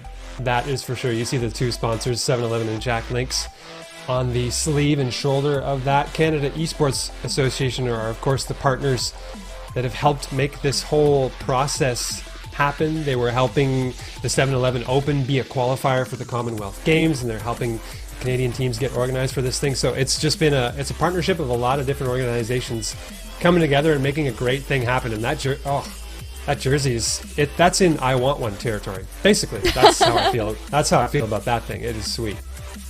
Hey guys, can you send some over to us? You don't have to answer now, but you know. Yeah. We'll keep it on the down low. You know? Whew, but I am excited to get this show match running. I mean, to see the open team playing against the women's team is something that probably wouldn't really have the opportunity to see otherwise for the most part in other events, because they probably, you know, run in different circuits and whatnot for the most part. So, ready to kick things off here. That's going to be Team Canada, the women's team on the blue side, and the open team on the orange. We'll give you a little update on the rosters here. Many folks who have watched the TGS tournaments in the past will be familiar with this St. Clair Saints roster of J Comp and Scuzz. Those are the three representing for the open division. On the other side of things, Kia, Mush, and Avenger, the three players for the women's division. And they're already getting scored on here. Jay's going to score an early goal to get things started in this Canadian showcase. And this is maybe a sign of things to come here, perhaps, because Jay, on this squad, I call them the St. Clair Saints because this is also the exact same roster that until this season they played with in collegiate play, was J Comp and Scuzz. And that's why they're so well known in the scene, because they've played together, or they did play together for such a long time. Meanwhile, it's a little bit less of an established combination between Avenger, Mush, and Kia. They're forming kind of a new team with themselves and having to go up against a Jay who is definitely feeling it right now. Yeah, you've got that mix of a team where they're really starting to come together a little bit more versus a team who has this prior experience with each other. And we've already got 2 points on the board here on the side of the open team within the first minute of this matchup. And what's actually interesting, Thunder, is I actually know Avenger from the Valorant scene because she also plays within the pro scene there. True. And Avenger actually will be known to fans of TGS as well, because she, for a long time, was a participant in the gaming stadium tournaments and was playing with a variety of different rosters. And Mush as well, the champion, as I said, of the 7-Eleven Charity Challenge that we had just a few months ago. She was able to beat Corrupted G, and I believe his teammate was Proton John for that tournament in that particular one. So that was a huge win for her as well. There's no shortage of competitive experience on this women's roster, and I'm very curious to see how they stack up against the other teams in that division over in Birmingham. Ooh. Definitely going to be looking forward to those matches to come in August, but we got to focus on the show match right now because that's another score under the belt of Jay, taking it 3-1. The women's team had just equalized just not too long ago, as far as, you know, cutting that lead in half, but the open team, they're looking to run with it, and I feel like you could really feel the difference between their synergy right now, as far as the fact that the open team has been playing together for so long in the collegiate scene as well, like you had mentioned. They're definitely clicking, that's for sure, and a goal to their names on the women's side of things as well, as we're able to see a goal come through for them approaching the halfway mark. I think we're going to see another one here. Yep. Mush has got an eternity to play with that ball. Just going to slide it into the net there. I think it was a little over-ambitious maybe on the side of the open division team for that attempt that they made on the ball. Left the back line open. Just like that. 2-3. 3 minutes left to play, and the game's just a little bit closer. Ooh. Women's team probably looking to tie things up sometime soon. but lots of time to play with, as you mentioned. Spood's gonna get that touchdown, but will be saved by Avenger. Kia trying to dribble it down into the back line here of the orange zone, but it will cross over the midline, bounce off the back wall and the ceiling. And the sidewall bounce as well. It's a little bit of chaos here in the back end of the blue team here on the side of women's in that blue zone. Well, oh boy. I was just about to say the open division team is putting the show in show match right now. They are going for some seriously zany plays. That's just a clean double tap from Comp right there. Good initial touch. Great speed to get up on top of that ball. 4-2 now at the halfway mark of this first game in the show match. And what have the women's team got in store as an answer? Unfortunately, Avenger doesn't have a car. So that's going to put a damper on her efforts toward the ball, but we'll see what Kia and Mush can do as they send the ball toward the net. It's actually Avenger here, diving in, trying to get another piece of that ball. Spoods off the sidewall, beaten out to it by Kia as Comp missed the boost grab actually in the corner. He's going to be working with limited resources here. Comes Mush on the challenge against Jay. Nice early challenge. She might be able to continue that air dribble as well. But Spoods along the back wall. Gonna gain possession. 2 minutes to play here. Still a 2-goal lead for the open team, and they are still trying their best to gather the clips. They are hoarding clips in this game as best they can. Hey, you gotta put the show in show match, right? Ooh, just off Yeah. the crossbar here. Avenger with save as well. Now looking to push that ball into the orange zone, but unfortunately, the pass does not come through. Comp able to kind of steal that away. Aerial dribble it down. And pressure now once again onto the side of the women's team. Jay stops that clear from getting much past that final third of the women's team side here.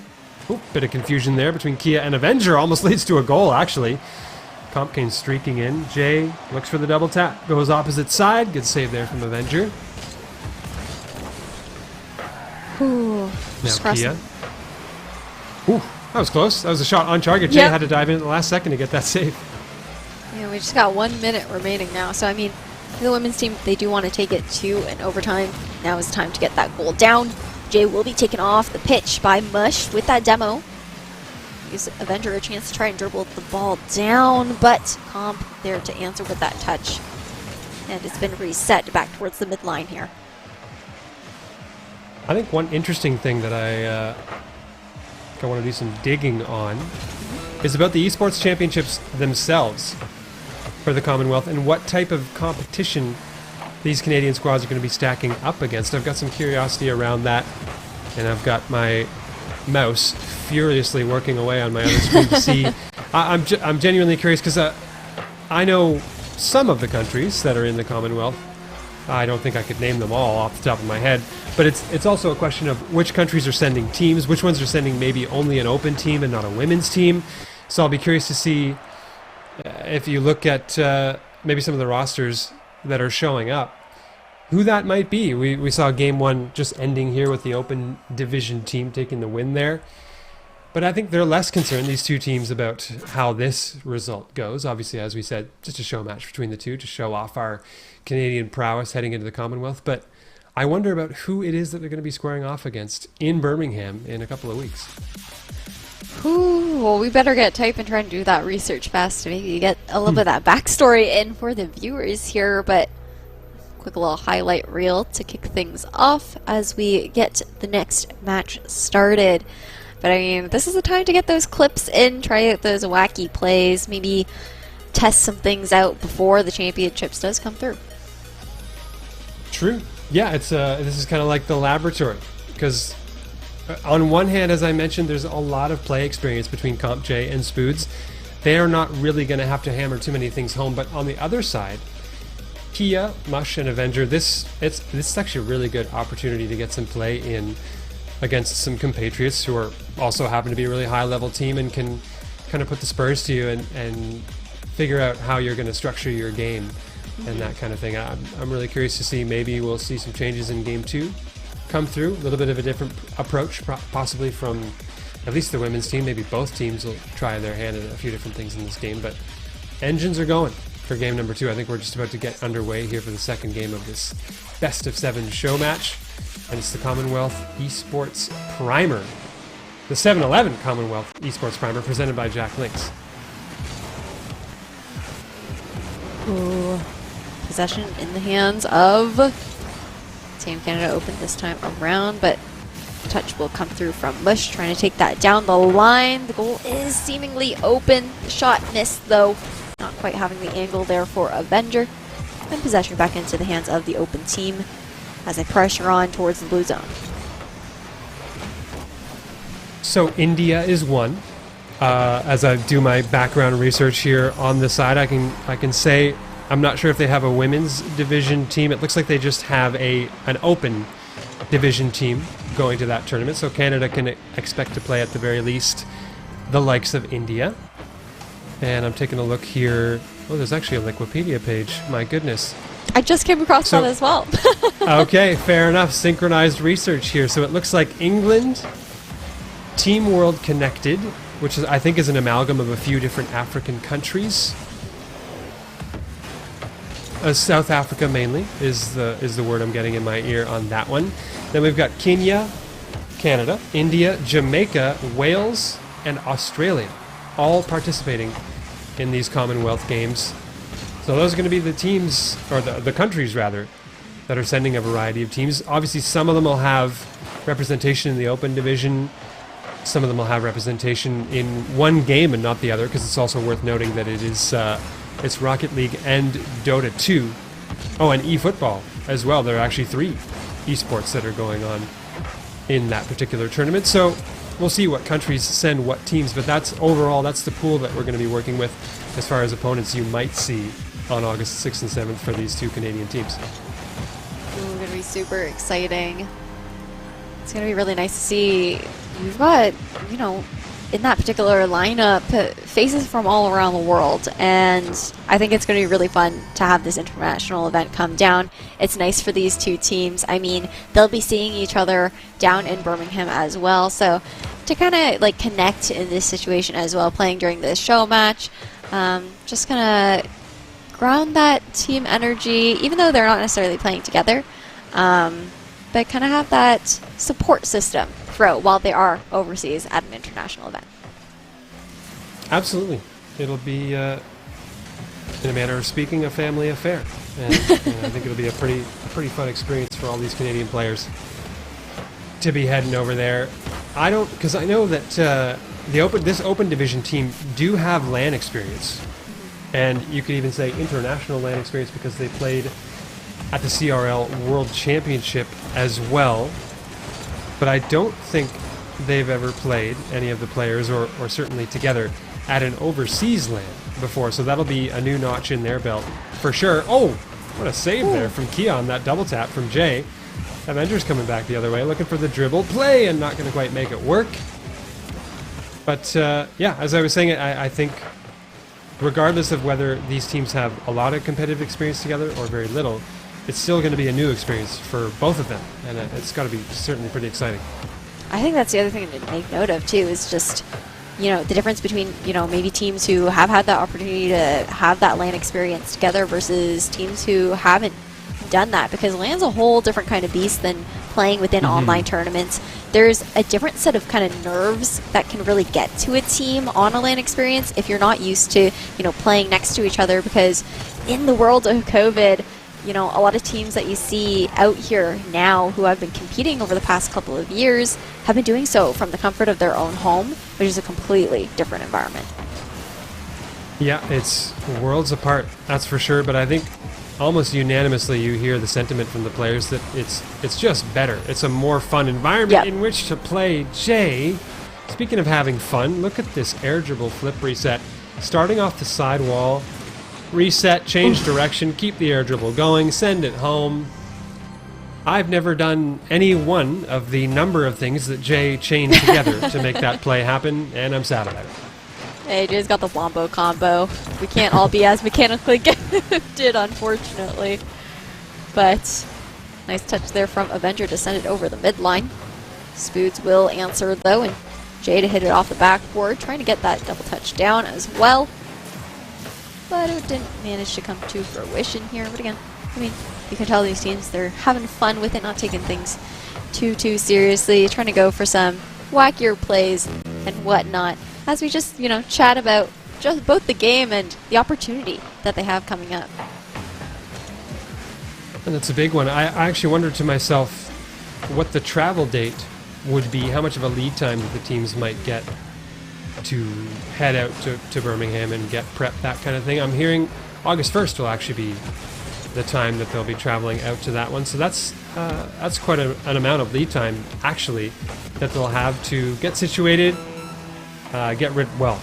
mainly get rid of some of the jet lag, for sure, because it's a long enough travel time, particularly for any players who are more Western in Canada. And I think Avenger would be one of those, maybe Mush as well. So those two, they'll be even more jet lagged than the players who are living on the eastern side of Canada. So I think they'll be very grateful that they get a little bit of extra time to shake off the difference in time heading over to the UK. Get rid of that jet lag, get used to playing on the setup that they have for LAN, as well as they get used to the facilities that are around there. But as I say, that's going to be the second match now under the belt of the Open team. They're taking it in a sweep with some fancy moves.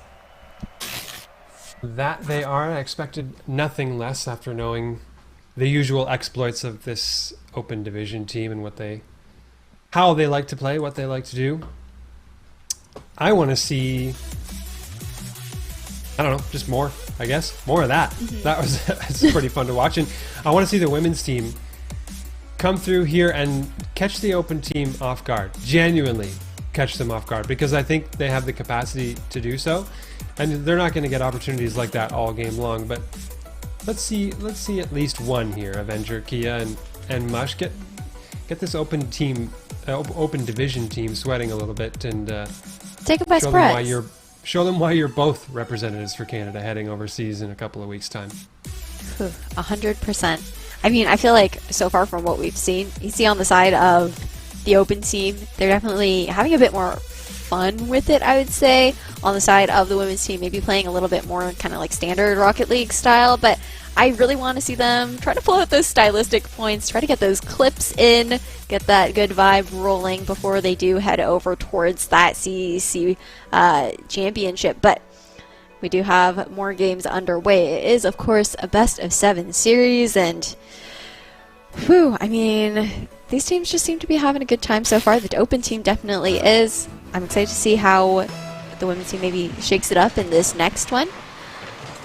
But with this 50-50 face-off, that's going to be possession now into the hands of Kia, trying to take that away off the backboard here for the Open team, but not really able to do too much with that setup as Mush tries to steal the ball, and Kia hits it over the midline, but Scuzz does have the answer. One thought that has occurred to me in the background of all this Rocket League happening. Ooh, okay. A couple of shots there, pretty close, but no goal for the Open Division team. One thing that occurred to me when I realized that it was multiple esports and that eFootball was one of those esports that's happening. Scuzz is going to slot a goal in here. I'll briefly touch on that. It was a shot. It went in the net. Moving on. Rocket League and eFootball happening at the same esports tournament. I wonder if there are going to be players in the eFootball division coming through and looking at Rocket League and thinking, I kind of want to try that. I mean, eFootball is fun and all, but look at what these folks are doing over here. That looks like that's football on some kind of rocket-powered steroids or something. It looks like a blast. So I almost think we're going to have a few more people converted to the Rocket League competitive scene by the end of that tournament if some of those more traditional football fans come through and get excited about this game. Yeah, you got normal soccer and car soccer to boot there for that particular event. So that's a really good point to make, maybe seeing if anybody will convert over towards one game or the other after seeing it being played on a LAN environment. So definitely be interesting. Dota is definitely the Dota 2 is the odd one out in this particular scenario, being a MOBA. Yeah, I was going to say the same thing. It'll be Rocket League and eFootball, those two communities kind of overlapping a little bit and being curious about one another. And then both of them looking at Dota and thinking, I don't think I'm smart enough for that. It's just that those games are so incredibly strategically deep. It's almost the opposite of what Rocket League is, where this game is so much more about improvisation in the moment and mechanical skill.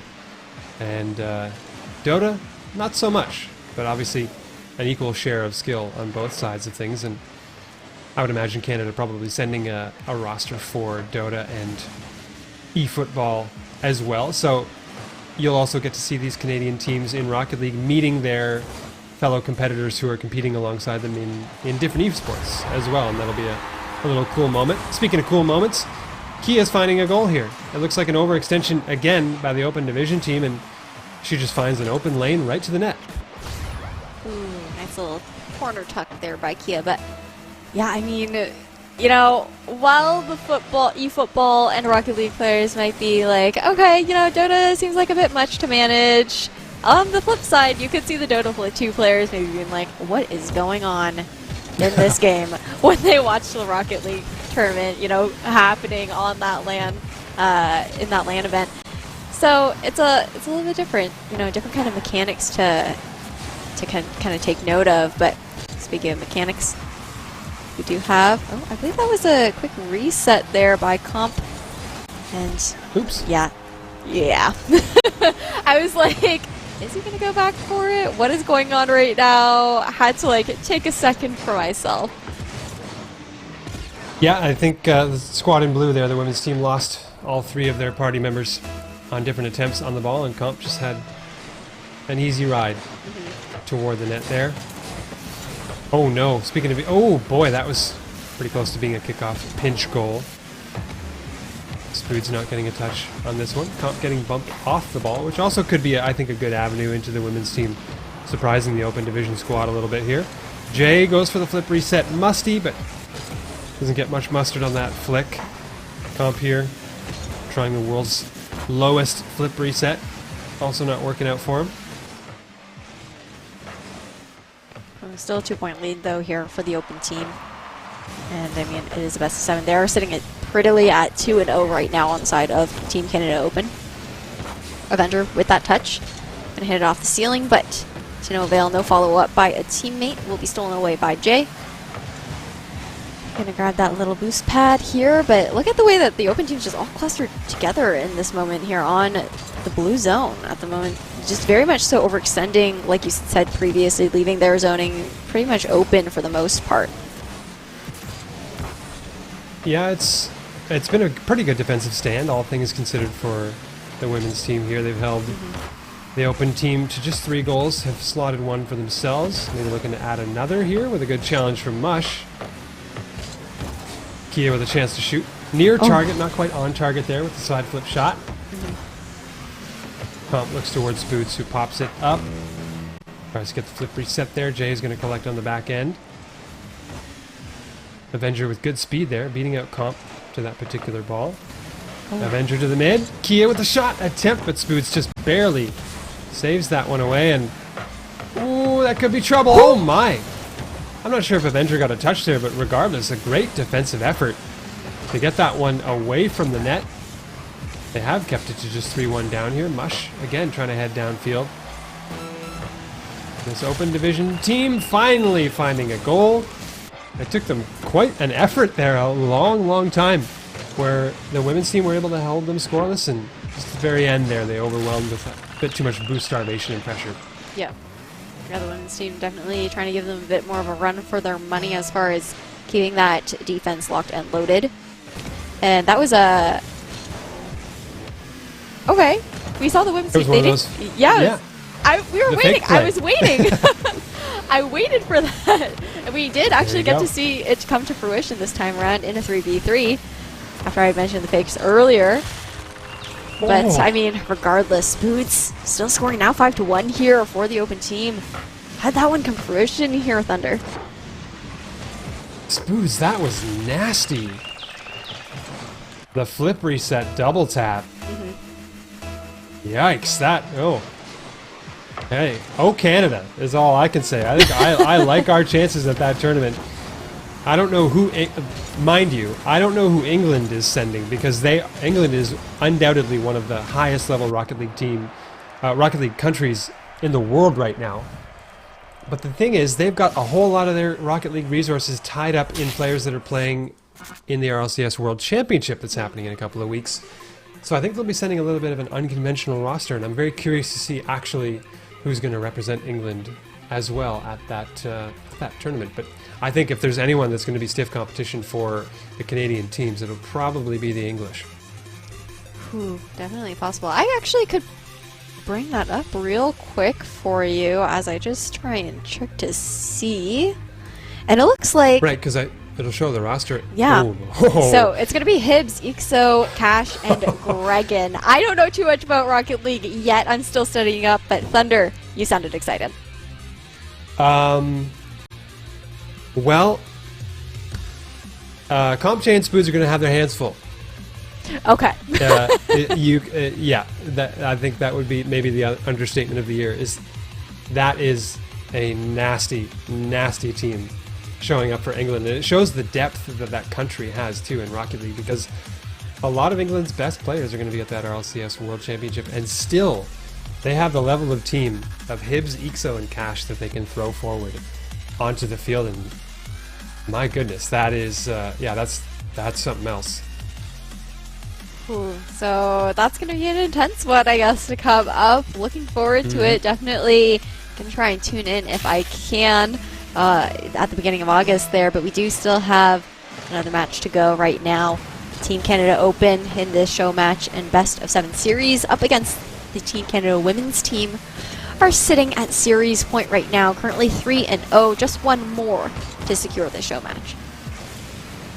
Just one more. I was actually taking a gander at some of the other rosters. Wales and Australia both have really strong teams to boot, and some deep RLCS experience coming through on the rosters for those teams. So look out, Canada! You are not going to have an easy ride, and that's of course the open division, let alone what's happening over on the women's side of thing as well. But I would imagine that. Imagine the women's team for Canada are also going to have their hands full with whomever they might be meeting in that particular tournament. But we're not going to have to wait very long. I can't believe that's only 2 weeks away. I know. This summer is flown by.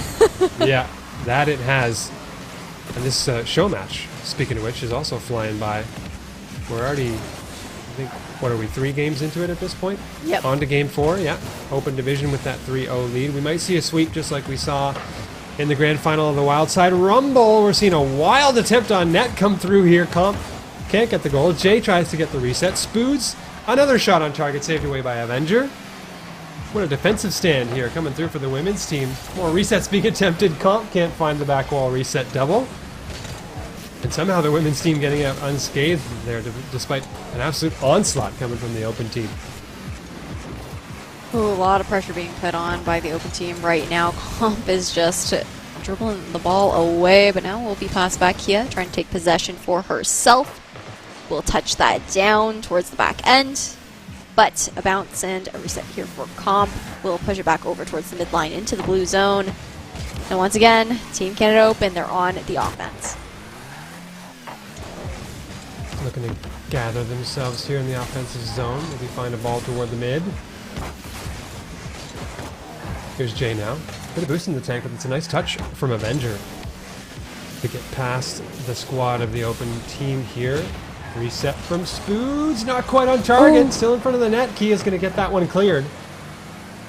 And I mentioned the nice save from Avenger. I think, if I have my Rocket League knowledge correct, I would imagine she's going to be the leader as far as gameplay goes on this women's team. She has reached, I think, the highest competitive level out of the 3 of them, and has a pretty strong pedigree for competitive Rocket League. So I think she'll be the leader as far as the gameplay goes. Not sure who might be more of that IGL, the in-game leader role, to lead them on the comms side of things, but I think Avenger is going to be trying to motivate this squad when they get over to Birmingham and help them reach that next level of Rocket League, because she more than likely would be the standout performer on the field. Yeah, I mean, I think we've definitely seen that even within this show match, as far as Avenger getting a little bit more aggressive and going for, certain set plays. But this particular matchup, this is the longest that we've gone without seeing a goal here from either team within this show match. It is. Worth noting, I would say, to put it a certain way, I would say this is as creative as the open team have tried to get for the whole duration of this match. Oh, look at it right there as they send everything in the kitchen sink on that play, trying to get the team pinch to go into the net. Didn't quite get the power on it that they wanted. But it is pre-jumps after pre-jumps here coming through for the open division squad. We're trying to make true team freestyling magic happen here in this final game of the show match.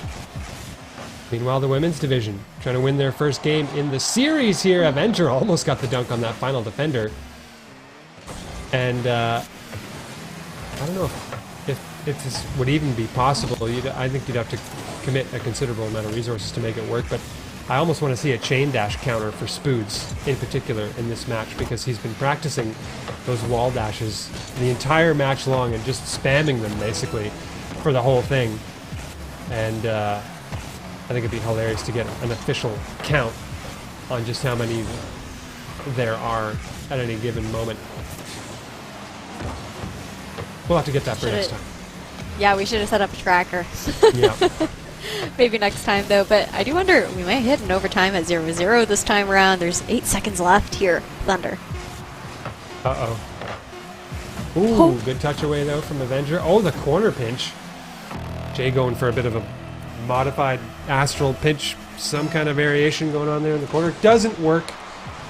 And we get overtime in the show match. Comp.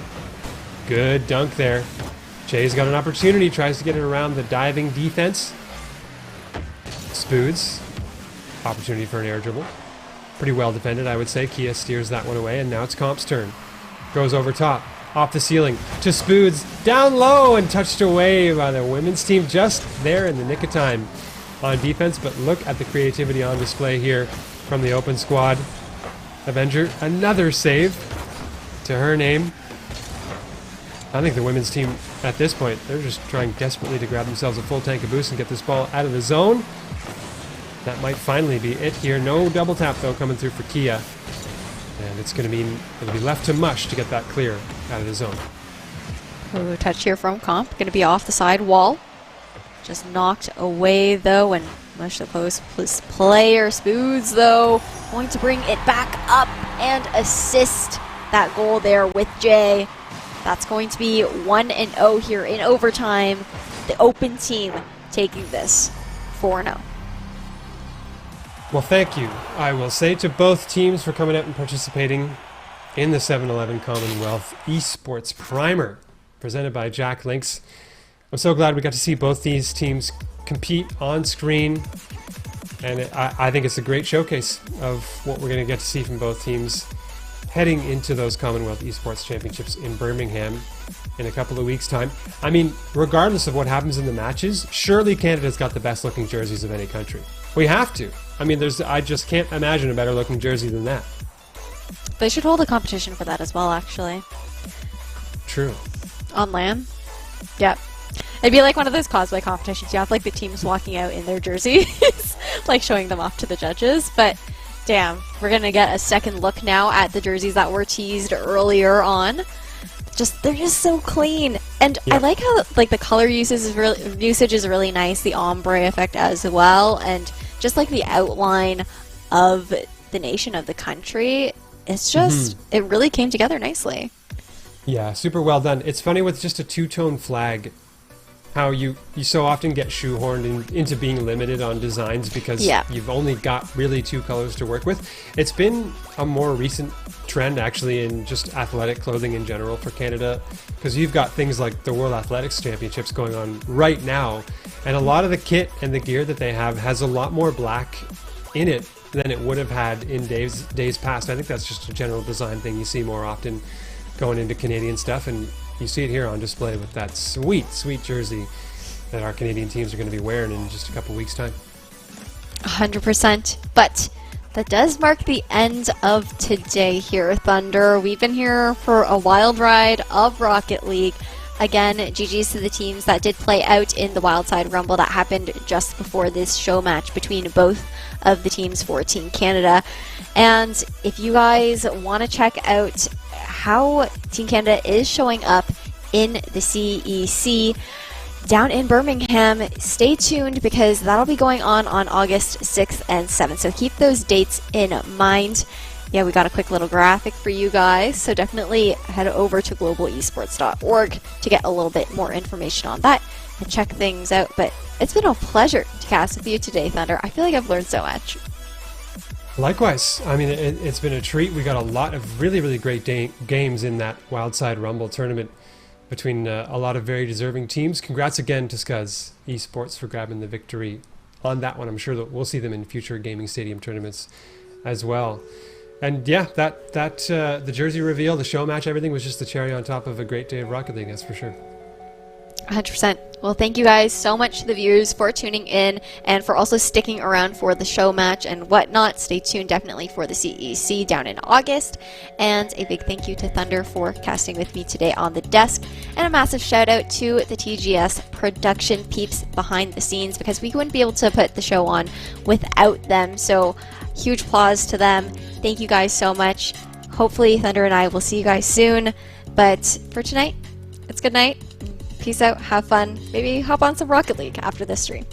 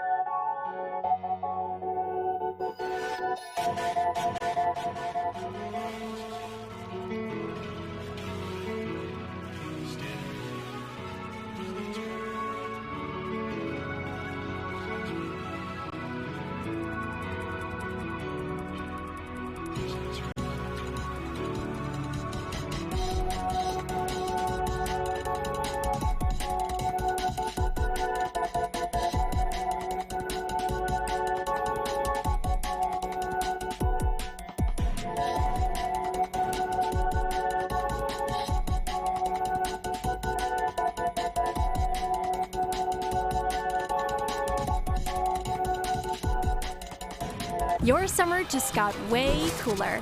Sev's awesome 360 summer is back with your road trip to rewards. Scan your 7-Eleven app for chances to win all summer long. Win travel vouchers for an amazing dream vacation or weekend getaway. Capture your 360 summer adventures in HD. Check out our daily bonus point giveaways and redeem for free summer snacks and drinks. It's your road trip to rewards. Download the app and start scanning today. 7-Eleven, here for you in the neighborhood. Need to feed your crew, but short on time?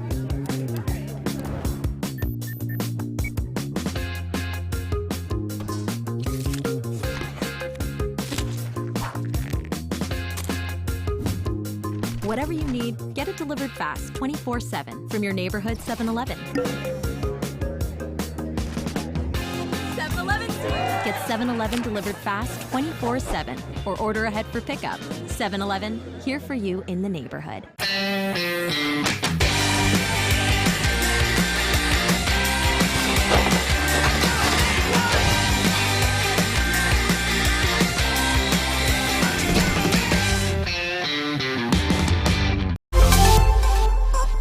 Wowee, that's some good cactus catapult. All that pineapple-y and citrusy orange. It's like my mouth is on vacation in Hawaii.